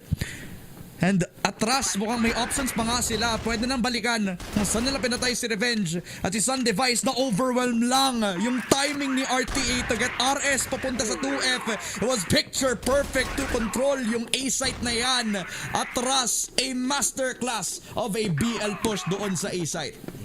Dire-diretso lang, no? I mean, I was expecting them to commit to that B site. Pero nung nakita nila na may isang tao pa doon, they went for the pivot and then overwhelmed that defense from Sun Device. Akala ko mapapunish pa sila ng rotation nila, no? But Sun Device still fell down because of just how quick ATTRAS went in. And as you said, perfectly taking that A site. Napakaganda ng ginawa ng ATTRAS doon. Another well-executed entry. Dahil dyan, tablado na ulit tayo dito, Ramon. 6-6. This game could not get any closer. At yung ATTRAS babagal muna dito, and this is where things get tricky for them. Remember, they're playing against 2 snipers. One of those is Revenge. At mukhang hindi na kailangan ng tulong ni Revenge dito sa B, o mag-isa lang siya dun sa pillars. I'm gonna be real with you, Daydom. Sa new compound na to, nag-expect sana ako ng aggressive B pillars na paulit-ulit. Hindi tayo nakakuha ng ganun, pare. Puro mid, puro STA. At yun na nga ata yung pressure point na laging inuulit-ulit lamang ng isang ATTRAS ngayon. Now they push on to EA. GWK gets the punish. Pero sa pagpasok ng ATTRAS, Sun Device will control everybody pushing in on all sides of the map as AURORY getting sprayed down. CRG with the 2K now finds himself in a 1v2 pero Revenge, right place, right time. AURORY get the 7th round. 6-7 tayo ngayon sa new compound map. Hey, 6-7 in favor of AURORY. And Sun Device is to think. Another round where Sun Device found a lot of hold. Kasama niya yun si Revenge, no? Pero yun na nga yung aggression na hinahanap mo dito, Ramon. Pero hindi sa B. It is in mid. Long finds the kill, pero si Kay sasagot ng isa. Looking for more. Long gonna peek with 1 HP. Pero si Love Migs, the quick scope doon ni Kay. What a shot from the sniper of ATTRAS. At dahil dyan, AURORY, kailangan na nilang tumakbo. Ayaw na namin kalaro yung si Kay. Masyadong mahapdi. Grabe si Kay, pre. Pasok sa butas ng karayom yung naging shot na kay Love Migs. Kaya napasigaw ako dito, men. Hindi ko akalain na gumusto pa ng isa para ma-control nila mismo yung mid-con. Nagkanina pang hinohold ngayon ng ATTRAS. What is happening to AURORY? Crumbling under the pressure. Knowing how aggressive this ATTRAS players are, they will need to stabilize. So si Revenge pa nga mismong sasalo dito. Ang daming players sa likod lamang ng smoke na to. And with a flash just like that, the bluff has been called by Revenge. Gets one. CRG, ang bilis ng trade-off. The veteran is killed off. At may konting push pa nga, baka sa RS pa manggaling. Ang mga players ng ATTRAS, Long will be ignored. But they cannot ignore Long. Long is right behind the wall. Si Kid patay. CRG gets the spray kay Sun Device. At natitira na lang ang nag-iisang superstar dito sa AURORY. Long! 16 kills, make it 17! Wow! At sa pag-ikot niya dito, hindi pa patay ni CRG. CRG versus Long, sobrang low on HP, and it's CRG winning the fight. 7-7, and we go again. ATTRAS gets the tie-up game. Yup, ATTRAS again playing very standard up against Long, no? Despite the heroics of Long, nagkulang pa rin talaga dito, ATTRAS. Able to tie it up once more, and the unsung hero has been RTA and CRG.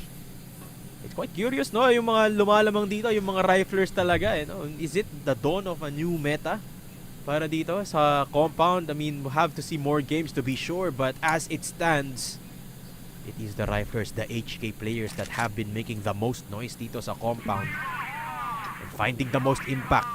7-7, ATTRAS, what are you gonna do this time around to penetrate the defense of AURORY? Dami nang may batong utility dito ng ATTRAS, pero wala pang napupush. Pwedeng depensahan sa ngayon ng AURORY ang A-Long, kung saan nandun ang 4 ng players ng ATTRAS. Yeah. So that put the spotlight dito kay Sun Device, no? Dahil sa smoke na yan, hindi siya papalya! Alam niya agad na may tao sa likod na yan! Bernard down and K. She gets that 1-for-1 trade-off, so mukhang bababa in value yung naging kill na yon from Sun Device, pero the style points is real for AURORY. Every kill has been entertaining para sa GR side nila. Pero ang ATTRAS, medyo may pagbawi pa din, no? 1 minute. C4 still in their hands. a consideration on mid again no? Parang paulit-ulit na lang yung naging mid push nila, pero from the past few rounds they have been going towards that curve position. When will EA be the call para sa ATTRAS? I think now should be the time. No? Sa device lang yung tao doon. Si Lonk yun nandun sa kabila sa curve, pero mukhang pupunta sila kung nasaan si Lonk. This is a bad idea. ATTRAS, all 3 players are there. And Lonk will be at an off angle. Lonk spotted. Nice flash coming through and Lonk is down. CRG.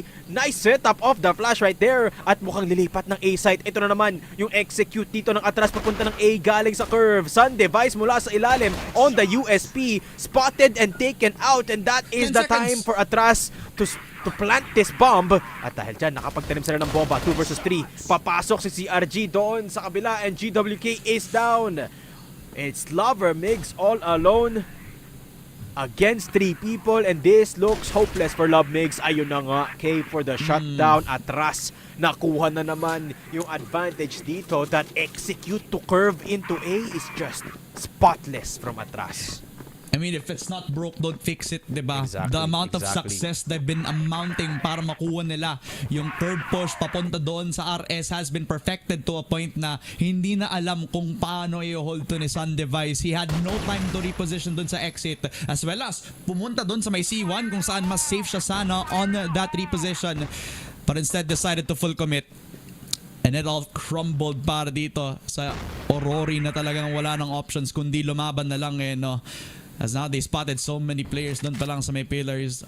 Mamba out lamang at tamang balik lang sa reset on that mid-con position no. This ATTRAS team, it's sobrang unlaki talaga ng potential ng team na to no. This is a team that you would want to root for, but you know how big of a hurdle it has to be kung kalaban mo ang AURORY na talagang wealth of experience nga naman sa isang scene na talagang ang daming players na ang daming veterano dito. Revenge, medyo nag-explore siya kanina doon sa mid off the back of the smoke of ATTRAS.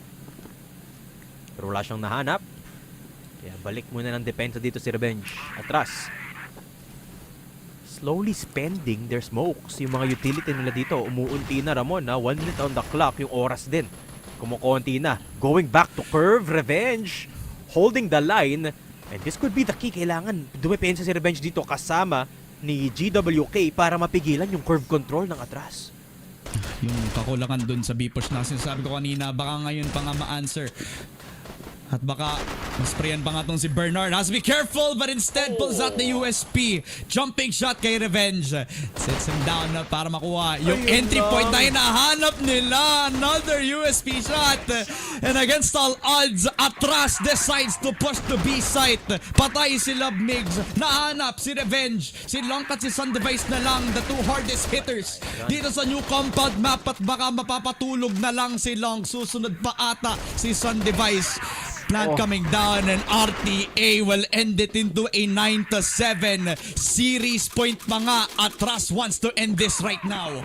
AURORY have to figure out, Ramon, na yung curve, yung alas dito ng ATTRAS. Every single time they take a site, dumadaan sila sa curve. I think it's time na i-invest nila at least 2 players just so they can hold that curve position.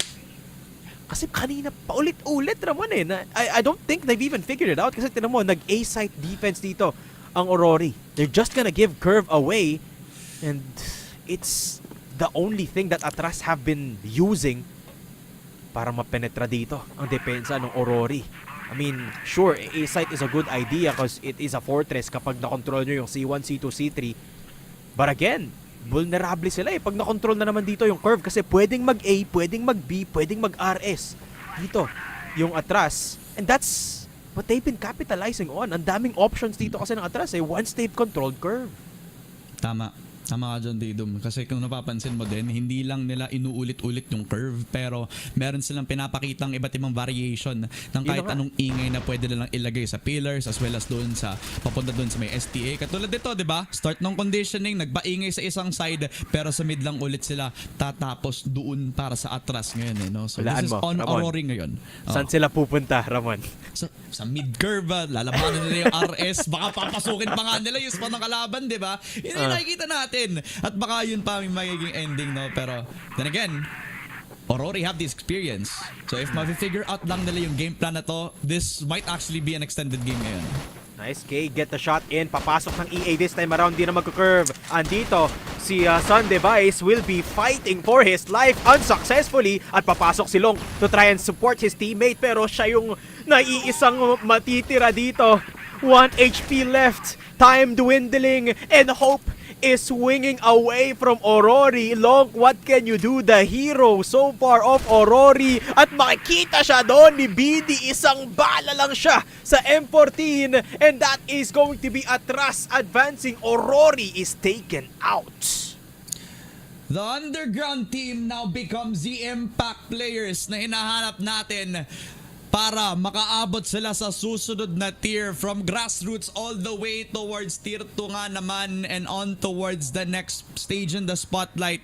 ATTRAS Esports now secures themselves that impact slot they were looking for. Congratulations para sa kanila and sure na sure ako deserve nga naman nila yung spot na ito, diba? Kasi tingnan mo nga naman, no, from the moment na malaman nila na sige, daming butas ng mid-curve na yan, paulit-ulit na lang natin kunin yan, hindi naman tayo napapunish dito, diba?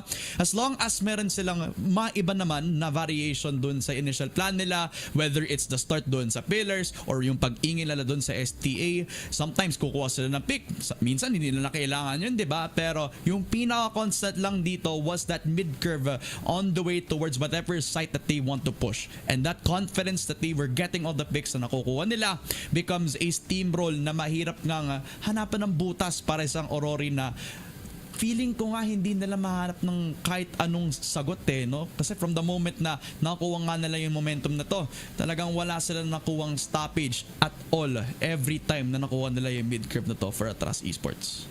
Exactly. And the most tragic thing para sa akin dito, Ramon, no, is nakuha ng AURORY yung basa Kung matatandaan mo, in the last round, nag-triple stack sa A-site dito yung players ng AURORY. But then, they got a little bit indecisive kasi nung nawala yung smoke, they peeked out from EA tapos nahuli sila nung sniper tuloy nung ATTRAS. No? If they just held their positions in C1, C2, C3, pwede sana nilang makontest yung entry doon ng ATTRAS. No? But the conditioning was already done. As you said, yung paulit-ulit na pagpunterya ng ATTRAS doon sa curve, medyo napaisip yung AURORY. Teka, baka magka-curve ulit sila dito when all along they were right na papasok ng A-site dito yung players ng ATTRAS. But by the time they realized that they were all, well, dismembered already. Lahat sila na dismantle na dito sa A-site. No? So ATTRAS, the mind games, I'll give them that. Napakaganda ng mind games dito ng ATTRAS. Legit lang, pre. I mean, this ATTRAS team is exciting to watch talaga. Their macro game is hindi ko naman masasabing mid-curve tayo, pre, at labanan lang natin sila lagi. Talagang baka dito lang sa new compound natin makikita lang yung mga ganito. But also yung kung paano nila pinupush nga naman yung naging set 1 nila dito. It's interesting to say that this team from Ankara all the way towards new compound is an exciting prospect na makikita natin dito sa CFS. Kasi this ATTRAS team is one that hasn't really touched a lot of like big stage games nga naman no? So them being in Impact is a good thing nga naman, not only for this team pero sa kahit sinong team nga naman na gusto makakuha ng shot to be one of the best teams dito, not only in PH pero pati na rin sa buong Southeast Asia. Exactly. And you have to remember as well that there's a certain level of experimentation going on dito sa compound at least. I mean, Ramon, kung mapapansin mo, kahit isang beses hindi nag-pillars push dito yung ATTRAS. So a lot of the teams, I would argue, still are hesitant in approaching, of course, the biggest changed area dito sa ating new compound. Kasi madaming nagbago doon no? Hindi ka pa sigurado kung paano mo i-approach yung pillars into that store position dito sa B site. No? So they would rather stick to the standard. So there's still a lot of leeway for improvement para sa team na to. And for the most part, everyone else dito sa liga natin. But I delve too deep dito sa ating compound. It is ATTRAS that takes the spotlights, taking down one of the biggest threats dito sa ating qualifier. No? AURORY is down and ATTRAS will be taking their spot in Impact. So, as you said, this is a team that I'm gonna be looking forward to witnessing. No? Maganda yung benchmark na pinakita nila dito. And I would imagine mataas pa ang pwedeng maabot ng team na to. No, totoo nga lang no? Sa mga first weeks or first days of the week natin sila makikita. So sure na sure akong talagang this team will have a lot of opportunity to showcase what they are made of. As we take a look at yung set summary nga naman natin, we gotta give some props pa rin sa isang AURORY na talagang malaki yung naging effort para umabot tayo sa puntong ton no? We were ready to write them off nung umabot tayo doon sa ating second set where honestly it was just one hell of a steamroll nung naging komportable na nga agad ang AURORY ngayon. Kaya medyo tumaas yung hopes natin ulit nung umabot sa new compound. Lonka and Sun Device in particular has shown na may hope pa rin para sa team na to, but it was just not enough pre. Medyo nagkaroon ng field day sa mga picks at saka sa mga executes ang ATTRAS by the end of it as well. And take a look at the stats here from again the riflers dito ng ATTRAS. No? Ito about RTA, 22. CRG as well. 22 kills for CRG. 22 kills, 9 deaths. That's a KD of more than 2.0. Ramon, that's impressive stuff para dito kay CRG. No? I mean, I'd be surprised if hindi siya yung MVP natin considering just the raw numbers he inputs into this set. Least deaths, most kills in the entire lobby dito, Ramon. That is a standout for performance to say the least para kay CRG. I mean, of course, the rest of the team deserves their flowers as well. RTA in particular, no? I mean, he has been setting up the team for the utility side and of course the shot calling. But the match MVP is without a doubt CRG. I mean, apart from the fact na ang taas nung KD niya dito on average, yung headshot per kill niya dito, Ramon, almost 0.5 per kill. 50% chance na headshot yun ni CRG. Baga, parang Insane. coin flip yung kanya naging accuracy pero medyo may konting words of improvement nga naman for that, but in an execute heavy strategy na inuulit-ulit nga naman nila, it's definitely a surprise nga naman kung gaano ka-consistent ang isang CRG dito no? Definitely a fragger to watch out for at sure na sure akong every other team in Impact is gonna look out for this guy as well. So, congratulations sa ATTRAS Esports, but unfortunately for that as well, when one door opens, another one closes. This will be the last that we'll see of AURORY at sana naman ay makita natin sila sa mga susunod na tournaments, but that also closes yung redemption arc para dito kay Revenge as well as ang yung core na sinasabi natin, well, hindi siya naging enough para matuloy-tuloy natin sila makita on the Returns Impact. Pero okay lang yan because that means it's gonna be a story for new generations at makikita natin yung mga susunod na yan sa susunod as well na BO3 mamaya. So syempre, a lot more crossfire and a lot more action happening after the break. Ako nga pala si Ramon at saka si Daydom, and this has been yung Spring Qualifiers. Huwag kayong aalis, may isa pa tayo.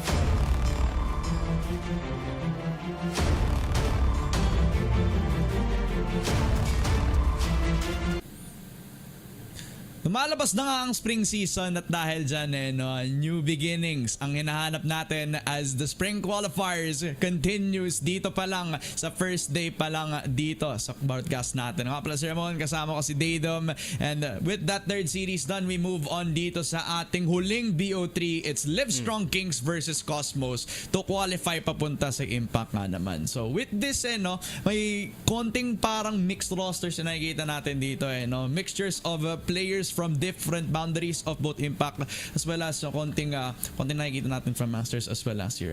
So Livestrong Kings versus Cosmos, bit of a question mark on how this will go, pero ang feeling ko talaga Daydom magiging close yung mga matchups natin.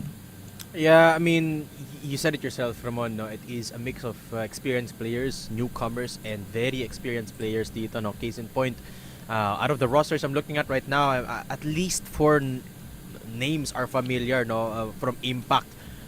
For example, for Livestrong Kings, si Hank Shu, one of the top players last season ng Impact from formerly Kadliban Esports, is gonna be playing for Livestrong Kings, so that's just the tip of the iceberg para dito. On the other end, sa Cosmos naman, you got Ephraim, Zib777, formerly from Blue Vortex, so lots of experience on both rosters. So I would definitely expect this to be a close one as well, given the caliber of the players we've had. But I want to talk about that a little bit more dito, Ramon. Just touch upon the last series, the last match that we had. The fact that AURORY got 2-1 by their opponents, by an upcoming team. Knowing na iba yung ina-expect natin, Ramon, goes to show you na you can never really predict just how volatile this current iteration of Impact is going to be. So let's take a look at the maps. Ano nga ba mga paglalaroan natin dito, Ramon? If you have any predictions, makakita ba tayo ng compound ulit? I was about to say Port pare. I mean, this is a Cosmos na I believe from Impact summer last year. It was nakalimutan ko yung pangalan ng team but this is the team that likes to spam that port map nga naman.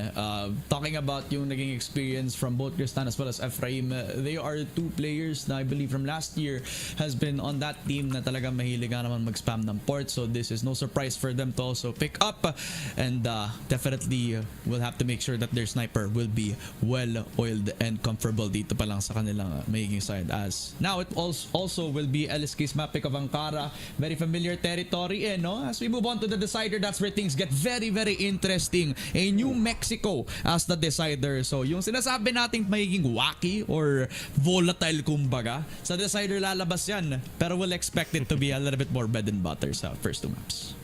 Yeah, I have a question for you, Ramon. Do you think we're gonna get to Mexico? Sinabi ko nga, baka maging close pa nga to, considering the caliber of players na meron dito, feeling ko may potential talaga sila makaabot doon. Interestingly, they didn't want to go towards that Eagle Eye, which could have been a very interesting thing. It's a map that we don't really see a lot of play coming into, except for the one game that we saw dito so far sa first day natin. But other than that, the map variety is very very well put nga naman. I think this port map is a good setter. Sana nga makaabot tayo sa New Mexico kasi this map is just really fun to watch talaga. Yeah, I think we're gonna go there. I think we're gonna go the distance. At this point, I think anything could happen. Yes, there's a lot of experience on both sides, and I think that really begs the question, which team is gonna be able to tie their loose ends, so to speak, together. Kung sino yung unang team na makapag-figure out how to play well with their teammates is ultimately, in my opinion, the one that will advance papunta sa ating Impacts. And taking a look at the rosters, though, very respectable yung mga names na meron dito. Of course, being a team that still figuring out how each other play, of course, majority of our teams are like that dito sa ating qualifier. So, I would expect na they would play towards the standard maps, which is the case ngayon. I mean, going to Ankara and Port for our first 2 maps. Of course, hindi nga sila nag-compound dito as one of the more played maps dito with a lot of experimentation happening, but wag na natin intayin pa. Ramon, simulan na natin to. Cosmos picking up Port, so doon tayo pupunta muna, and Cosmos sila yung aatake. And look at the sniper pickups. It's going to be Sai on the sniping department. It's gonna be interesting to witness just how Sai will perform. I mean, yung mga players kasi nila ng CGT dito already tested yung mga riflers nila, no? It's about the sniping department. Will he be able to keep toe-to-toe with AZN on the other side? Kaya nga eh. Expecting a map like this, no?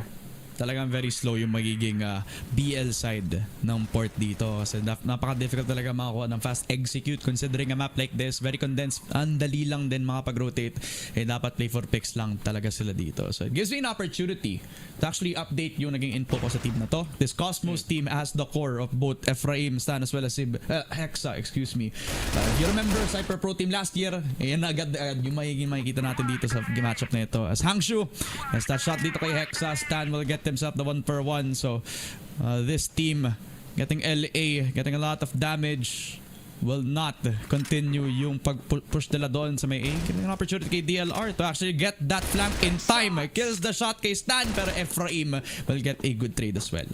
Alright, 3 versus 3. Yung depensa dito ng LSK, very aggressive so far, but with 1 minute left on the clock, dahil pang pwedeng ikutan dito yung Cosmos. Sniper still in play for AZN dito sa taas ng A site. At wala pang napupush dito yung players ng Cosmos. So iniintay nila na merong maging aggressive from the defensive side, from the GR side, bago sila pumasok dahil nakita nga nila yung first 2 players dito ng LSK naghahanap ng contact. Seeing as they are running out of time, didiretso na sa mid dito si CEBU. Makikita niya yung isang players dito sa RS, Sen keeping him at bay, playing the M4. Curiously enough, still playing the M4, still very effective at this point, no? Especially in this map. As they make their way towards the hands of SDL, papasok, and SDL dismisses of all 3 players from Cosmos. A very successful hold from LSK. It's a God box pa. Pinakita nila kung sino yung Diyos sa LSK ngayon. Si SDL pa nga. And what a perfect hold from him. A blind spray sa 3 lalabas pa lamang on that entrance itself. Gives an opportunity for him to just keep spraying with that left mouse. I like as well the decision making from LSK, excluding the fact nga na nagkaroon ng napakagandang defense ng si SDL. Even if he dies doon, ang ganda ng rotation timing. Agad ni Sen na spot pa nga niya si CEBU. He knew that since he was on Z, it's a big chance na baka sumunod pa nga yung mga players na papunta doon sa may B site, no? So it's a game of chicken for both the SGT as well as LSK. Once they get the info, they know that that execute on B site is coming nga naman sa kanila. So 1-0 na ngayon. LiveStrong Kings staying up to their name. Kings on the defense itself. Pero yun nga, no? This map really is that GR sided as Hangshu. No hesitation. Gets the peak kay Sai. And the punish is there. 4v5. But papasok yung Cosmos without that man up. And I think at this point, they should expect the push from LiveStrong Kings. Lalo na kay Hangshu, no? If you remember, from the last time we saw Hangshu, one of the highest multi-kill converters in the league. Hangshu this time down to 1 HP, pero si Sen yung sasagot kay Ephraim. Ephraim is down. Hexa goes into the fray. Sen is down, pero napanalim na dito yung position ni Hexa. Diretso mula sa under. And SDL will be successfully holding the site again. Double kill for SDL. Pero sasagot si CEBU. 1 HP para kay Zib. Si AZN nasa likod. USP in hand and time is ticking down. Zib naitanim yung bomba. Pero mag-isa na lang dito parehong players. Zib is 1 HP, remember dito. And Zib still playing the same position. Tumalon, umakyat, nakita! And AZN to kill him off. That is the round to defuse. Or the C4 to defuse para kay AZN. That's the second round on the board for the Kings. Not as clean as the last round, pero SDL still had the most amount of impact pa rin. That was 2 kills that he needed para hindi mabigyan ng chance na makapag-plant ng C4 ang Cosmos. They had a great game plan after a botch push papunta doon sa may B. He knew that Z was still an open insurance policy na pwede nilang kunin no? So once that they got that curve spot, they knew that that B site was still a possibility from them. Pero SDL just shut that door down again.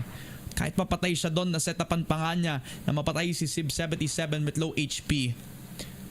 LSK with a 2-0 lead on the expected side so far, no? So, it's impressive, but it's what we kind of expected at the get-go dito pa lang sa ating port map.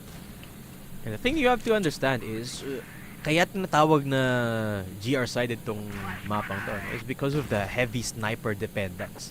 Kung mapapansin mo yung pinakamaraming kills, it's SDL, it's Hangshu, it's not the sniping department. No? So, it's a very unconventionally aggressive yung depensa dito ng Livestrong Kings, which is very entertaining to watch. If I'm being honest, no, si Hangshu andun na naman.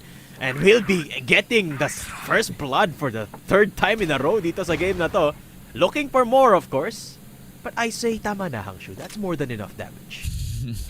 Baka mamaya mapunish pa nga na wala sa oras si Hangshu, no? That's the Ulit. third time that he did. Oh, that's the second time that he did that. So pag-push on LA. So baka mamaya, baka hindi lang isa yung ilalagay ng Cosmos, yung paghawak nila ng punishment dun na dito kay Hangshu. Baka dalawa pa nga ata at baka mahirapan lalo ang young player dito from Livestrong Kings. Pero instead, Cosmos, after mabigay yung buhay nitong si CEBU77A, magro-rotate na lang sila on B. But look at the stack, the setup para dito sa LSK. Isa dun sa likod lamang ng site at isa na nakahawak lamang para setapan yung flash for the Godbox player. That is SDL, not even needed. Look at the kill. The other one, pero Stan and Ephraim able to get themselves the entry. 3v3. And eventually Hangshu also joins in the fray as Sen lines them up with a 2K. That is a great crosshair placement. And good spray downs coming forward. LSK with a 3-0. Makita mo ba yung mga smoke doon ni Sen tsaka ni SDL? The moment napapasok yung Cosmos, sabay silang nagbato ng smoke and then both peeking out, getting a kill apiece. Picture perfect defense para dito sa Kings. Hangshu, hindi na siya makakapag-push ngayon sa LA kasi ang daming nag-peek sa kanya doon. So he will have to play inside of A. But so far, so good. Yung depensa dito ng Livestrong Kings has been really, really good. Impenetrable almost. At Cosmos kailangan na lang makahanap ng ibang solusyon dito. Hindi pa sila nag-CA push pero si Ephraim nakakuha na ng isa. Good punishment onto AZN. So Ephraim, we're talking about, man, definitely a player from last year's Impact that has shown a lot of good highs. A team like Cosmos, where the core has been played from the very old days of BV as well as XPT, just finding that mark doon pa lang. And Ephraim is really showing that high ceiling that he has ngayon. 2K from him. Cosmos winding up another 4 versus 2 this time. That could finally be the answer to their problems. But SDL continuing to be the threat. And DLR securing that 2 versus 2. Napatay pa nga si CEBU77. Low HP for DLL. Will make it all the more difficult for them to defend that site. Pero the call is secured and it's crystal clear para kay DLR.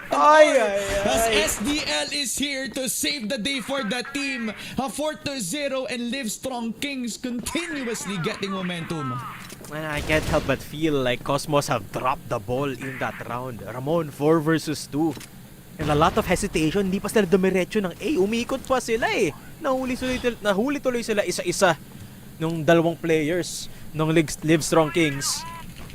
Panalo na dapat yun, Ramon eh. So, Cosmos unable to make the most out of their advantage. And Livestrong, this is a team that is very heavy on the dueling. Kita mo naman si Hangshu laging nagpo-push. SDL always looking for fights because they're very good at fights. Yeah. Dahil na-isolate kanina yung players ng Cosmos, natalo pa sila eh. Grabe. Si Ephraim na sana yung spark plug na hinahanap nila.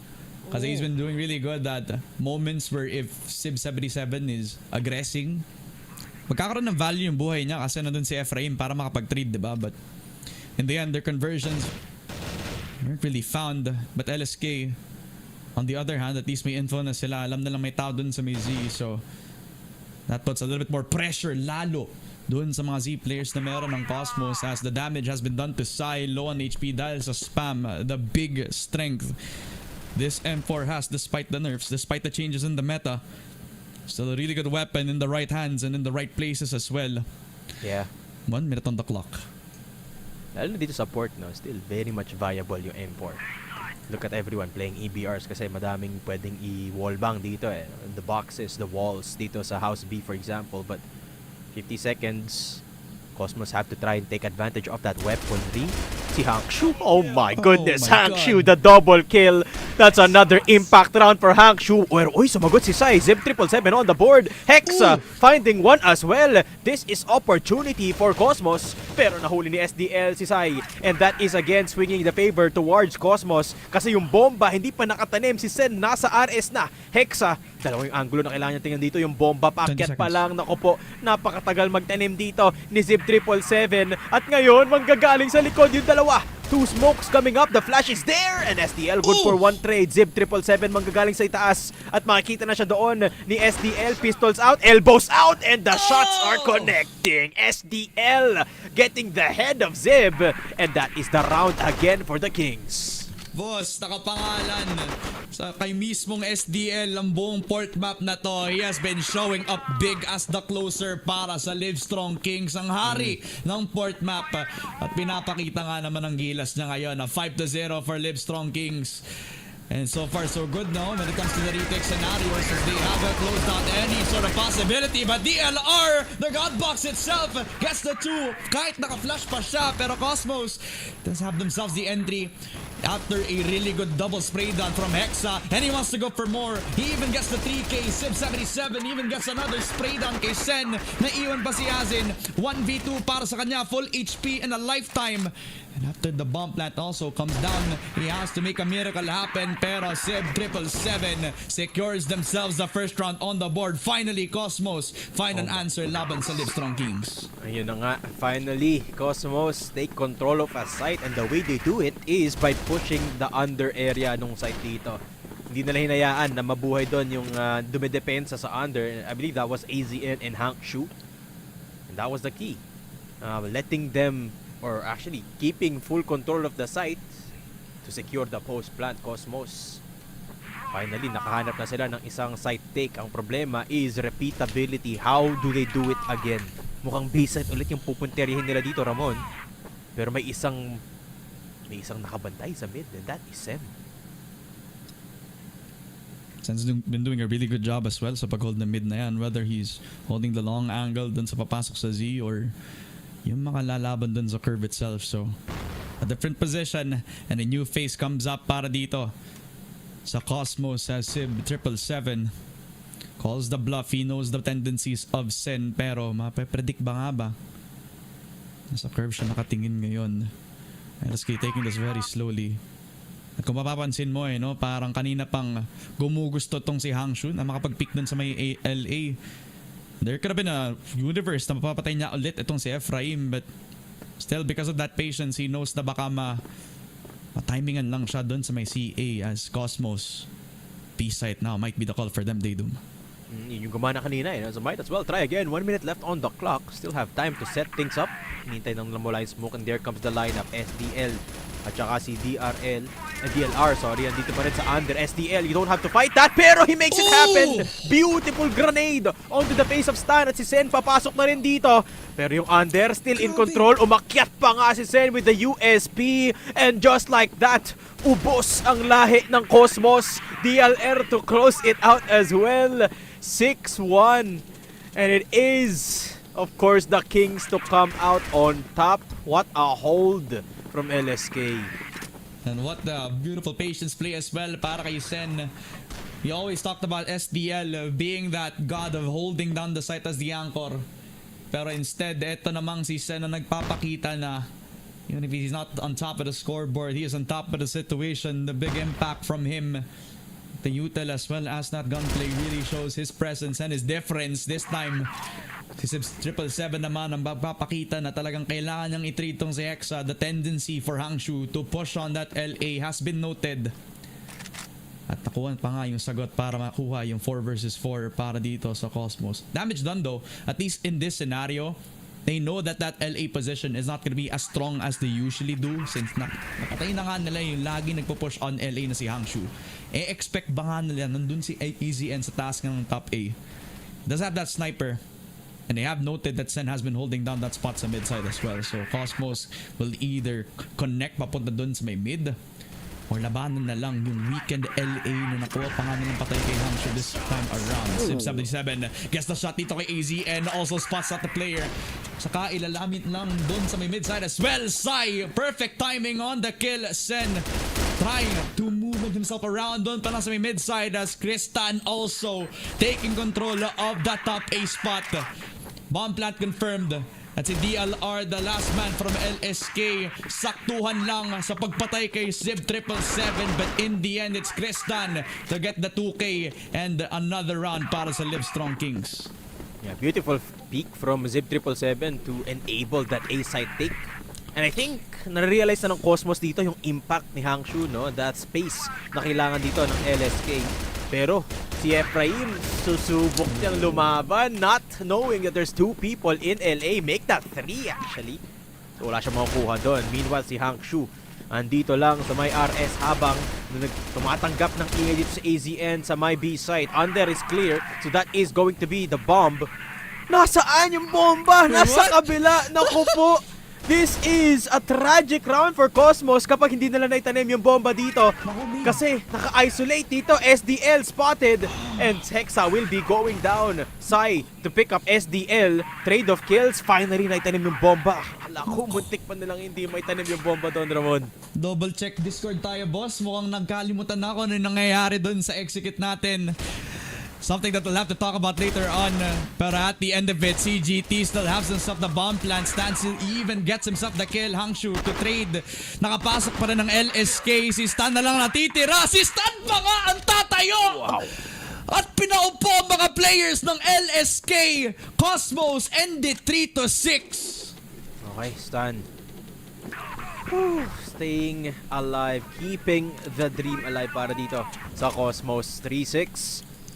Is still a disadvantage, Pwede but it's na. not the worst thing in the world. Oo, exactly. Pwede na to na laruan para sa Cosmos. You have to remember, at its core, this is still a very GR-sided map. So, pwede pa silang makabawi dito for sure. And all boils down to how they're going to anticipate the moves of the Livestrong Kings. Lots of mid-presence. So, this is something that we didn't see a lot of from the attack of Cosmos. Si Hangshu papasok straight into jumping on top of Zib. Pero si F andito sa my corner from the box. Gets spotted down. Takes down Hangshu. So that is the multi-fragger down. 3 versus 3. Yung bomba at least hawak pa dito ni Sen. Talagang pure difference on style over form, where that movement from Hangshu was something that everybody never expected, especially para dito kay CEB777 na talagang tumabaho lang sa paghold ng mid. Pero with Ephraim also with the trade, talagang di na na-expect ni Hangshu. Which actually could have garnered them ample amounts of mid control, pero instead on the B site where LSK are gonna have to perform their best execute dito.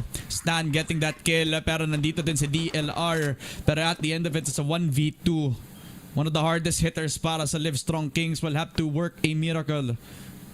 At si Hex at si Sai pa yan natitira dito, pero na-isolate pa nga niya si Sai. DLR against Hexa. No way. The underrated one versus the king dito sa kabila, si Hexa pa. Ang tatayong tagumpay. Cosmos get the round. Barely breathing pero they still get it. Yeah. That's the important thing dito, no, Ramon? Kahit na risky, it still worked. So it's still 4-6. Uti-uti nang nawawala. Nabibridge yung gap dito ng Cosmos. Seemingly, they have this defense figured out for now. Though, this is still very early to call on kung sino yung may control ng half na to. No? Livestrong Kings, they've only attempted just a couple of things. Una, mid-control. Tapos kanina, another approach that they can look for opportunities dito elsewhere. Maybe a B-side execute towards Z, for example. Another thing that they could capitalize on. Pero, actually, a lot of presence dito sa B house. No? So kapag pumanta sa B, yung players ng LSK, baka delikado. Walking into the hands of Stan and Sai. Let's see where their plan is. Yung sniper dito ni Sai, nasa B. Close angle play. It's gonna be very hard to pull off. Pero sakto yung position niya dito. Oh, yun lang. What a Sai is shot. down and SDL picks up F. And as I said, that's a very hard angle to pull off with the sniper kasi very tight yung angulo doon. Habang si Hangshu nakapasok na sa A site, pwedeng lumipat ang Livestrong Kings towards that A site. Si Hangshu nasa RS, hindi alam ni Hexa yun. Hangshu connects with the shot and the entire map in full control of LSK. And it's just that one kill onto Hexa just fully confirmed na yung A site na nga yung safer play. And an unfortunate result para sa Cosmos kasi nagluto sila ng magandang bait and switch sana where they had a crossfire na magpapaingay na sa ano doon sa B. At hindi na may tao doon sa taas. Pero stun and save 777. They could even the odds out. It was E2V5 to start with pero nakuha nila yung dalawang picks. Kaya medyo nasa conversation na muntikan pa nga na maging one tap yun para kay CEB777. But with a wraparound from him, he now joins up with Kristan. But the LR is gonna get the kill. CEB777 in a 1v2 clutch. The spray doesn't work. The USP pulled out. AZ and down pero DLR is still here singing the praise and the win para sa Livestrong Kings 7-4. They almost lost the round as well. I don't get it. Like, they keep taking these risks. I mean, sure, Livestrong Kings, they still won the round, but they could have ran away from Zib in the end. But nonetheless, they make it work. I mean, it was down to a 1 versus 1, pero napagana naman nila. So, I guess the ends justify the means dito for Livestrong Kings. Nonetheless, lamang pa rin naman sila dito ng tatlo. And they will control CA this time around. This is something na hindi ginawa ng Cosmos. Never silang nag-CA push nung nasa BL side sila. So, might be something that they won't expect. But the important thing is, nag-iba ng position dito si Sai. Playing the standard LA position for the sniper. That's what you would expect dito sa ating mapang ito. Pero yung LSK slowly making their way towards House B. Na in fact, tatlo na ngayon nandun eh. Already setting up the push for the side of Livestrong Kings, and the two that they have to deal with are already on backside as well. So Stan getting the info and the flash comes in para sa kanila. LSK pushing down pero Stan completely confirms the kill kay SDL. And with the entry already killed LSK, hindi na lang ma-confirm yung objective at napatay pa nga si Sen because of the nade. CGT, the util, and the gunplay is on point. Top A lahat. At para sa Cosmos, sunog ang LSK sa isang flawless round. 5-7 sila ngayon. Beautiful hold onto that B site. Hindi gumana. Executed ng Livestrong Kings. No, not even taking a single person down. So, yeah, it's an attempt that did not work para sa LSK dito. Cosmos, although still struggling na makuha dito yung equalizer ng rounds, no, it's still touch and go para sa mga rounds nila. Even though that was a beautifully red round para sa kanila, it still feels like their hold on this half is a bit fragile, Ramon. As again, yung players dito ng Livestrong Kings nagsiset up towards Z and that house B position. Could be a bait though. Tignan mo yung position ng bomba dito, nasa RS pa. They're probably waiting for at least one player from Cosmos na mag-push. Si Ephraim yung parang kakagat. So at least alam nilang may nakatao na agad doon eh, no? Or at least somebody's close doon pa lang sa may window itself. I don't think it's gonna be a situation where they forget the bomb. Yes, you're absolutely right, Prep. Feeling ko naghahanap lang sila ng option, no? Kung magpo-push nga ba sila doon sa B, they could very well just rotate back and towards mid and actually flood push papunta dito kay CEB777, which hindi pa ata nila nagagawa yun so far on their BL side.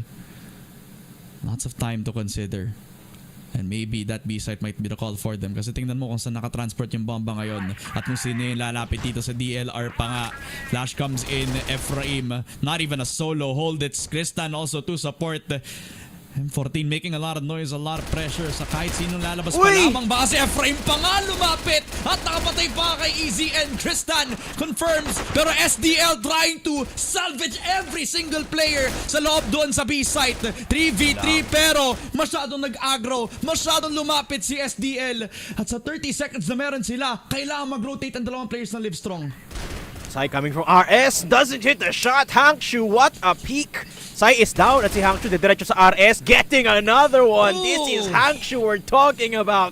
The multi-frag king, tatatlo pa nga Hangshu to save it all for the Kings. 8-5 and Hangshu takes the spotlights. Matapang si Hangshu, the solo push from him, knowing that he needed to provide an answer para sa team na ito. And with that triple kill, the momentum nag-bleed through pa nga kay AZN as he gets the kill kay Sai. We talked about the snipers na medyo nalalamig sa isang sniper-heavy map katulad ng isang port map na to. So the step up like this for AZN is crucial to take that first pick. Then again, we have to calm back down there. No, this port map for LSK is so high on the mark when it comes to momentum. Kapag nakuha na lang yung patay kay Sai, ang dami na lang options na i-push. Exactly. Although, I feel like medyo nag-overheat si SDL that last round. No? So medyo napasobra sa momentum dun. Has to be still calculated for LSK kasi pwede pa rin sila mapunish dito ng Cosmos. Just like that, Zib. Perfect timing. Pero si Hangshong sasagot sa kanya. Zib is down. 1-for-1 trade. Pero na-control ang CA dito si Ephraim. Tinaw yung position ni Ephraim. Nasa loob ng smoke. What? Hindi pa siya nanonood. Hindi pa siya natitingnan. So he's gonna be a really big threat kapag hindi siya na-counter na kahit sino dito. Smoke already fading and I guess him being on Z is gonna be a big noted position nga naman para sa team ng Cosmos ngayon. Pero sa pag-rotate nila papunta dito sa B, Ephraim will have to be prepared. Pero DLR, nalaman na agad na nangyayari. Ephraim, hinahatid pa lang sana yung depensa dun sa house. Pero na-track pa siya ng bullets. At si Hangshu, nagtatry na kumuha ng timing. Pero yun nga lang, napatay lang din siya ni Hexa. Aware sa kung ano yung surroundings na dito. 45 seconds, A-site might be the option now. And Hexa just looks away at the worst possible time, giving an opportunity para makapasok ang mga players ng LSK. Pero Hexa still has the shot. And AZN with the nade. Perfectly timed kay Hexa. Si Krista na lang ang natitira. 1v2 full HP and M14 EBR. That could change the trajectory of this game with just one kill. This is still possible para kay Kristan. Is it? May sniper na hawak dito sa AZN. Tapos 22 HP left for Stan. Yeah, it's not looking very likely para rin sa EBR player from the Cosmos. And the time ticking out, the double peek coming in. Hindi niya nakita ata si Sen na nandun din sa RS. Scratch that, nakita niya. And Stan! What? Naku po!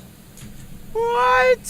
2 HP! Sinabi ko sa'yo, man. He had the opportunity. He had the number on his name. Pero instead, the CGT had all the time in the world, man. Wait, what happened? Nanalo ba sila sa bomb? What? I'm not sure. Pero that was not something that Livestrong Kings needed to fight at all. Could have just laid the time, rotated around RS, tapos mag-post plant na lang sila doon. Unnecessary risks para dito sa Livestrong Kings. Are becoming costly para sa kanila dito. Ramon. Cosmos, 2 rounds behind. Livestrong Kings. It's the second time na nag-overheat yung players nila doon. Kaya si SDL, this time 2v1 na sa... Sigurado na yung round na yun eh. But still, losing grip of it is... Yeah, it's not something you want to do, especially in a high-stakes match like this. Yeah, definitely pare. The pressure getting onto the players of LSK ngayon. Now CGT. And the setup that they have, it's all gonna be on the defense ngayon on B site. 3 players stacking up their nades. Yung util sa pagpasok ng B site. At dahil dyan, Ephraim prepared. At doble pa ang preparation. Kasi nandito din si CEBU 777. And just like that, 4 kills para sa Cosmos. The behold is perfection. Pero sa pagpasok ni Hangshu, dalawa lang ang mapapatay niya. Pero ang dami pa ring players na kailangan tapusin ang LSK dito. That's a 7th round para sa Cosmos. Yeah, I think Livestrong Kings need a timeout at this point. They're committing a lot of mistakes. The commitment onto that B site as well, not necessary. Still had plenty of time to do so. Maybe getting a little bit more information would have been helpful. Pero wala, dumiretso na sila doon no? Just because of the last 2 rounds with a lot of hefty mistakes from the Kings, isang round na lang alamang nila dito. At this point, medyo kung ako yung coach ng Livestrong Kings, medyo kakabahan na ako, Ramon, kasi nawawala na yung lead natin no, for the Kings. Cosmos thriving by not necessarily doing too much. Standard defense lang, dueling lang sila, hold lang ng B site, and they're getting rewarded for it. That's still definitely still a lot of mistakes for the Kings. Hindi lang din dahil as well sa over-aggression no? They're not making too much mistakes. Talagang the defensive holds are just impenetrable para sa Cosmos kapag ka nag-hold sila sa B-site as well. So they need another answer. And maybe yung LA yung magiging sagot sa kanilang ngayon as SDL paves the way, and with a perfect spray, napatay pa nga tong si Sai with just one shot galing sa USP. Tumutuloy pa at sumasagot pa si SDL. 3K para sa kanya. Tristan still alive and kicking. Good so nade. patay si Sen. Good nade, patay ang isa. Tristan down, si Ephraim na lang ang natitira. Low HP si SDL. Answered back. Yes, the 2K. 1v1 para kay Ephraim. Si Hangshu nga lang ang sasagot sa tanong kung mananalo nga ba ang LSK. Oo, sumagot sila 9-7. Hangshu, the old reliable. When you need someone to step up, it is Hangshu. But of course, you have to give flowers as well to SDL. Napakaganda ng entry na yon. Dire-diretso, getting a lot of kills, creating a lot of space for the Kings. At ngayon, within touching distance of winning this first set of this matchup. 9-7 in favor, of course, of LiveStrong Kings. At biglang tumahimik ang mapa. Yung last 2 rounds, nag-rush sila. You know? 1 in B, 1 in A. At ngayon, tahimik. Just a lot of smokes in mid. But you have to remember, paulit-ulit na pumuposition dito sa mid si Ephraim kanina, no? So, LSK, nabasa na kaya nila yon? Possibly, no? 1 minute for them to actually get themselves that objective. CA dropped in and no sound made. DLR. You will notice now for CGT. A side drops into the worst possible position. Patay agad. At nakapasok ng LSK. Pero Sip! The defense of a lifetime! 2 against 2! Yun nga lang, Sin kills him off. Kristan still here. Rotation, impeccable. At the drop pa nga yung C4. Pero AZN hits the shot. Pero it's a 1v1 up against Hexa. Low HP para kay AZN. So he has to hit it perfectly. He does! With the TRG. 10-7 LiveStrong Kings will close out yung set 1 nila. And AZN picks up the spotlight as we draw a close on our first set of this matchup. Beautifully done on the TRG. And just when you thought it was getting almost finished para sa LSK, tinapos na nila dito. No? I mean, I feel like they were losing a lot of momentum over the course of that second half. Pero parang pinuwersa na lang nila dito, Ramon. A lot of rushes. Actually, yung last 3 rounds natin, puro rush dito ng LSK. And a lot of it going down into the duels. Zib actually had a lot of defense dun sa last hold natin. No? It was just the heroics from the players of LSK that was able to make it happen for these players. And actually that doesn't look like a very good indication para sa set number 2 natin, no? Kasi LSK, yes, they were able to win this set just by a hair. Makes you wonder kung meron pa ba silang momentum for the second set. Yan nga eh. Kasi pwede din sila mapagod after that very, very long game nga naman dito, no? We also have to consider that it wasn't really a perfect game plan para ma-execute nila yung kanilang magiging port map win nga naman dito. There were a lot of holes sa naging entrada nila sa pagpasok dun sa B, sa mga times na kailangan nila mag-mid round. Sobrang daming bailout moments for players like Hangshu as well as para dito kay SDL and one way para ma-close out yung game na yun is just one more bailout para sa kanila. Pero the fact that they were able to make it that competitive as well as get it over the line as well just made it all the more important na makuha nga naman nila yung first half na nakuha nga nila even though it was a 6-3 nga naman. So LiveStrong Kings, off of their momentum, na-close nila yung set 1 na yan. It just goes to show that this sport map really does benefit kung sino yung makakuha ng GR side first nga naman dito. So well played, well done, and CGT definitely a heartbreaker para sa kanila. Very, very big note nga naman sa ibang players nga naman dito. I think Kristan really did perform very well on this sort of occasion where him on the rifle, he was really good on times na kailangan niya maging second layer or at least another person na kailangan mag-push with the team as well. I just really feel like that effort was just not enough kasi ang taas na agad na naging lead na meron dito ang LSK to begin with. Absolutely. And if you want to talk about LSK, I think it's impossible na hindi pag-usapan si Hangshu dito. It's nice to see Hangshu still performing at the top level dito in a completely different league with a completely different roster. Still performing at the top of his game from the get-go. Round number 1 pa lang dito, Ramon.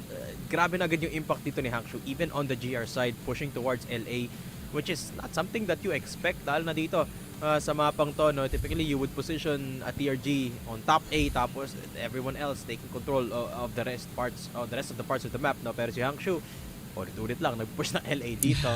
Eventually got punished for it, but by that time, lamang na ang Livestrong Kings, no? So, very impressive stuff para kay Hangshu dito. Definitely deserves a lot of credit. SDL as well. Very good entries nung lumipat sila sa BL side. And I think that's really what they're playing on, no? Nung nag-rush na sila dito, they recognize na, teka lang, ang lakas ng entry natin dito. Bakit hindi natin i-maximize? And that was SDL's time to shine. Speaking of the man, yun na nga, double kill para kay SDL. And another highlight para sa kanya dito. Goes to show you just how potent the riflers are of Livestrong Kings. And it went into the approach that we didn't really expect as well, where we thought that those snipers were gonna be the one to actually get themselves over the line. Hindi eh. Again, yung mga riflers na naman, yung parang lumalabas pa nga ng hindi naman yabang eh. Parang yung gilas na meron sila so far sa ating meta ngayon eh. No? Oh, yung angas, oo, tama dyan pare. Thank you so much eh. No? Parang it's just showing that aggressiveness na medyo na-expect natin from PH teams just like this eh, no? From a port map that really had a lot of difficulty sa mga executes natin dito, nag-hold strong yung mga patient lang maglaro dito sa ating naging set highlights. As we also take a look at yung set summary so far ng game na to, it was very, very close if you consider the individuals. Pero the fact that Cosmos also made it competitive was still a match that was very entertaining to say the least. And of course, taking a look at the numbers, kita nyo naman kung sino ang nakapagbigay ng pinakamatatas na numero para dito sa LSK. Of course, you got Hangshu at the tippy top, pero hindi nalalayo si SDL tsaka si DLR. Actually, DLR more on the supportive side of things, but still very heavy on contact. 15 deaths means na lagi siyang naghahanap ng laban dito, but always performing with the second most kills in the lobby. So, big props para kay DLR dito, no? But Hangshu is still performing on another level. Siya yung as I tout the multi-kill king while also becoming a very consistent player. Kapag siya yung naiwan dito sa sa roster nila, pwede pa rin talaga manalo yung LSK no matter how hard it is. Yep. And for the multi-king himself nga naman, baka siya pa nga ang makokoronoan nating MVP so far. Ayun as it nga. will be Hangshu nga naman from Livestrong Kings. 1.46 KD. Every kill per round nga naman is given to him and then some, dahil nga naman sa naging decibel na meron dyan. It doesn't even matter that he is not as accurate sa ilang mga kills na meron tayo compared to the others at MVPs. As long as he's the type of guy na talagang hinahanap ang insurance if ever na hindi nag-workout yung initial push, he does deliver. At kung gusto nga niya maging aggressive, pinapakita nga din niya na kaya din niya yun as the rifler that he is. Congratulations para kay Hangshu at congratulations as well so far. Nakaset 1 na ngayon ang players natin on Livestrong Kings, pero the job's not done just yet.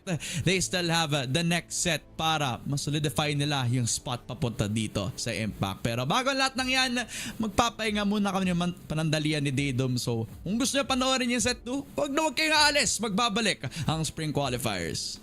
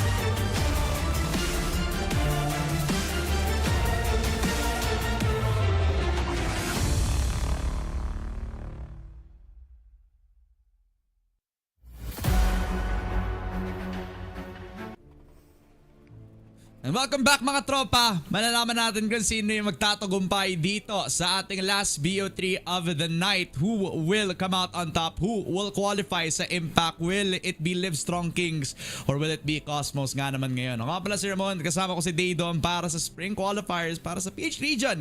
So far ng magiging games natin. We're heading into Ankara. It was a very lengthy port map to say the least. Tingin mo ba this Ankara will actually bear its legs or tingin mo ba magiging short game lamang ito? What do you think, Daydom?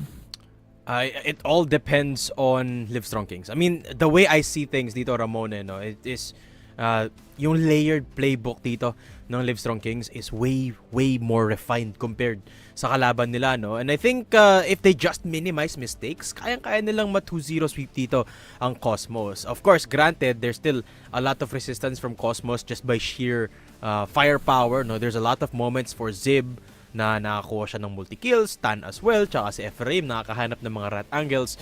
But apart from that, I firmly believe na mas pulido dito ang playstyle ng Livestrong Kings, but they do make a lot of mistakes. They take a lot of unnecessary risks na sigurado na dapat yung round and then maririsky pa dahil hindi naman nila kailangang i-pick to or for example, hindi nila kailangan lumipat ng area.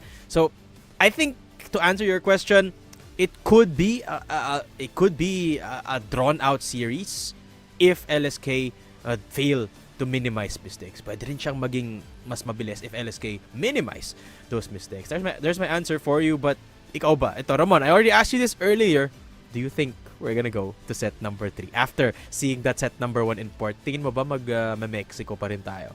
Look, sinasabi ko sa iyo ngayon, I hope that we go to set number 3. Kasi syempre, gusto din naman natin ma-uncover yung capabilities na pero natin koponan. Pero if LSK want to end this ngayon, then they have to do it on a map that they are very comfortable with. Sila yung pumili ng Ankara.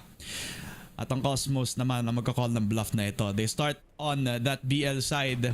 LA smoked up pretty early nga naman para sa side ng LSK ngayon. Pero I don't think Cosmos are gonna hesitate any longer. They still want to contest that Vents position. Wala nang kahit sino nakatingin dun sa CA, no? So talagang pasok para kay Hexa at saka kay Stan. Ang Shu gets the spray, drops in. Yun nga lang, it will be another perfect spray from another player na nasa loob lamang ng A-site na yan. SDL and DLR securing the frags that they need.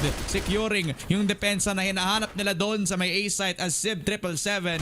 Get the trade off kay SDL. Numbers invested. At naiwan pa nga dito si Sai na nakahawak pa nga dito sa TRG na yan. Patay si Sen. It's gonna be a 1v2 clutch this time around. 1v2, and this is one of those moments na LSK have to minimize mistakes. Alam nilang naka-sniper, have to not isolate the fights. At isa-isa silang pumasok dito, Ramon. There you go, good recovery for DLR. Medyo kinabahan ako ng konti doon.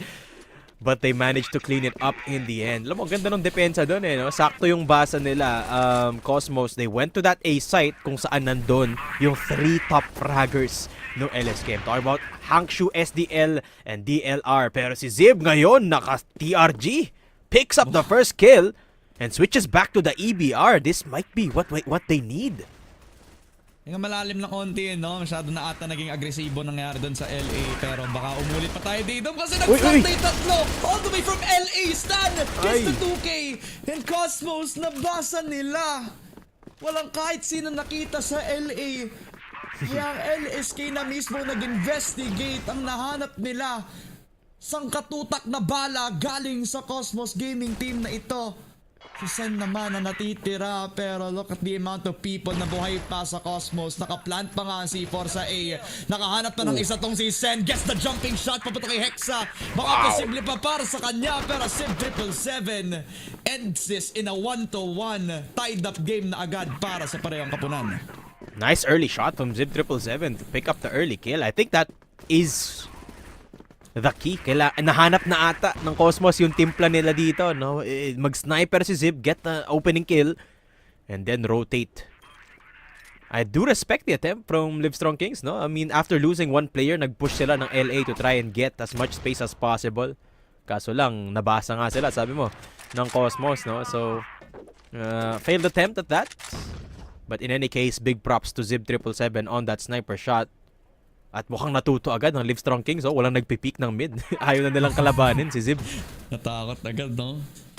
Kahit ano ata, pwedeng gamitin ng batang to. He's been one of the prospects from what I've watched nung Sunday Shroom sila na naglalaro siya as a sub from one of the players na nawawala from a few weeks, that is Ram. And he actually performed well above expectations ka naman. I just was happy na makita siya on a full-time position ngayon sa CGT. At sana nga ay mag-thrive siya dito sa roster na to kasi he's been performing pretty well on maps like Ankara ngayon where he could actually perform on an optimal level sa kahit anong weapon na ibigay sa kanya. But now he's gonna be that third layer sa pagpasok dito pa lang sa may vents. Send the lone anchor. Habang apat na nakatao lamang sa LSK doon sa may B side. Here comes the util and the push from Cristana. Patay si Sen na nag-iisang anchor at nag-force ng retake. 4 versus 5. Cosmos have the side. Ganda ng push ng Cosmos doon, taking down Sen. At the Livestrong Kings kailangan nilang mag-retake with 4 people left standing. 1 on the flank. AZN takes down Zib. That's a good start pero kailangan hindi mahuli si Hankshu dito sa flank. Saktong-sakto yung posisyon niya up against Sai. Sai is spotted pero naka-TRG si Sai. Okay lang kay Hankshu yun. Still takes the kill. Flash coming in. 2 players stunned. Flash rather from the side of CGT habang papasok sa exit sa SDL. Saktong-sakto yung posisyon niya as Hexa takes him down. DLR on the other side comes in. Hexa is down as well. Stan all alone. Mag-isa na lang. Time ticking down. At ubusin na ni Hankshu at ni AZN yung players dito ng Cosmos. Beautiful retake off the back of the flank of Hankshu. Yun yung mahalaga dito na nahuli ni Hankshu yung sniper ni Sai. Tapos may flash setup pa sila to come in for the retake and it was just clinical from Kings. Yeah, and it also came at a time where Kristan as well as Hexa were looking at that exit position, fully expecting that the retake was gonna come all the way towards exit as well. Na, kung ganun nga yung setup, it would have been a flawless kind of defense na meron sila doon sa C4 na plant nila on A.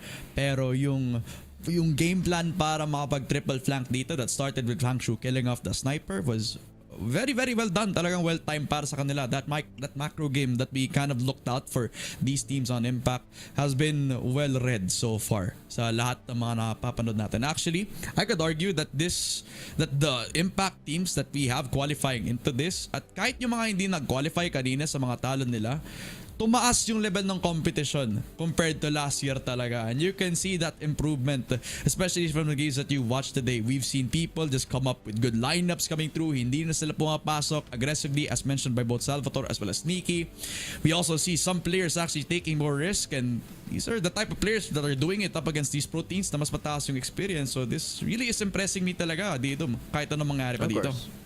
Of course, and you want to double down on that conversation by looking at the current game we have at hand. You talk about Hankshu, former, of course, in the rosters in Impact as well. You talk about Zib, formerly Blue Vortex. Ephraim, of course, performed really, really well as well in the last iterations of Impact. No? So sila talaga yung nagsiset ng trend para dito sa ating qualifier, as is kind of expected of them, but also still very nice to see na parang hindi kumukupas yung talent ng mga players natin. Kumbaga sila pa rin yung benchmark dito for many of our players, whether it be new or old. Now, I want to take a look at just how different this set feels compared to our port set, no? Kasi parang dikit no, yung laban, Ramon. I mean, if you remember as well, dun sa GR side, mas malakas mas malaki yung naging lamang ng Livestrong Kings kanina, no? But this time it's not as apparent yung lamang nila. In fact, actually, I would say na medyo nahihirapan nga silang dumepensa, no? In the rounds that they've won so far, a lot of it or majority of it actually galing sa retake, no? So medyo nahihirapan silang dumepensa dito to a point na kailangan nga nilang iwasan yung pag-sniper dito ni Zib. So you could definitely see that the Cosmos are also comfortable in this map.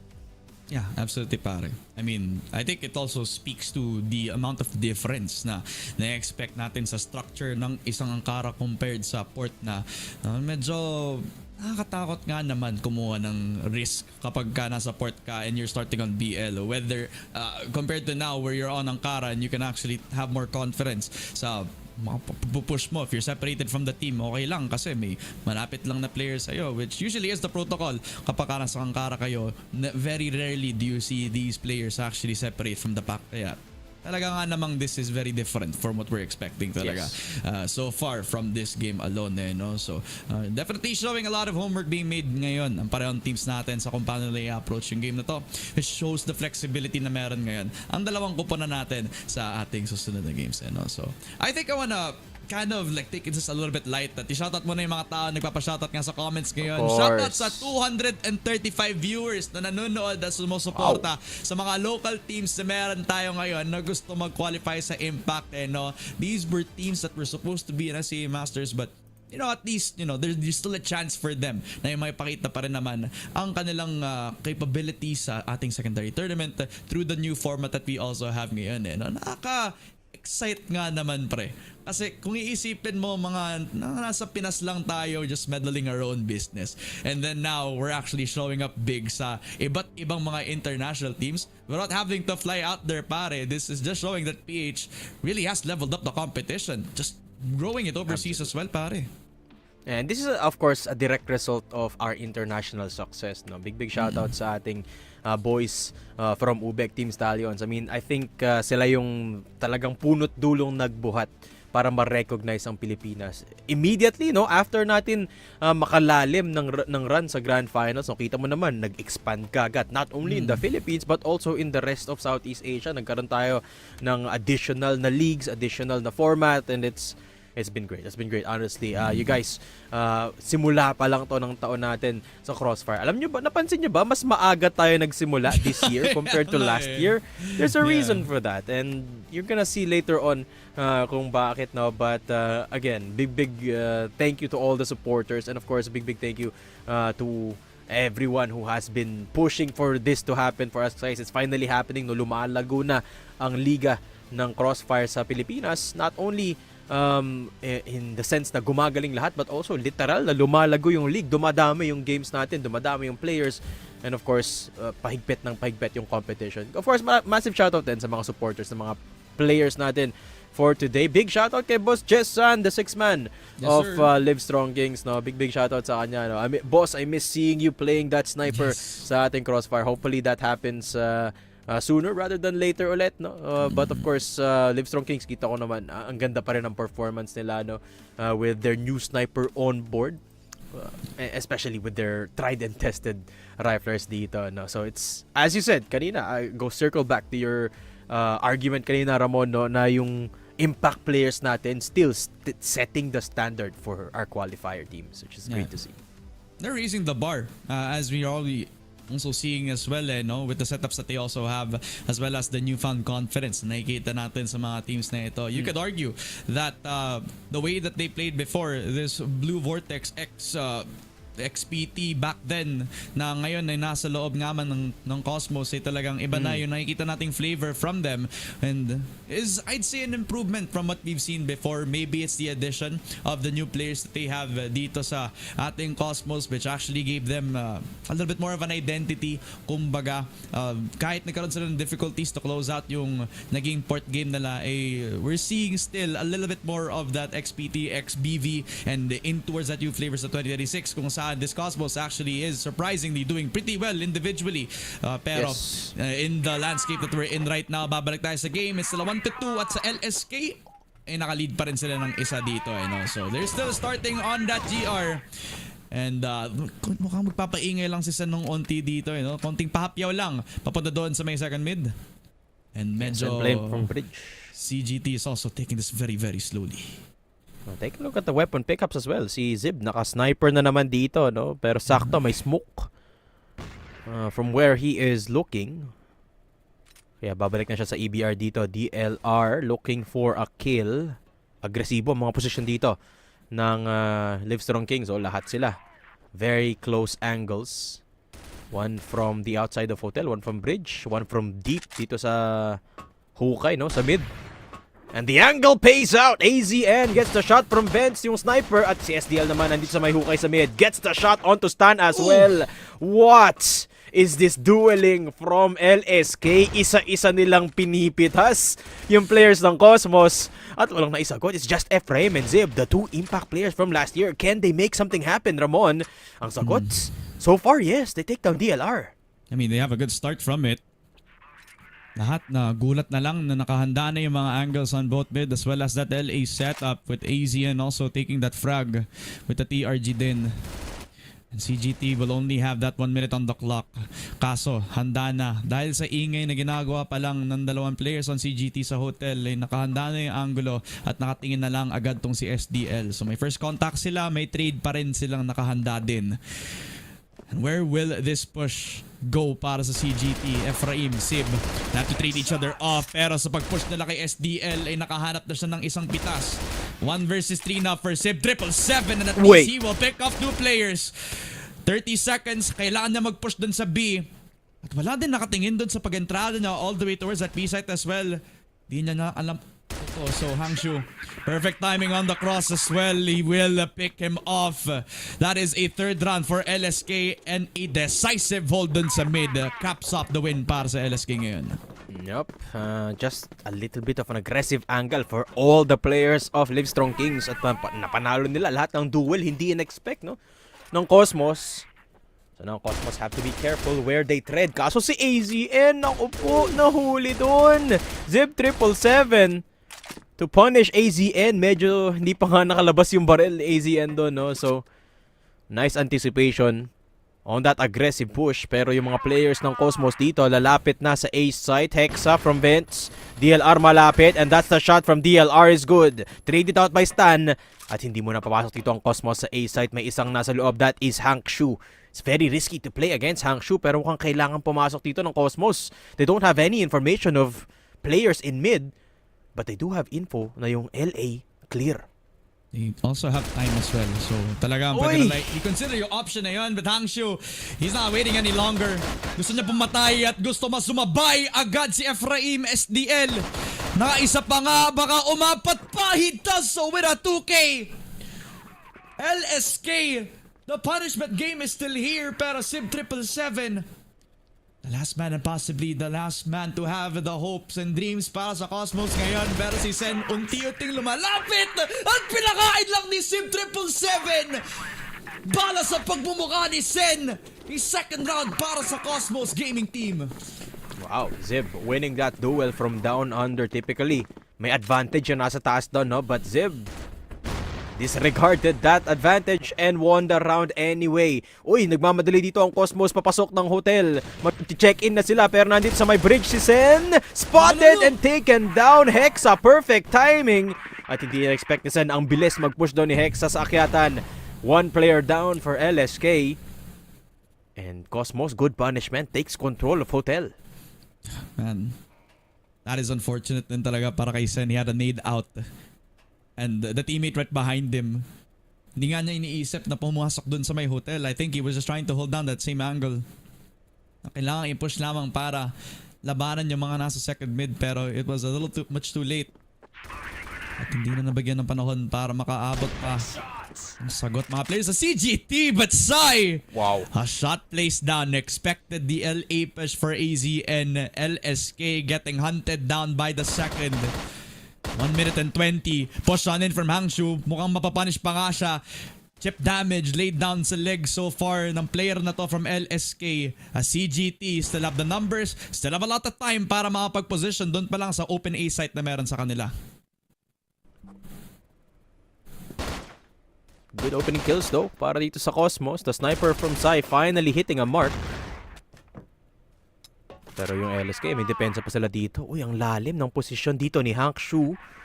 And the impact killer will be able to spot out 1 player. Good information from Hangshu. Nakita niya kung nasan si Zib 777. DLR capitalizing off of that information. 3 versus 4. Pero mukhang nasa A site na mga membro ng Cosmos. Sai, matatimingan ata dito. Si DLR will be backing off. Narinig niya na may isang player na manggagaling wala dun sa malapit. At natimingan dun. Okay, kailangan makontrol yung LA dito ng players ng LSK kung gusto lang makapush. Hangshu fighting Sai, but Sai is fighting with everything he's got. And it's Hangshu to go down. Good hold from Cosmos. Mag-isa lang si DLR magagaling mula sa exit, but there's too many people right in front of him and this should be the round for Cosmos. 1 HP, naghagis ng flash pero tatakbo na rin si DLR. There you go, Ramon. Cosmos on the board, 3-3. Yep, glorified Parang tactical timeout na lang din to para sa kanila as he's just gonna use the time para pag-usapan lang kung ano yung pwedeng gawin into the next round. But considering as well that CGT were doing the same identity that they've been doing, punishing LSK for aggressive mistakes na ginagawa nila kanina pa. Just taking the time biding. Kung aggressive pushes, both on long A as well as doon pa lang sa may mid. Exactly. The doctor ordered para sa kanila inside. Wow. Getting a lot more confidence sa mga peaks niya doon sa LA. Send down. And now A-site could be the call para sa kanila pero hindi din alam ng Cosmos na bukas yun. They still want to take more picks. Get more kills sa iba't ibang sektor ng mapa ngayon. And they don't even know that A-site was free for itself. Kaya ngayon, they're just gonna wait the timeout, Tatum. Problema na tong si Sai.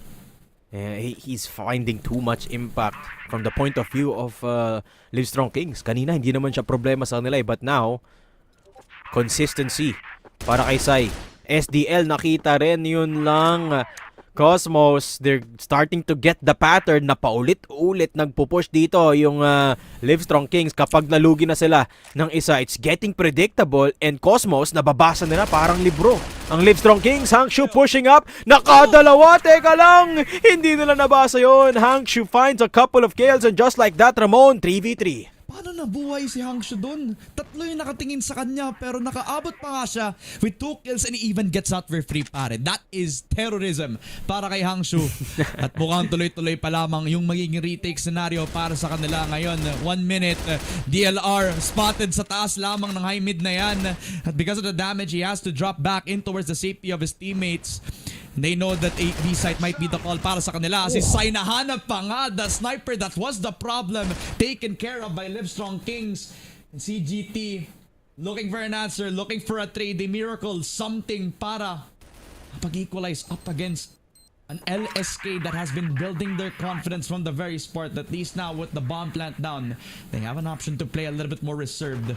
2 versus 3, DLR spotted sa paglabas ng window as well. Double hotel setup na meron ngayon, pero yung flick ang tatapos kay DLR, low on HP. Yung last 2 players ng Livestrong Kings, they have to push into the site and they want to go it right now. Ephraim with the spray, all down to AZN. He does have the sniper, so he has to connect with the shot, but there's no connection and there is no time for Ephraim. A 3K for Ephraim and another round para sa Cosmos Gaming Team. Wow, perfect coordination. Ephraim and Zib, the duo, has been guiding this squad for Cosmos. Sila ngayon yung tatapos sa LSK on a 2 versus 3 no less. Napakaganda naman na execution na yun, no? Hintay pa talaga nila na mag-peak dito yung players ng LSK before getting the bomb planted. Dahil doon, lumamang na dito ang Cosmos, 4-3 in their favor. At yung atake nila dito, gumagana na. All on the back of Sai Sniper. Yung unang kill, laging nakukuha dito ng CGT because of Sai. Pero ngayon, si Zib naman yung iisa. And it's not with a sniper anymore, pare. Talagang humahawak na siya with that M14 in hand. As Hexa continues to thrive on that momentum. Even disposing of SDL, hindi siya nakatapak doon pa lang sa may bypass, pare. Civ 77, mukhang mapapatay lang siya. Hangshu completely shatters any hope of getting that hotel. Pero Hexa wants to clear up that mid side and does so with pure perfection. Patay si DLR at nag-iisa na lang si Hangshu. 4 versus 1. He has to clutch up big as the new player. Coming in para sa LSK, run and gun, not gonna work out para sa kanya. Si Ephraim na naman at mapapatay lang siya. 5-3 so far for CGT. Cosmos, they're getting all the momentum dito, Ramon, at siguradong lamang na sila going into the second half. At yung Livestrong Kings, hindi talaga sila nagpapatalo, you know, still looking for the peaks, the contact every round, kaya sila laging napapunish.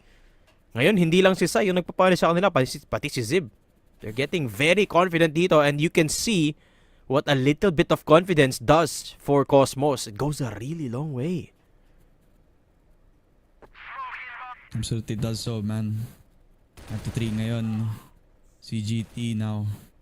Nag-thrive sila dun sa mga times na nakakuha sila ng mga free pick-offs dun sa may second bid natin. So, because of that conditioning, hindi na willing na makapag-pick ang kahit sino doon sa LSK. Kasi kahit anong makakuha ang baril nitong si Civ 77, makakuha pa rin siya ng value. Ngayon, nasa loob na siya ng hotel at expect na agad ito ni Sen. Good shots from the hotel receptionist, pero Ephraim still gets the trade. So, 4v4 tayo. And they know that they actually put themselves dun sa hotel. Pero nandito pa rin yung tri-stack dun sa players on LSK sa A-site.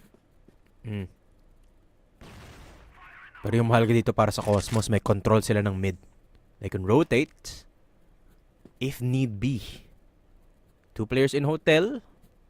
At mukhang pupunta na ng bypass dito yung players ng Cosmos. May tao doon, si AZN on the sniper. Connects with the TRG and ducks out of danger. Beautiful movement from AZN. Nag-flash pa nga to buy a bit of time pero reposition. Looking at Ephraim and AZN looking for one more. Hindi tumama. AZN has to back off. HE thrown out. Nabulag na nga siya dito with the flashes. But AZN holding strong from batteries. Hindi makapasok dito ang Cosmos. This is beautiful from AZN. Habang nangyayari yun, si STL naglalurk mula sa likod. DLR buying time as well. Pero yung oras na mawala na para sa Cosmos, kailangan nilang makapasok. Kailangan nilang patayin si AZN dito. Will do so. Pero si STL nag-ingay na. Hexa, double kill. Pero yung HP niya, isang bala na lang. STL on the shot. And Hexa is all alone. USP, ibinato nyo na dito. Si Hangcho manggagaling mula sa tagiliran. And it is Hexa all alone. SDL with the shot. And LiveStrong Kings with the round 4-5. Man, the 3v5 setup na meron dito sa Cosmos, napakalaki ng value na nakuha ni Hexa dun sa 2 kills na nakuha niya from trying to get in towards the site, but it cost them so much time as well as the less amount of control na meron sila on the long angle setup. Dahil wala silang tao doon sa taas ng stairs na yon, walang makakapag-stop sa kahit sino lalabas dun sa city. It also takes away the secondary that they would have had sa isang nagpa-flank nga naman from LSK, kaya nakuha nila yung retake na hinahanap nila dito no? So that was a really interesting round to say the least no? From the moment that they tried na makuha yung ramp na yon, naubos sila agad dahil nga naman sa spam damage as well as sa pickoffs na nakukuha ng LSK to start with no? It's coming off as like one of the teams na nakikita natin from the previous series where once they get that first blood, nagtatribe sila kasi hindi sila nag-over aggress pare. Yeah, not to mention that was a very nice hold mula kay AZ. Get the 1 kill kahit hindi siya nakakuha ng second kill doon. Yeah. It still bought a lot of time para makapag-rotate yung mga players. Actually, in fact, it bought so much time na hindi na nakapagtanim ng bomba dito up until AZN went down. So that was definitely a very good anchor para dito sa sniper player ng LSK. Off the back of that TRG position na nakahold lang doon sa bypass. So big props para kay LSK dito. And you can see them fighting back up against CGT. It's not just about minimizing mistakes anymore. No? So even at this point, very structured na rin yung pag-opensa dito ng CGT, that LSK have to even be more creative on this defense than they have been so far. Kita mo naman sa score, no? Dikit yung laban natin dito. And it's just a 1-round advantage for Cosmos, but that is a little bit rough para dito sa LSK kasi sila naman yung aatake ngayon. It's a little bit harder to be on the BL side dito sa mapang ito. And to go back to what we kind of saw from first half, we can tell that the impact from CEBU 777, not with him being the top fragger, but with him always going for that second mid hold, has been crucial for them para makuha lagi ng space, diba? Hindi sila makapag-push at hindi nila mapatay ang kahit sino dun sa may second mid. Now that hesitation, nag-translate na din dito kay AZN as well as the swap comes out at magsisimula naman sa GR ang CGT. That's a beautiful shot kay Sai at napatay pa nga niya si AZN dito. So early 4v5, they still keep yung double setup na meron sa A, but they're still giving yung mid side na pwedeng kunin nga naman ng mga players ng LSK. So while they are gonna concede that first blood, they're still gonna get a lot of space regardless. Especially because of this man on the screen, si Hank Shu always likes lurking around the map. Pero sa ngayon, siya yung nasa may bandang likod, yung C4 still in control of the players of LSK. Hawak nila dito sa mid habang naka-anchor si Sen dito sa hotel exits. Minimizing noise. I like this play from LSK Minamaximize nila yung mapa. But the problem is, hindi nila alam kung lumipat na yung sniper ni Sai. Andito pa rin siya sa LA. Or rather, lumipat na pala. Nasa mid na yung sniper, which is exactly where the players of LSK are going. Angsh's gonna have to get a shot of his life para lang makakuha sila ng kahit anong entrada papunta dito sa may B, and they're taking this very, very calm and slowly para kay Hangshu. He is gonna dodge away that fight. Yun nga lang SDL. This is the timing, the opportunity to get that kill. Nakahabot na sa RS itong si SDL. So, an open opportunity and kills upside in the process. For V4, B-site now wide open. And DLR, control yung rotation. Si Kristan, wala na mahabol. Wala na mapatayan kahit sino dito from CGT. Good thing 777 is still here. And SDL and DLR, nakahanap pa nga ng patay sa rotation ng mga players ng CGT. 2v2. Spray comes through. It's SDL, still the god anchor that we know from him. Si Hexa na lang. At masispray at masiswing lang siya ni DLR. LSK with the patient play works it out in the end para makuha yung round dito. And it's a beautiful round for the Riflers, SDL and DLR. Men, sinayawan nila yung players ng Cosmos doon. Taking them down one by one. They played around HM and RS. It was perfect. Napakaganda panoorin nun. Para silang Rambo duo doon. Getting all the kills in the world and saving the round para dito. So Livestrong Kings. Look at the board. 3 kills for SDL, 2 kills for DLR. And that's the round for Livestrong Kings. Now taking control of LA. Si Hangshu siya yung expeditioner para dito sa Livestrong Kings. Poking and prodding on different parts of the map. Habang yung team niya nagpo-push sa vents. Very interesting expedition that he's taking para sa kanya, no? Na-hold dun sa vents, nag-set up ng fake flash. Yangshu para lang sa BN. Still pushing in. At si Hexa isa lang niya. STL good for the trade.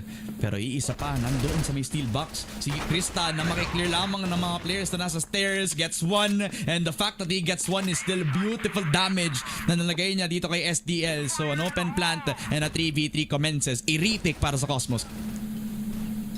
3 versus 3. At maghagis ng flash dito si Zib pero walang peak na magaganap sa ngayon. SDL power position just under the stairs. Kasama niya pa nga si Sen. Pero ang ganda ng shot ni Zib dito to open up exit. Pero 1 HP na lang dito ang players ng LSK, SDL, AZN. Kailangan na lang magdikit at nagdikit na nga sila. Zib good for one more. It's a 1 versus 1 pero si AZN has the advantage of time. Going down to the hands of Zib. And this should be enough time to defuse the bomb. Zib again, another heroic round para kay Zib 777. Man, oh man, Ziv 777. He adds another number into his name and it becomes an even bigger threat sa pag-retake ng mga players on CGT. The fact that he gets the kill was already good enough, but he gets the clutch in time and already secures the round para dito sa CGT. Already down from the count, the momentum, giving up his own life para mabigyan ng hotel pressure yung LSK. 5-6 tayo ngayon. An early 4v5 din. Livestrong Kings getting their confidence. Pero isang fake play ang hinuhanap. On that mid-side, Cosmo. Yung mga player to. Nakawak lang doon. Yun lang, Hangshu is down. And Zib will be the trade. Pero may isang player na manggagaling mula sa B. And DLR picks up Ephraim. But sasagot na isang mula doon sa HM with his Arctic. 3 versus 3 dito. Papasok na ng B-site yung mga players ng LSK. There should be enough space for them to get the bomb planted. At nasa RS yung dalawang players dito ng CGT. Cosmos now have to bide their time. Wait for the retake. They still have plenty of util. Pero lalaban sa hotel dito si Hexa. And DLR will go down to his hands. Okay, 3v2. Advantage for Cosmos. No HP pa rin. And the sniper hitting a shot right now. AZN, no fear, no hesitation. AZN with a 2K, a 2 versus 3 clutch that they had in LSK, man. What a macro game na nilalaro nila from the moment that they had that hotel push, as well as the multiple amount of people na meron sila on A. Nilaro nila yung rotation ng CGT. Akala nila sa A sila matatapos, pero sa B site lang pala yung magiging forma ng mga players ng LSK ngayon. Kaya tablado na tayo ngayon into the 6-6 scoreline. Didom, that was incredible para sa isang katulad ni AZN. Yeah. Must be very confusing para sa Cosmos, no? Para i-predict saan nga ba pupunta yung LSK. Si Hangshu nandun ulit, flanking in mid. But he has to be careful of the sniper. Nakabantay sa mid si Sai. Vents. mukhang desidido na ang LSK na papasok sila ng A site. Smokes coming out. DLR with the entry. USP is out. Elbows out. And the bullets are coming out of the riflers. DLR, SDL. Binuksan yung A site na ganun-ganun lang, Ramon. And the bomb is down. Sinimplihan na lang. Kung kanina, puro fake play lang ina-expect natin sa LSK. Ngayon, full on execute ang ginawa nila sa dalawang anchors ng CGT, and they played a 3v5 retake. We've seen miracles like this happen before. Baka ma-upset pa sila despite the numbers advantage. Tingnan natin. Flash comes out on exit. Hangshu has to perform the headshot of his life. He gets the one and the second galing kay Sen. 1v5 na para kay Sai at baka wala na to. Walang-wala na para sa CGT. LSK, I mean, it's just a one-round advantage. Pero kapag nirush mo yung site ng ganun and you don't lose a single player, I think that's a tell na talagang iba ang rush dito ng LiveStrong Kings. LA push yet again para sa LSK, pero ang diferensya, 3 na yung players ng Cosmos na naghihintay sa kanila sa A site. But an early rotation from Sai actually makes it just 2 people dito sa A. Pero mukhang magmimid pa ang LSK. This is not the best idea kasi nandun na yung sniper ng Cosmos. Yeah. Are you prepared for any sort of things that they won't want to have in their arsenal ngayon? I mean, nakuha na nila yung TB. They can actually try to go for that hotel pressure now. Only man to stop them is CEBU 77, pero baka nga hindi kailangan yung pressure na dito as nakahawak na agad sila ng TB all the way towards that P site. But you know, thinking about it, no, kung iiwan nga nila yung hotel na to para kay CEBU 777, they could walk into a crossfire. Unless Kristan single-handedly stops this with just 1 mag dito no. Tingnan natin. Smoke comes out. AZN, first contact, flash, could be perfect. At sa pagpasok na dito, hindi na kinailangan mahanap si Kristan sa smoke. He just goes at it with a beautiful shot papunta sa katawan niya. 2 kills in pack para sa LSK. 3v5 retake comes in. Hexa, nahanap pa nga ni Hangshu. At walang-wala na para sa CGT to unless CEBU 777 and Ephraim could find the answer that they're looking for. No, I don't think so. Not after that disrespect from AZN. Point blank, quick scope. Sa harap pa nga ng smoke. Ginawa niyang boga yung sniper niya, men. LSK, confidence is high para sa players nila. And this is the first time we're seeing AZN a proper game on that sniper, Ramon. And I think this is the team on full potential, firing on all cylinders. DLR sinimplihan na naman. Sai is going down early. Si Hexa nakita na rin at si DLR naman ang sasagot sa kanya. Nauubos na ang Cosmos dito, Ramon. And LSK, they don't have to do much. They just have to fight, take the fights, and take them down. Yan. Ginagawa niyang AK o HK yung M14 EBR sa napaka-clean na flicks na ginagawa lang ulit ng LSK ngayon, pre. At yan ay dahil lamang mga willingness to take that early fight. CEBU! Hindi niya matama yung shot. DLR, he re-peeks into it. Now giving the kill over to CEBU 777 and a little bit of a layered defense na meron sila ngayon sa LA, pero SDL has no fear. He knew it was a sniper pero gusto pa rin niya labanan yung kahit sinong lumalabas sa mismong crosshair niya, mga kaibigan. Now they decide to go off LA pero nasa B site na mga players ng LSK. Grabe si SDL, nagwa 1v3 tapos siya yung tinatakbuhan ng 3. Anong nangyayari dito? LSK, anong nakain nyo? Bakit malaibang anyo bigla kayo? SDL finally going down pero may 3 pang susubukan dito si Stan na awayin. Binato na nga siya ng Monay doon sa HM and Sen will be peeking it out ni USP na. Sinimplihan na ni AZN. LSK series point. And on the way to impact, this LSK roster is looking very, very clean habang tumatapos na to. What a way to close it out, pre. The confidence from SDL and the boost up from DLR as well, pare. This duo side by side is making LA very difficult to defend. Lalo na napaka-simple lang para sa kanila kunin nito, pare. It's the manner that they're taking this as well that makes it all the more impressive. Kahit sa isang CGT na preparado, no, they had all the numbers na pwedeng ma-hold doon lamang sa may LA, pare. Pero napipick off lang sila ng isa-isa from SDL and his confidence. Now they are pushing down that LA kanina, no? May CA pa na nakuha mga players ng LSK, but again, the CGT team is looking very tense. They're investing 3 people. BetSib 777 is gonna hit the shot pa rin. Okay, beautiful shot mula kay Zib doon. The takedown send. That's the lurk though. So kailangan na lang maging aware kung nasaan yung ibang players dito ng Livestrong Kings. 2 of their players in mid. Sai, nakaantabay, will be taken down by Hank Shu. Big pickup from Hank Shu. That's one of the anchor players down. That's the sniper down actually. Habang si SDL nag-iingay naman sa A. Hindi alam ng Cosmos ano bang nangyayari, pero si Hexa kukuha ng isa. DLR nakupo na huli. And that gives the signal for the players of Cosmos to push. Yung bomba nasa LA. At si Hangshu na lang ang natitirang mag-isa para dito sa players ng Livestrong Kings. 1 versus 3. Hangshu maibubuga pa nga. 1 down for the enemy. And Hangshu will be taken down as well. Cosmos, good recovery off the back of Zib. Nice sniper shot from Zib. Yeah, the loss of sight didn't really matter a lot kung may isa pa silang sniper dito.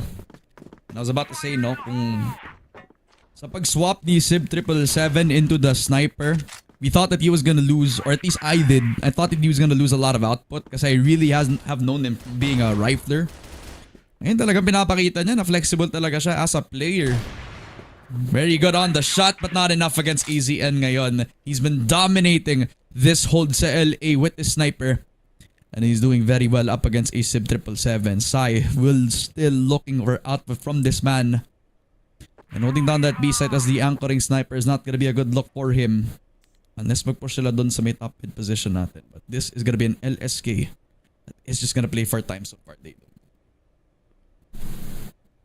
Good read from AZN. Nabasa niya si Zib. And that's one key component ng Cosmos na nawala na. Zib has been the most impactful. And now that he is gone, paano magre-recover ang Cosmos in the most important round of this match so far? Kapag natalo ang Cosmos dito, hindi na sila makakapasok sa impact. Mid-control for LSK. Ang alas nila dito, Ramon, si Ephraim, tinan mo. Sa hotel pa. Basta wag lang siya magpapaingay, baka mag-light up yung server. Sai gets the shot. DLR still here to stay and play. Pero again, si Ephraim nandito pa din. Hangshu with the lurk gets the kill kay Kristan. Ephraim, very late to the party. At ngayon pa lang magpapakita. Gets the spray. Gets the second kill.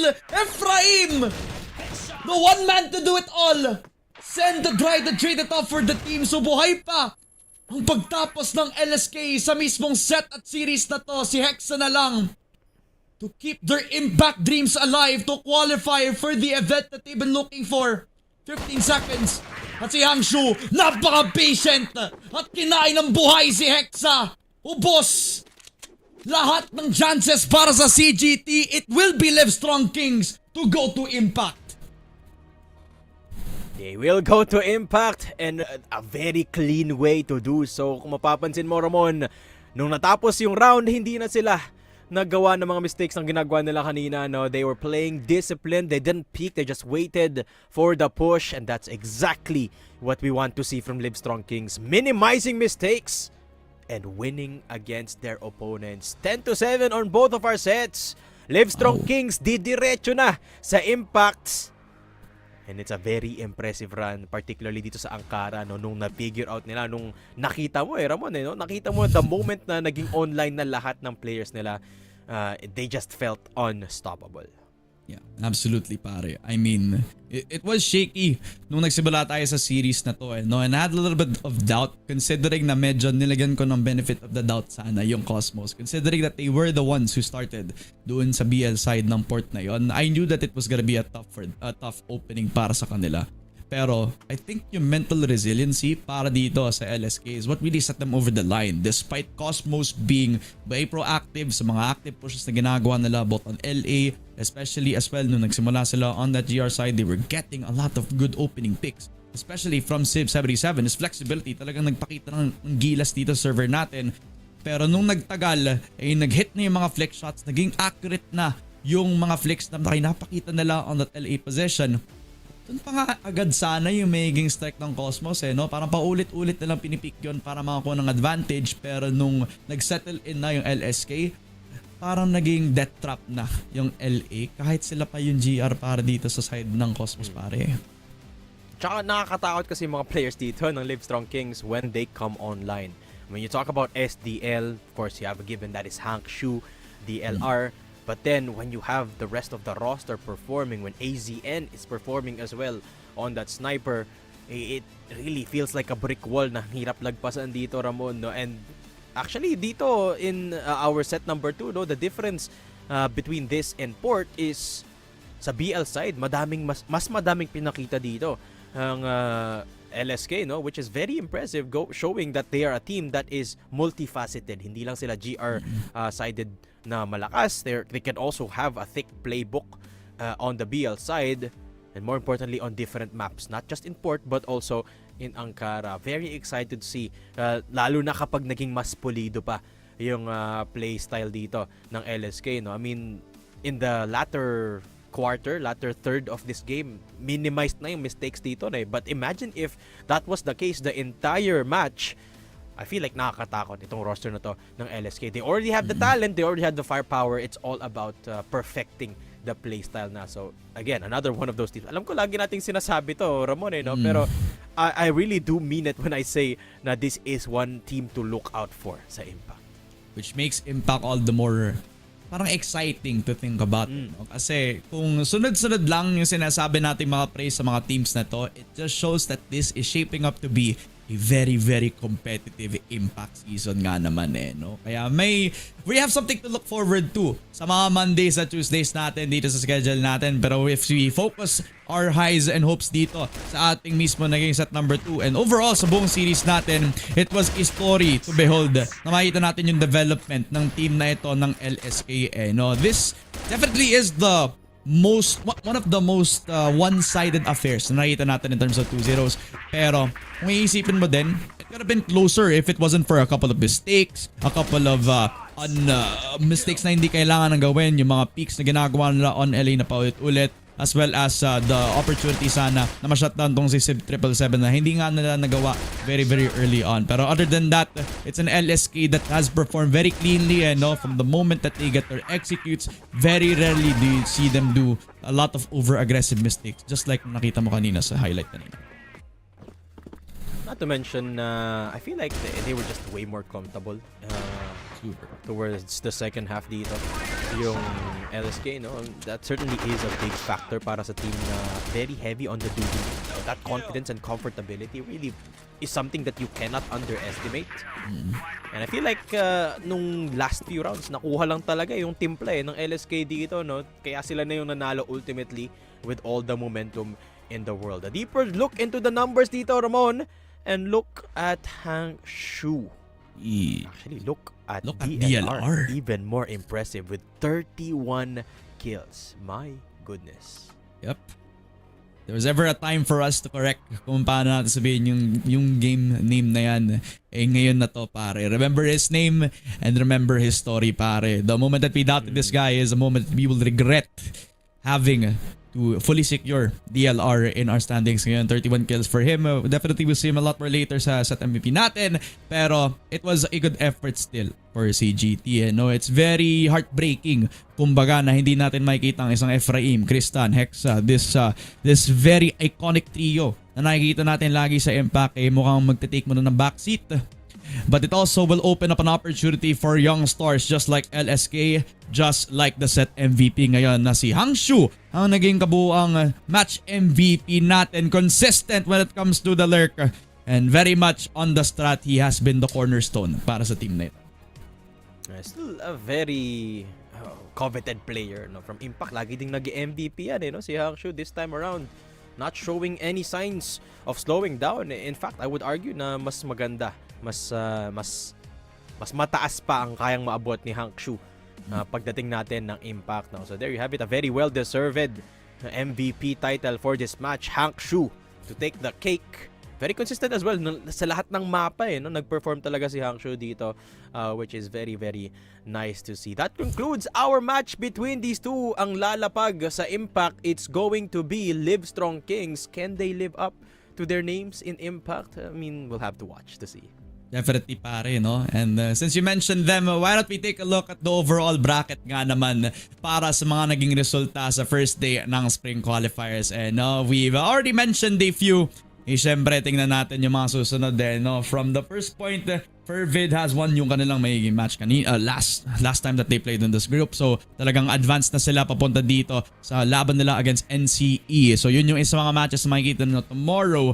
But NAGTRIPLANG against MAEYOKERS was a banger to start with, where NTL actually have qualified para sa Impact. So kung sino man yung matatalo dun sa advanced match tomorrow, sila yung aabot sa Impact, while otherwise makakapasok sila sa Masters. You know what, actually, Ramon, no, madami tayong expectations na hindi naabot from today's matches. One of those is yung makikita natin later on, no, AURORY not able to qualify. Pero yung Fervid is just getting towards the expectations dahil sila yung nanalo sa bracket nila. No? Over here, we have Vengeance, JY Davao Esports on the upper, and then, of course, LJC yung nag-qualify for Impact in today's match. No? So, still a very hard-fought match, 2-1. Yung game kanina for both of our qualifiers. Ito na nga yung sinasabi ko, no, AURORY unable to qualify for Impact is a big surprise, with ATTRAS, the upcomers, taking them on and winning on a 2-1 fashion. So sila yung nakapasok sa Impact dito. Yeah, absolutely pare. Very exciting sa akin yung advance match para dito sa Group C, kasi it is basically going to be the core champion ng Impact Summer from last year up against ESPORTS Esports that are coming up with momentum as well. If I remember correctly, sila din yung nanalo ng Impact nung next season after ng summer last year. And just correct me if I'm wrong. But this also just means that this is gonna be one hell of a banger match. I think in a lot of the situations na nakakapanalo yung Cuerdas up against a Sunday Shrooms, iba yung naging roster nilang time na yon. Kaya play-up spot just to play out, or actually a spot into Masters, is a very good stake laban sa isang advanced matchup for tomorrow. Pero para naman sa Group D, Acceptance versus Alliance Gaming, where LIVESTRONG Kings as well nakapag-qualify sila sa Impact. Malalaman natin kung sino yung mga susunod na magka-qualify. I would very much be happy to see Acceptance be in Masters again, especially with the level of competition that they have in SEA. And very kahit either way talaga, I think any team who will qualify for Impact for this, I think magiging happy ako kasi they're both very good teams. Gaya ka, Ramon, favorite ko tong Team Acceptance. If you remember from last year, I was the only one voting for this team, but we're getting caught up here dito. Livestrong Kings sila yung magka-qualify from that lower qualifying match. Siyempre, magtatapat naman for that Masters qualification is Alliance Game up against Team Acceptance. Pero bukas, guys, meron ulit tayo yung mga laro. Of course, we're gonna start at 1 p.m. yet again. Uy, ito, aabangan ko tong Fervid. Pre, gusto kong mapanood yung Fervid in their qualifying match tomorrow. Yeah, definitely pare. I mean, yun yung favorite mo. I guess I already mentioned yung Group C advance, but I think Group B will also be a sleeper kasi these are both Impact teams from last year, and a chance for them to actually represent yung Pilipinas as being one of the few Filipino teams na meron tayo for Masters SEA. It's gonna be a very big representation pare. So I'm gonna be very happy to see a high level crossfire for tomorrow. Sure na sure akong gusto din nyong bumalik dito for tomorrow as well, kasi makikita nyo na din yung pag-wrap up ng qualifiers para sa day 2. Pero day 1 pa lang at napaka-blockbuster na nga ng mga matchups natin so far. Daydom, sa lahat ng mga nangyari dito, what is something that you have taken note at gusto mong maiwan para sa viewers natin ngayon?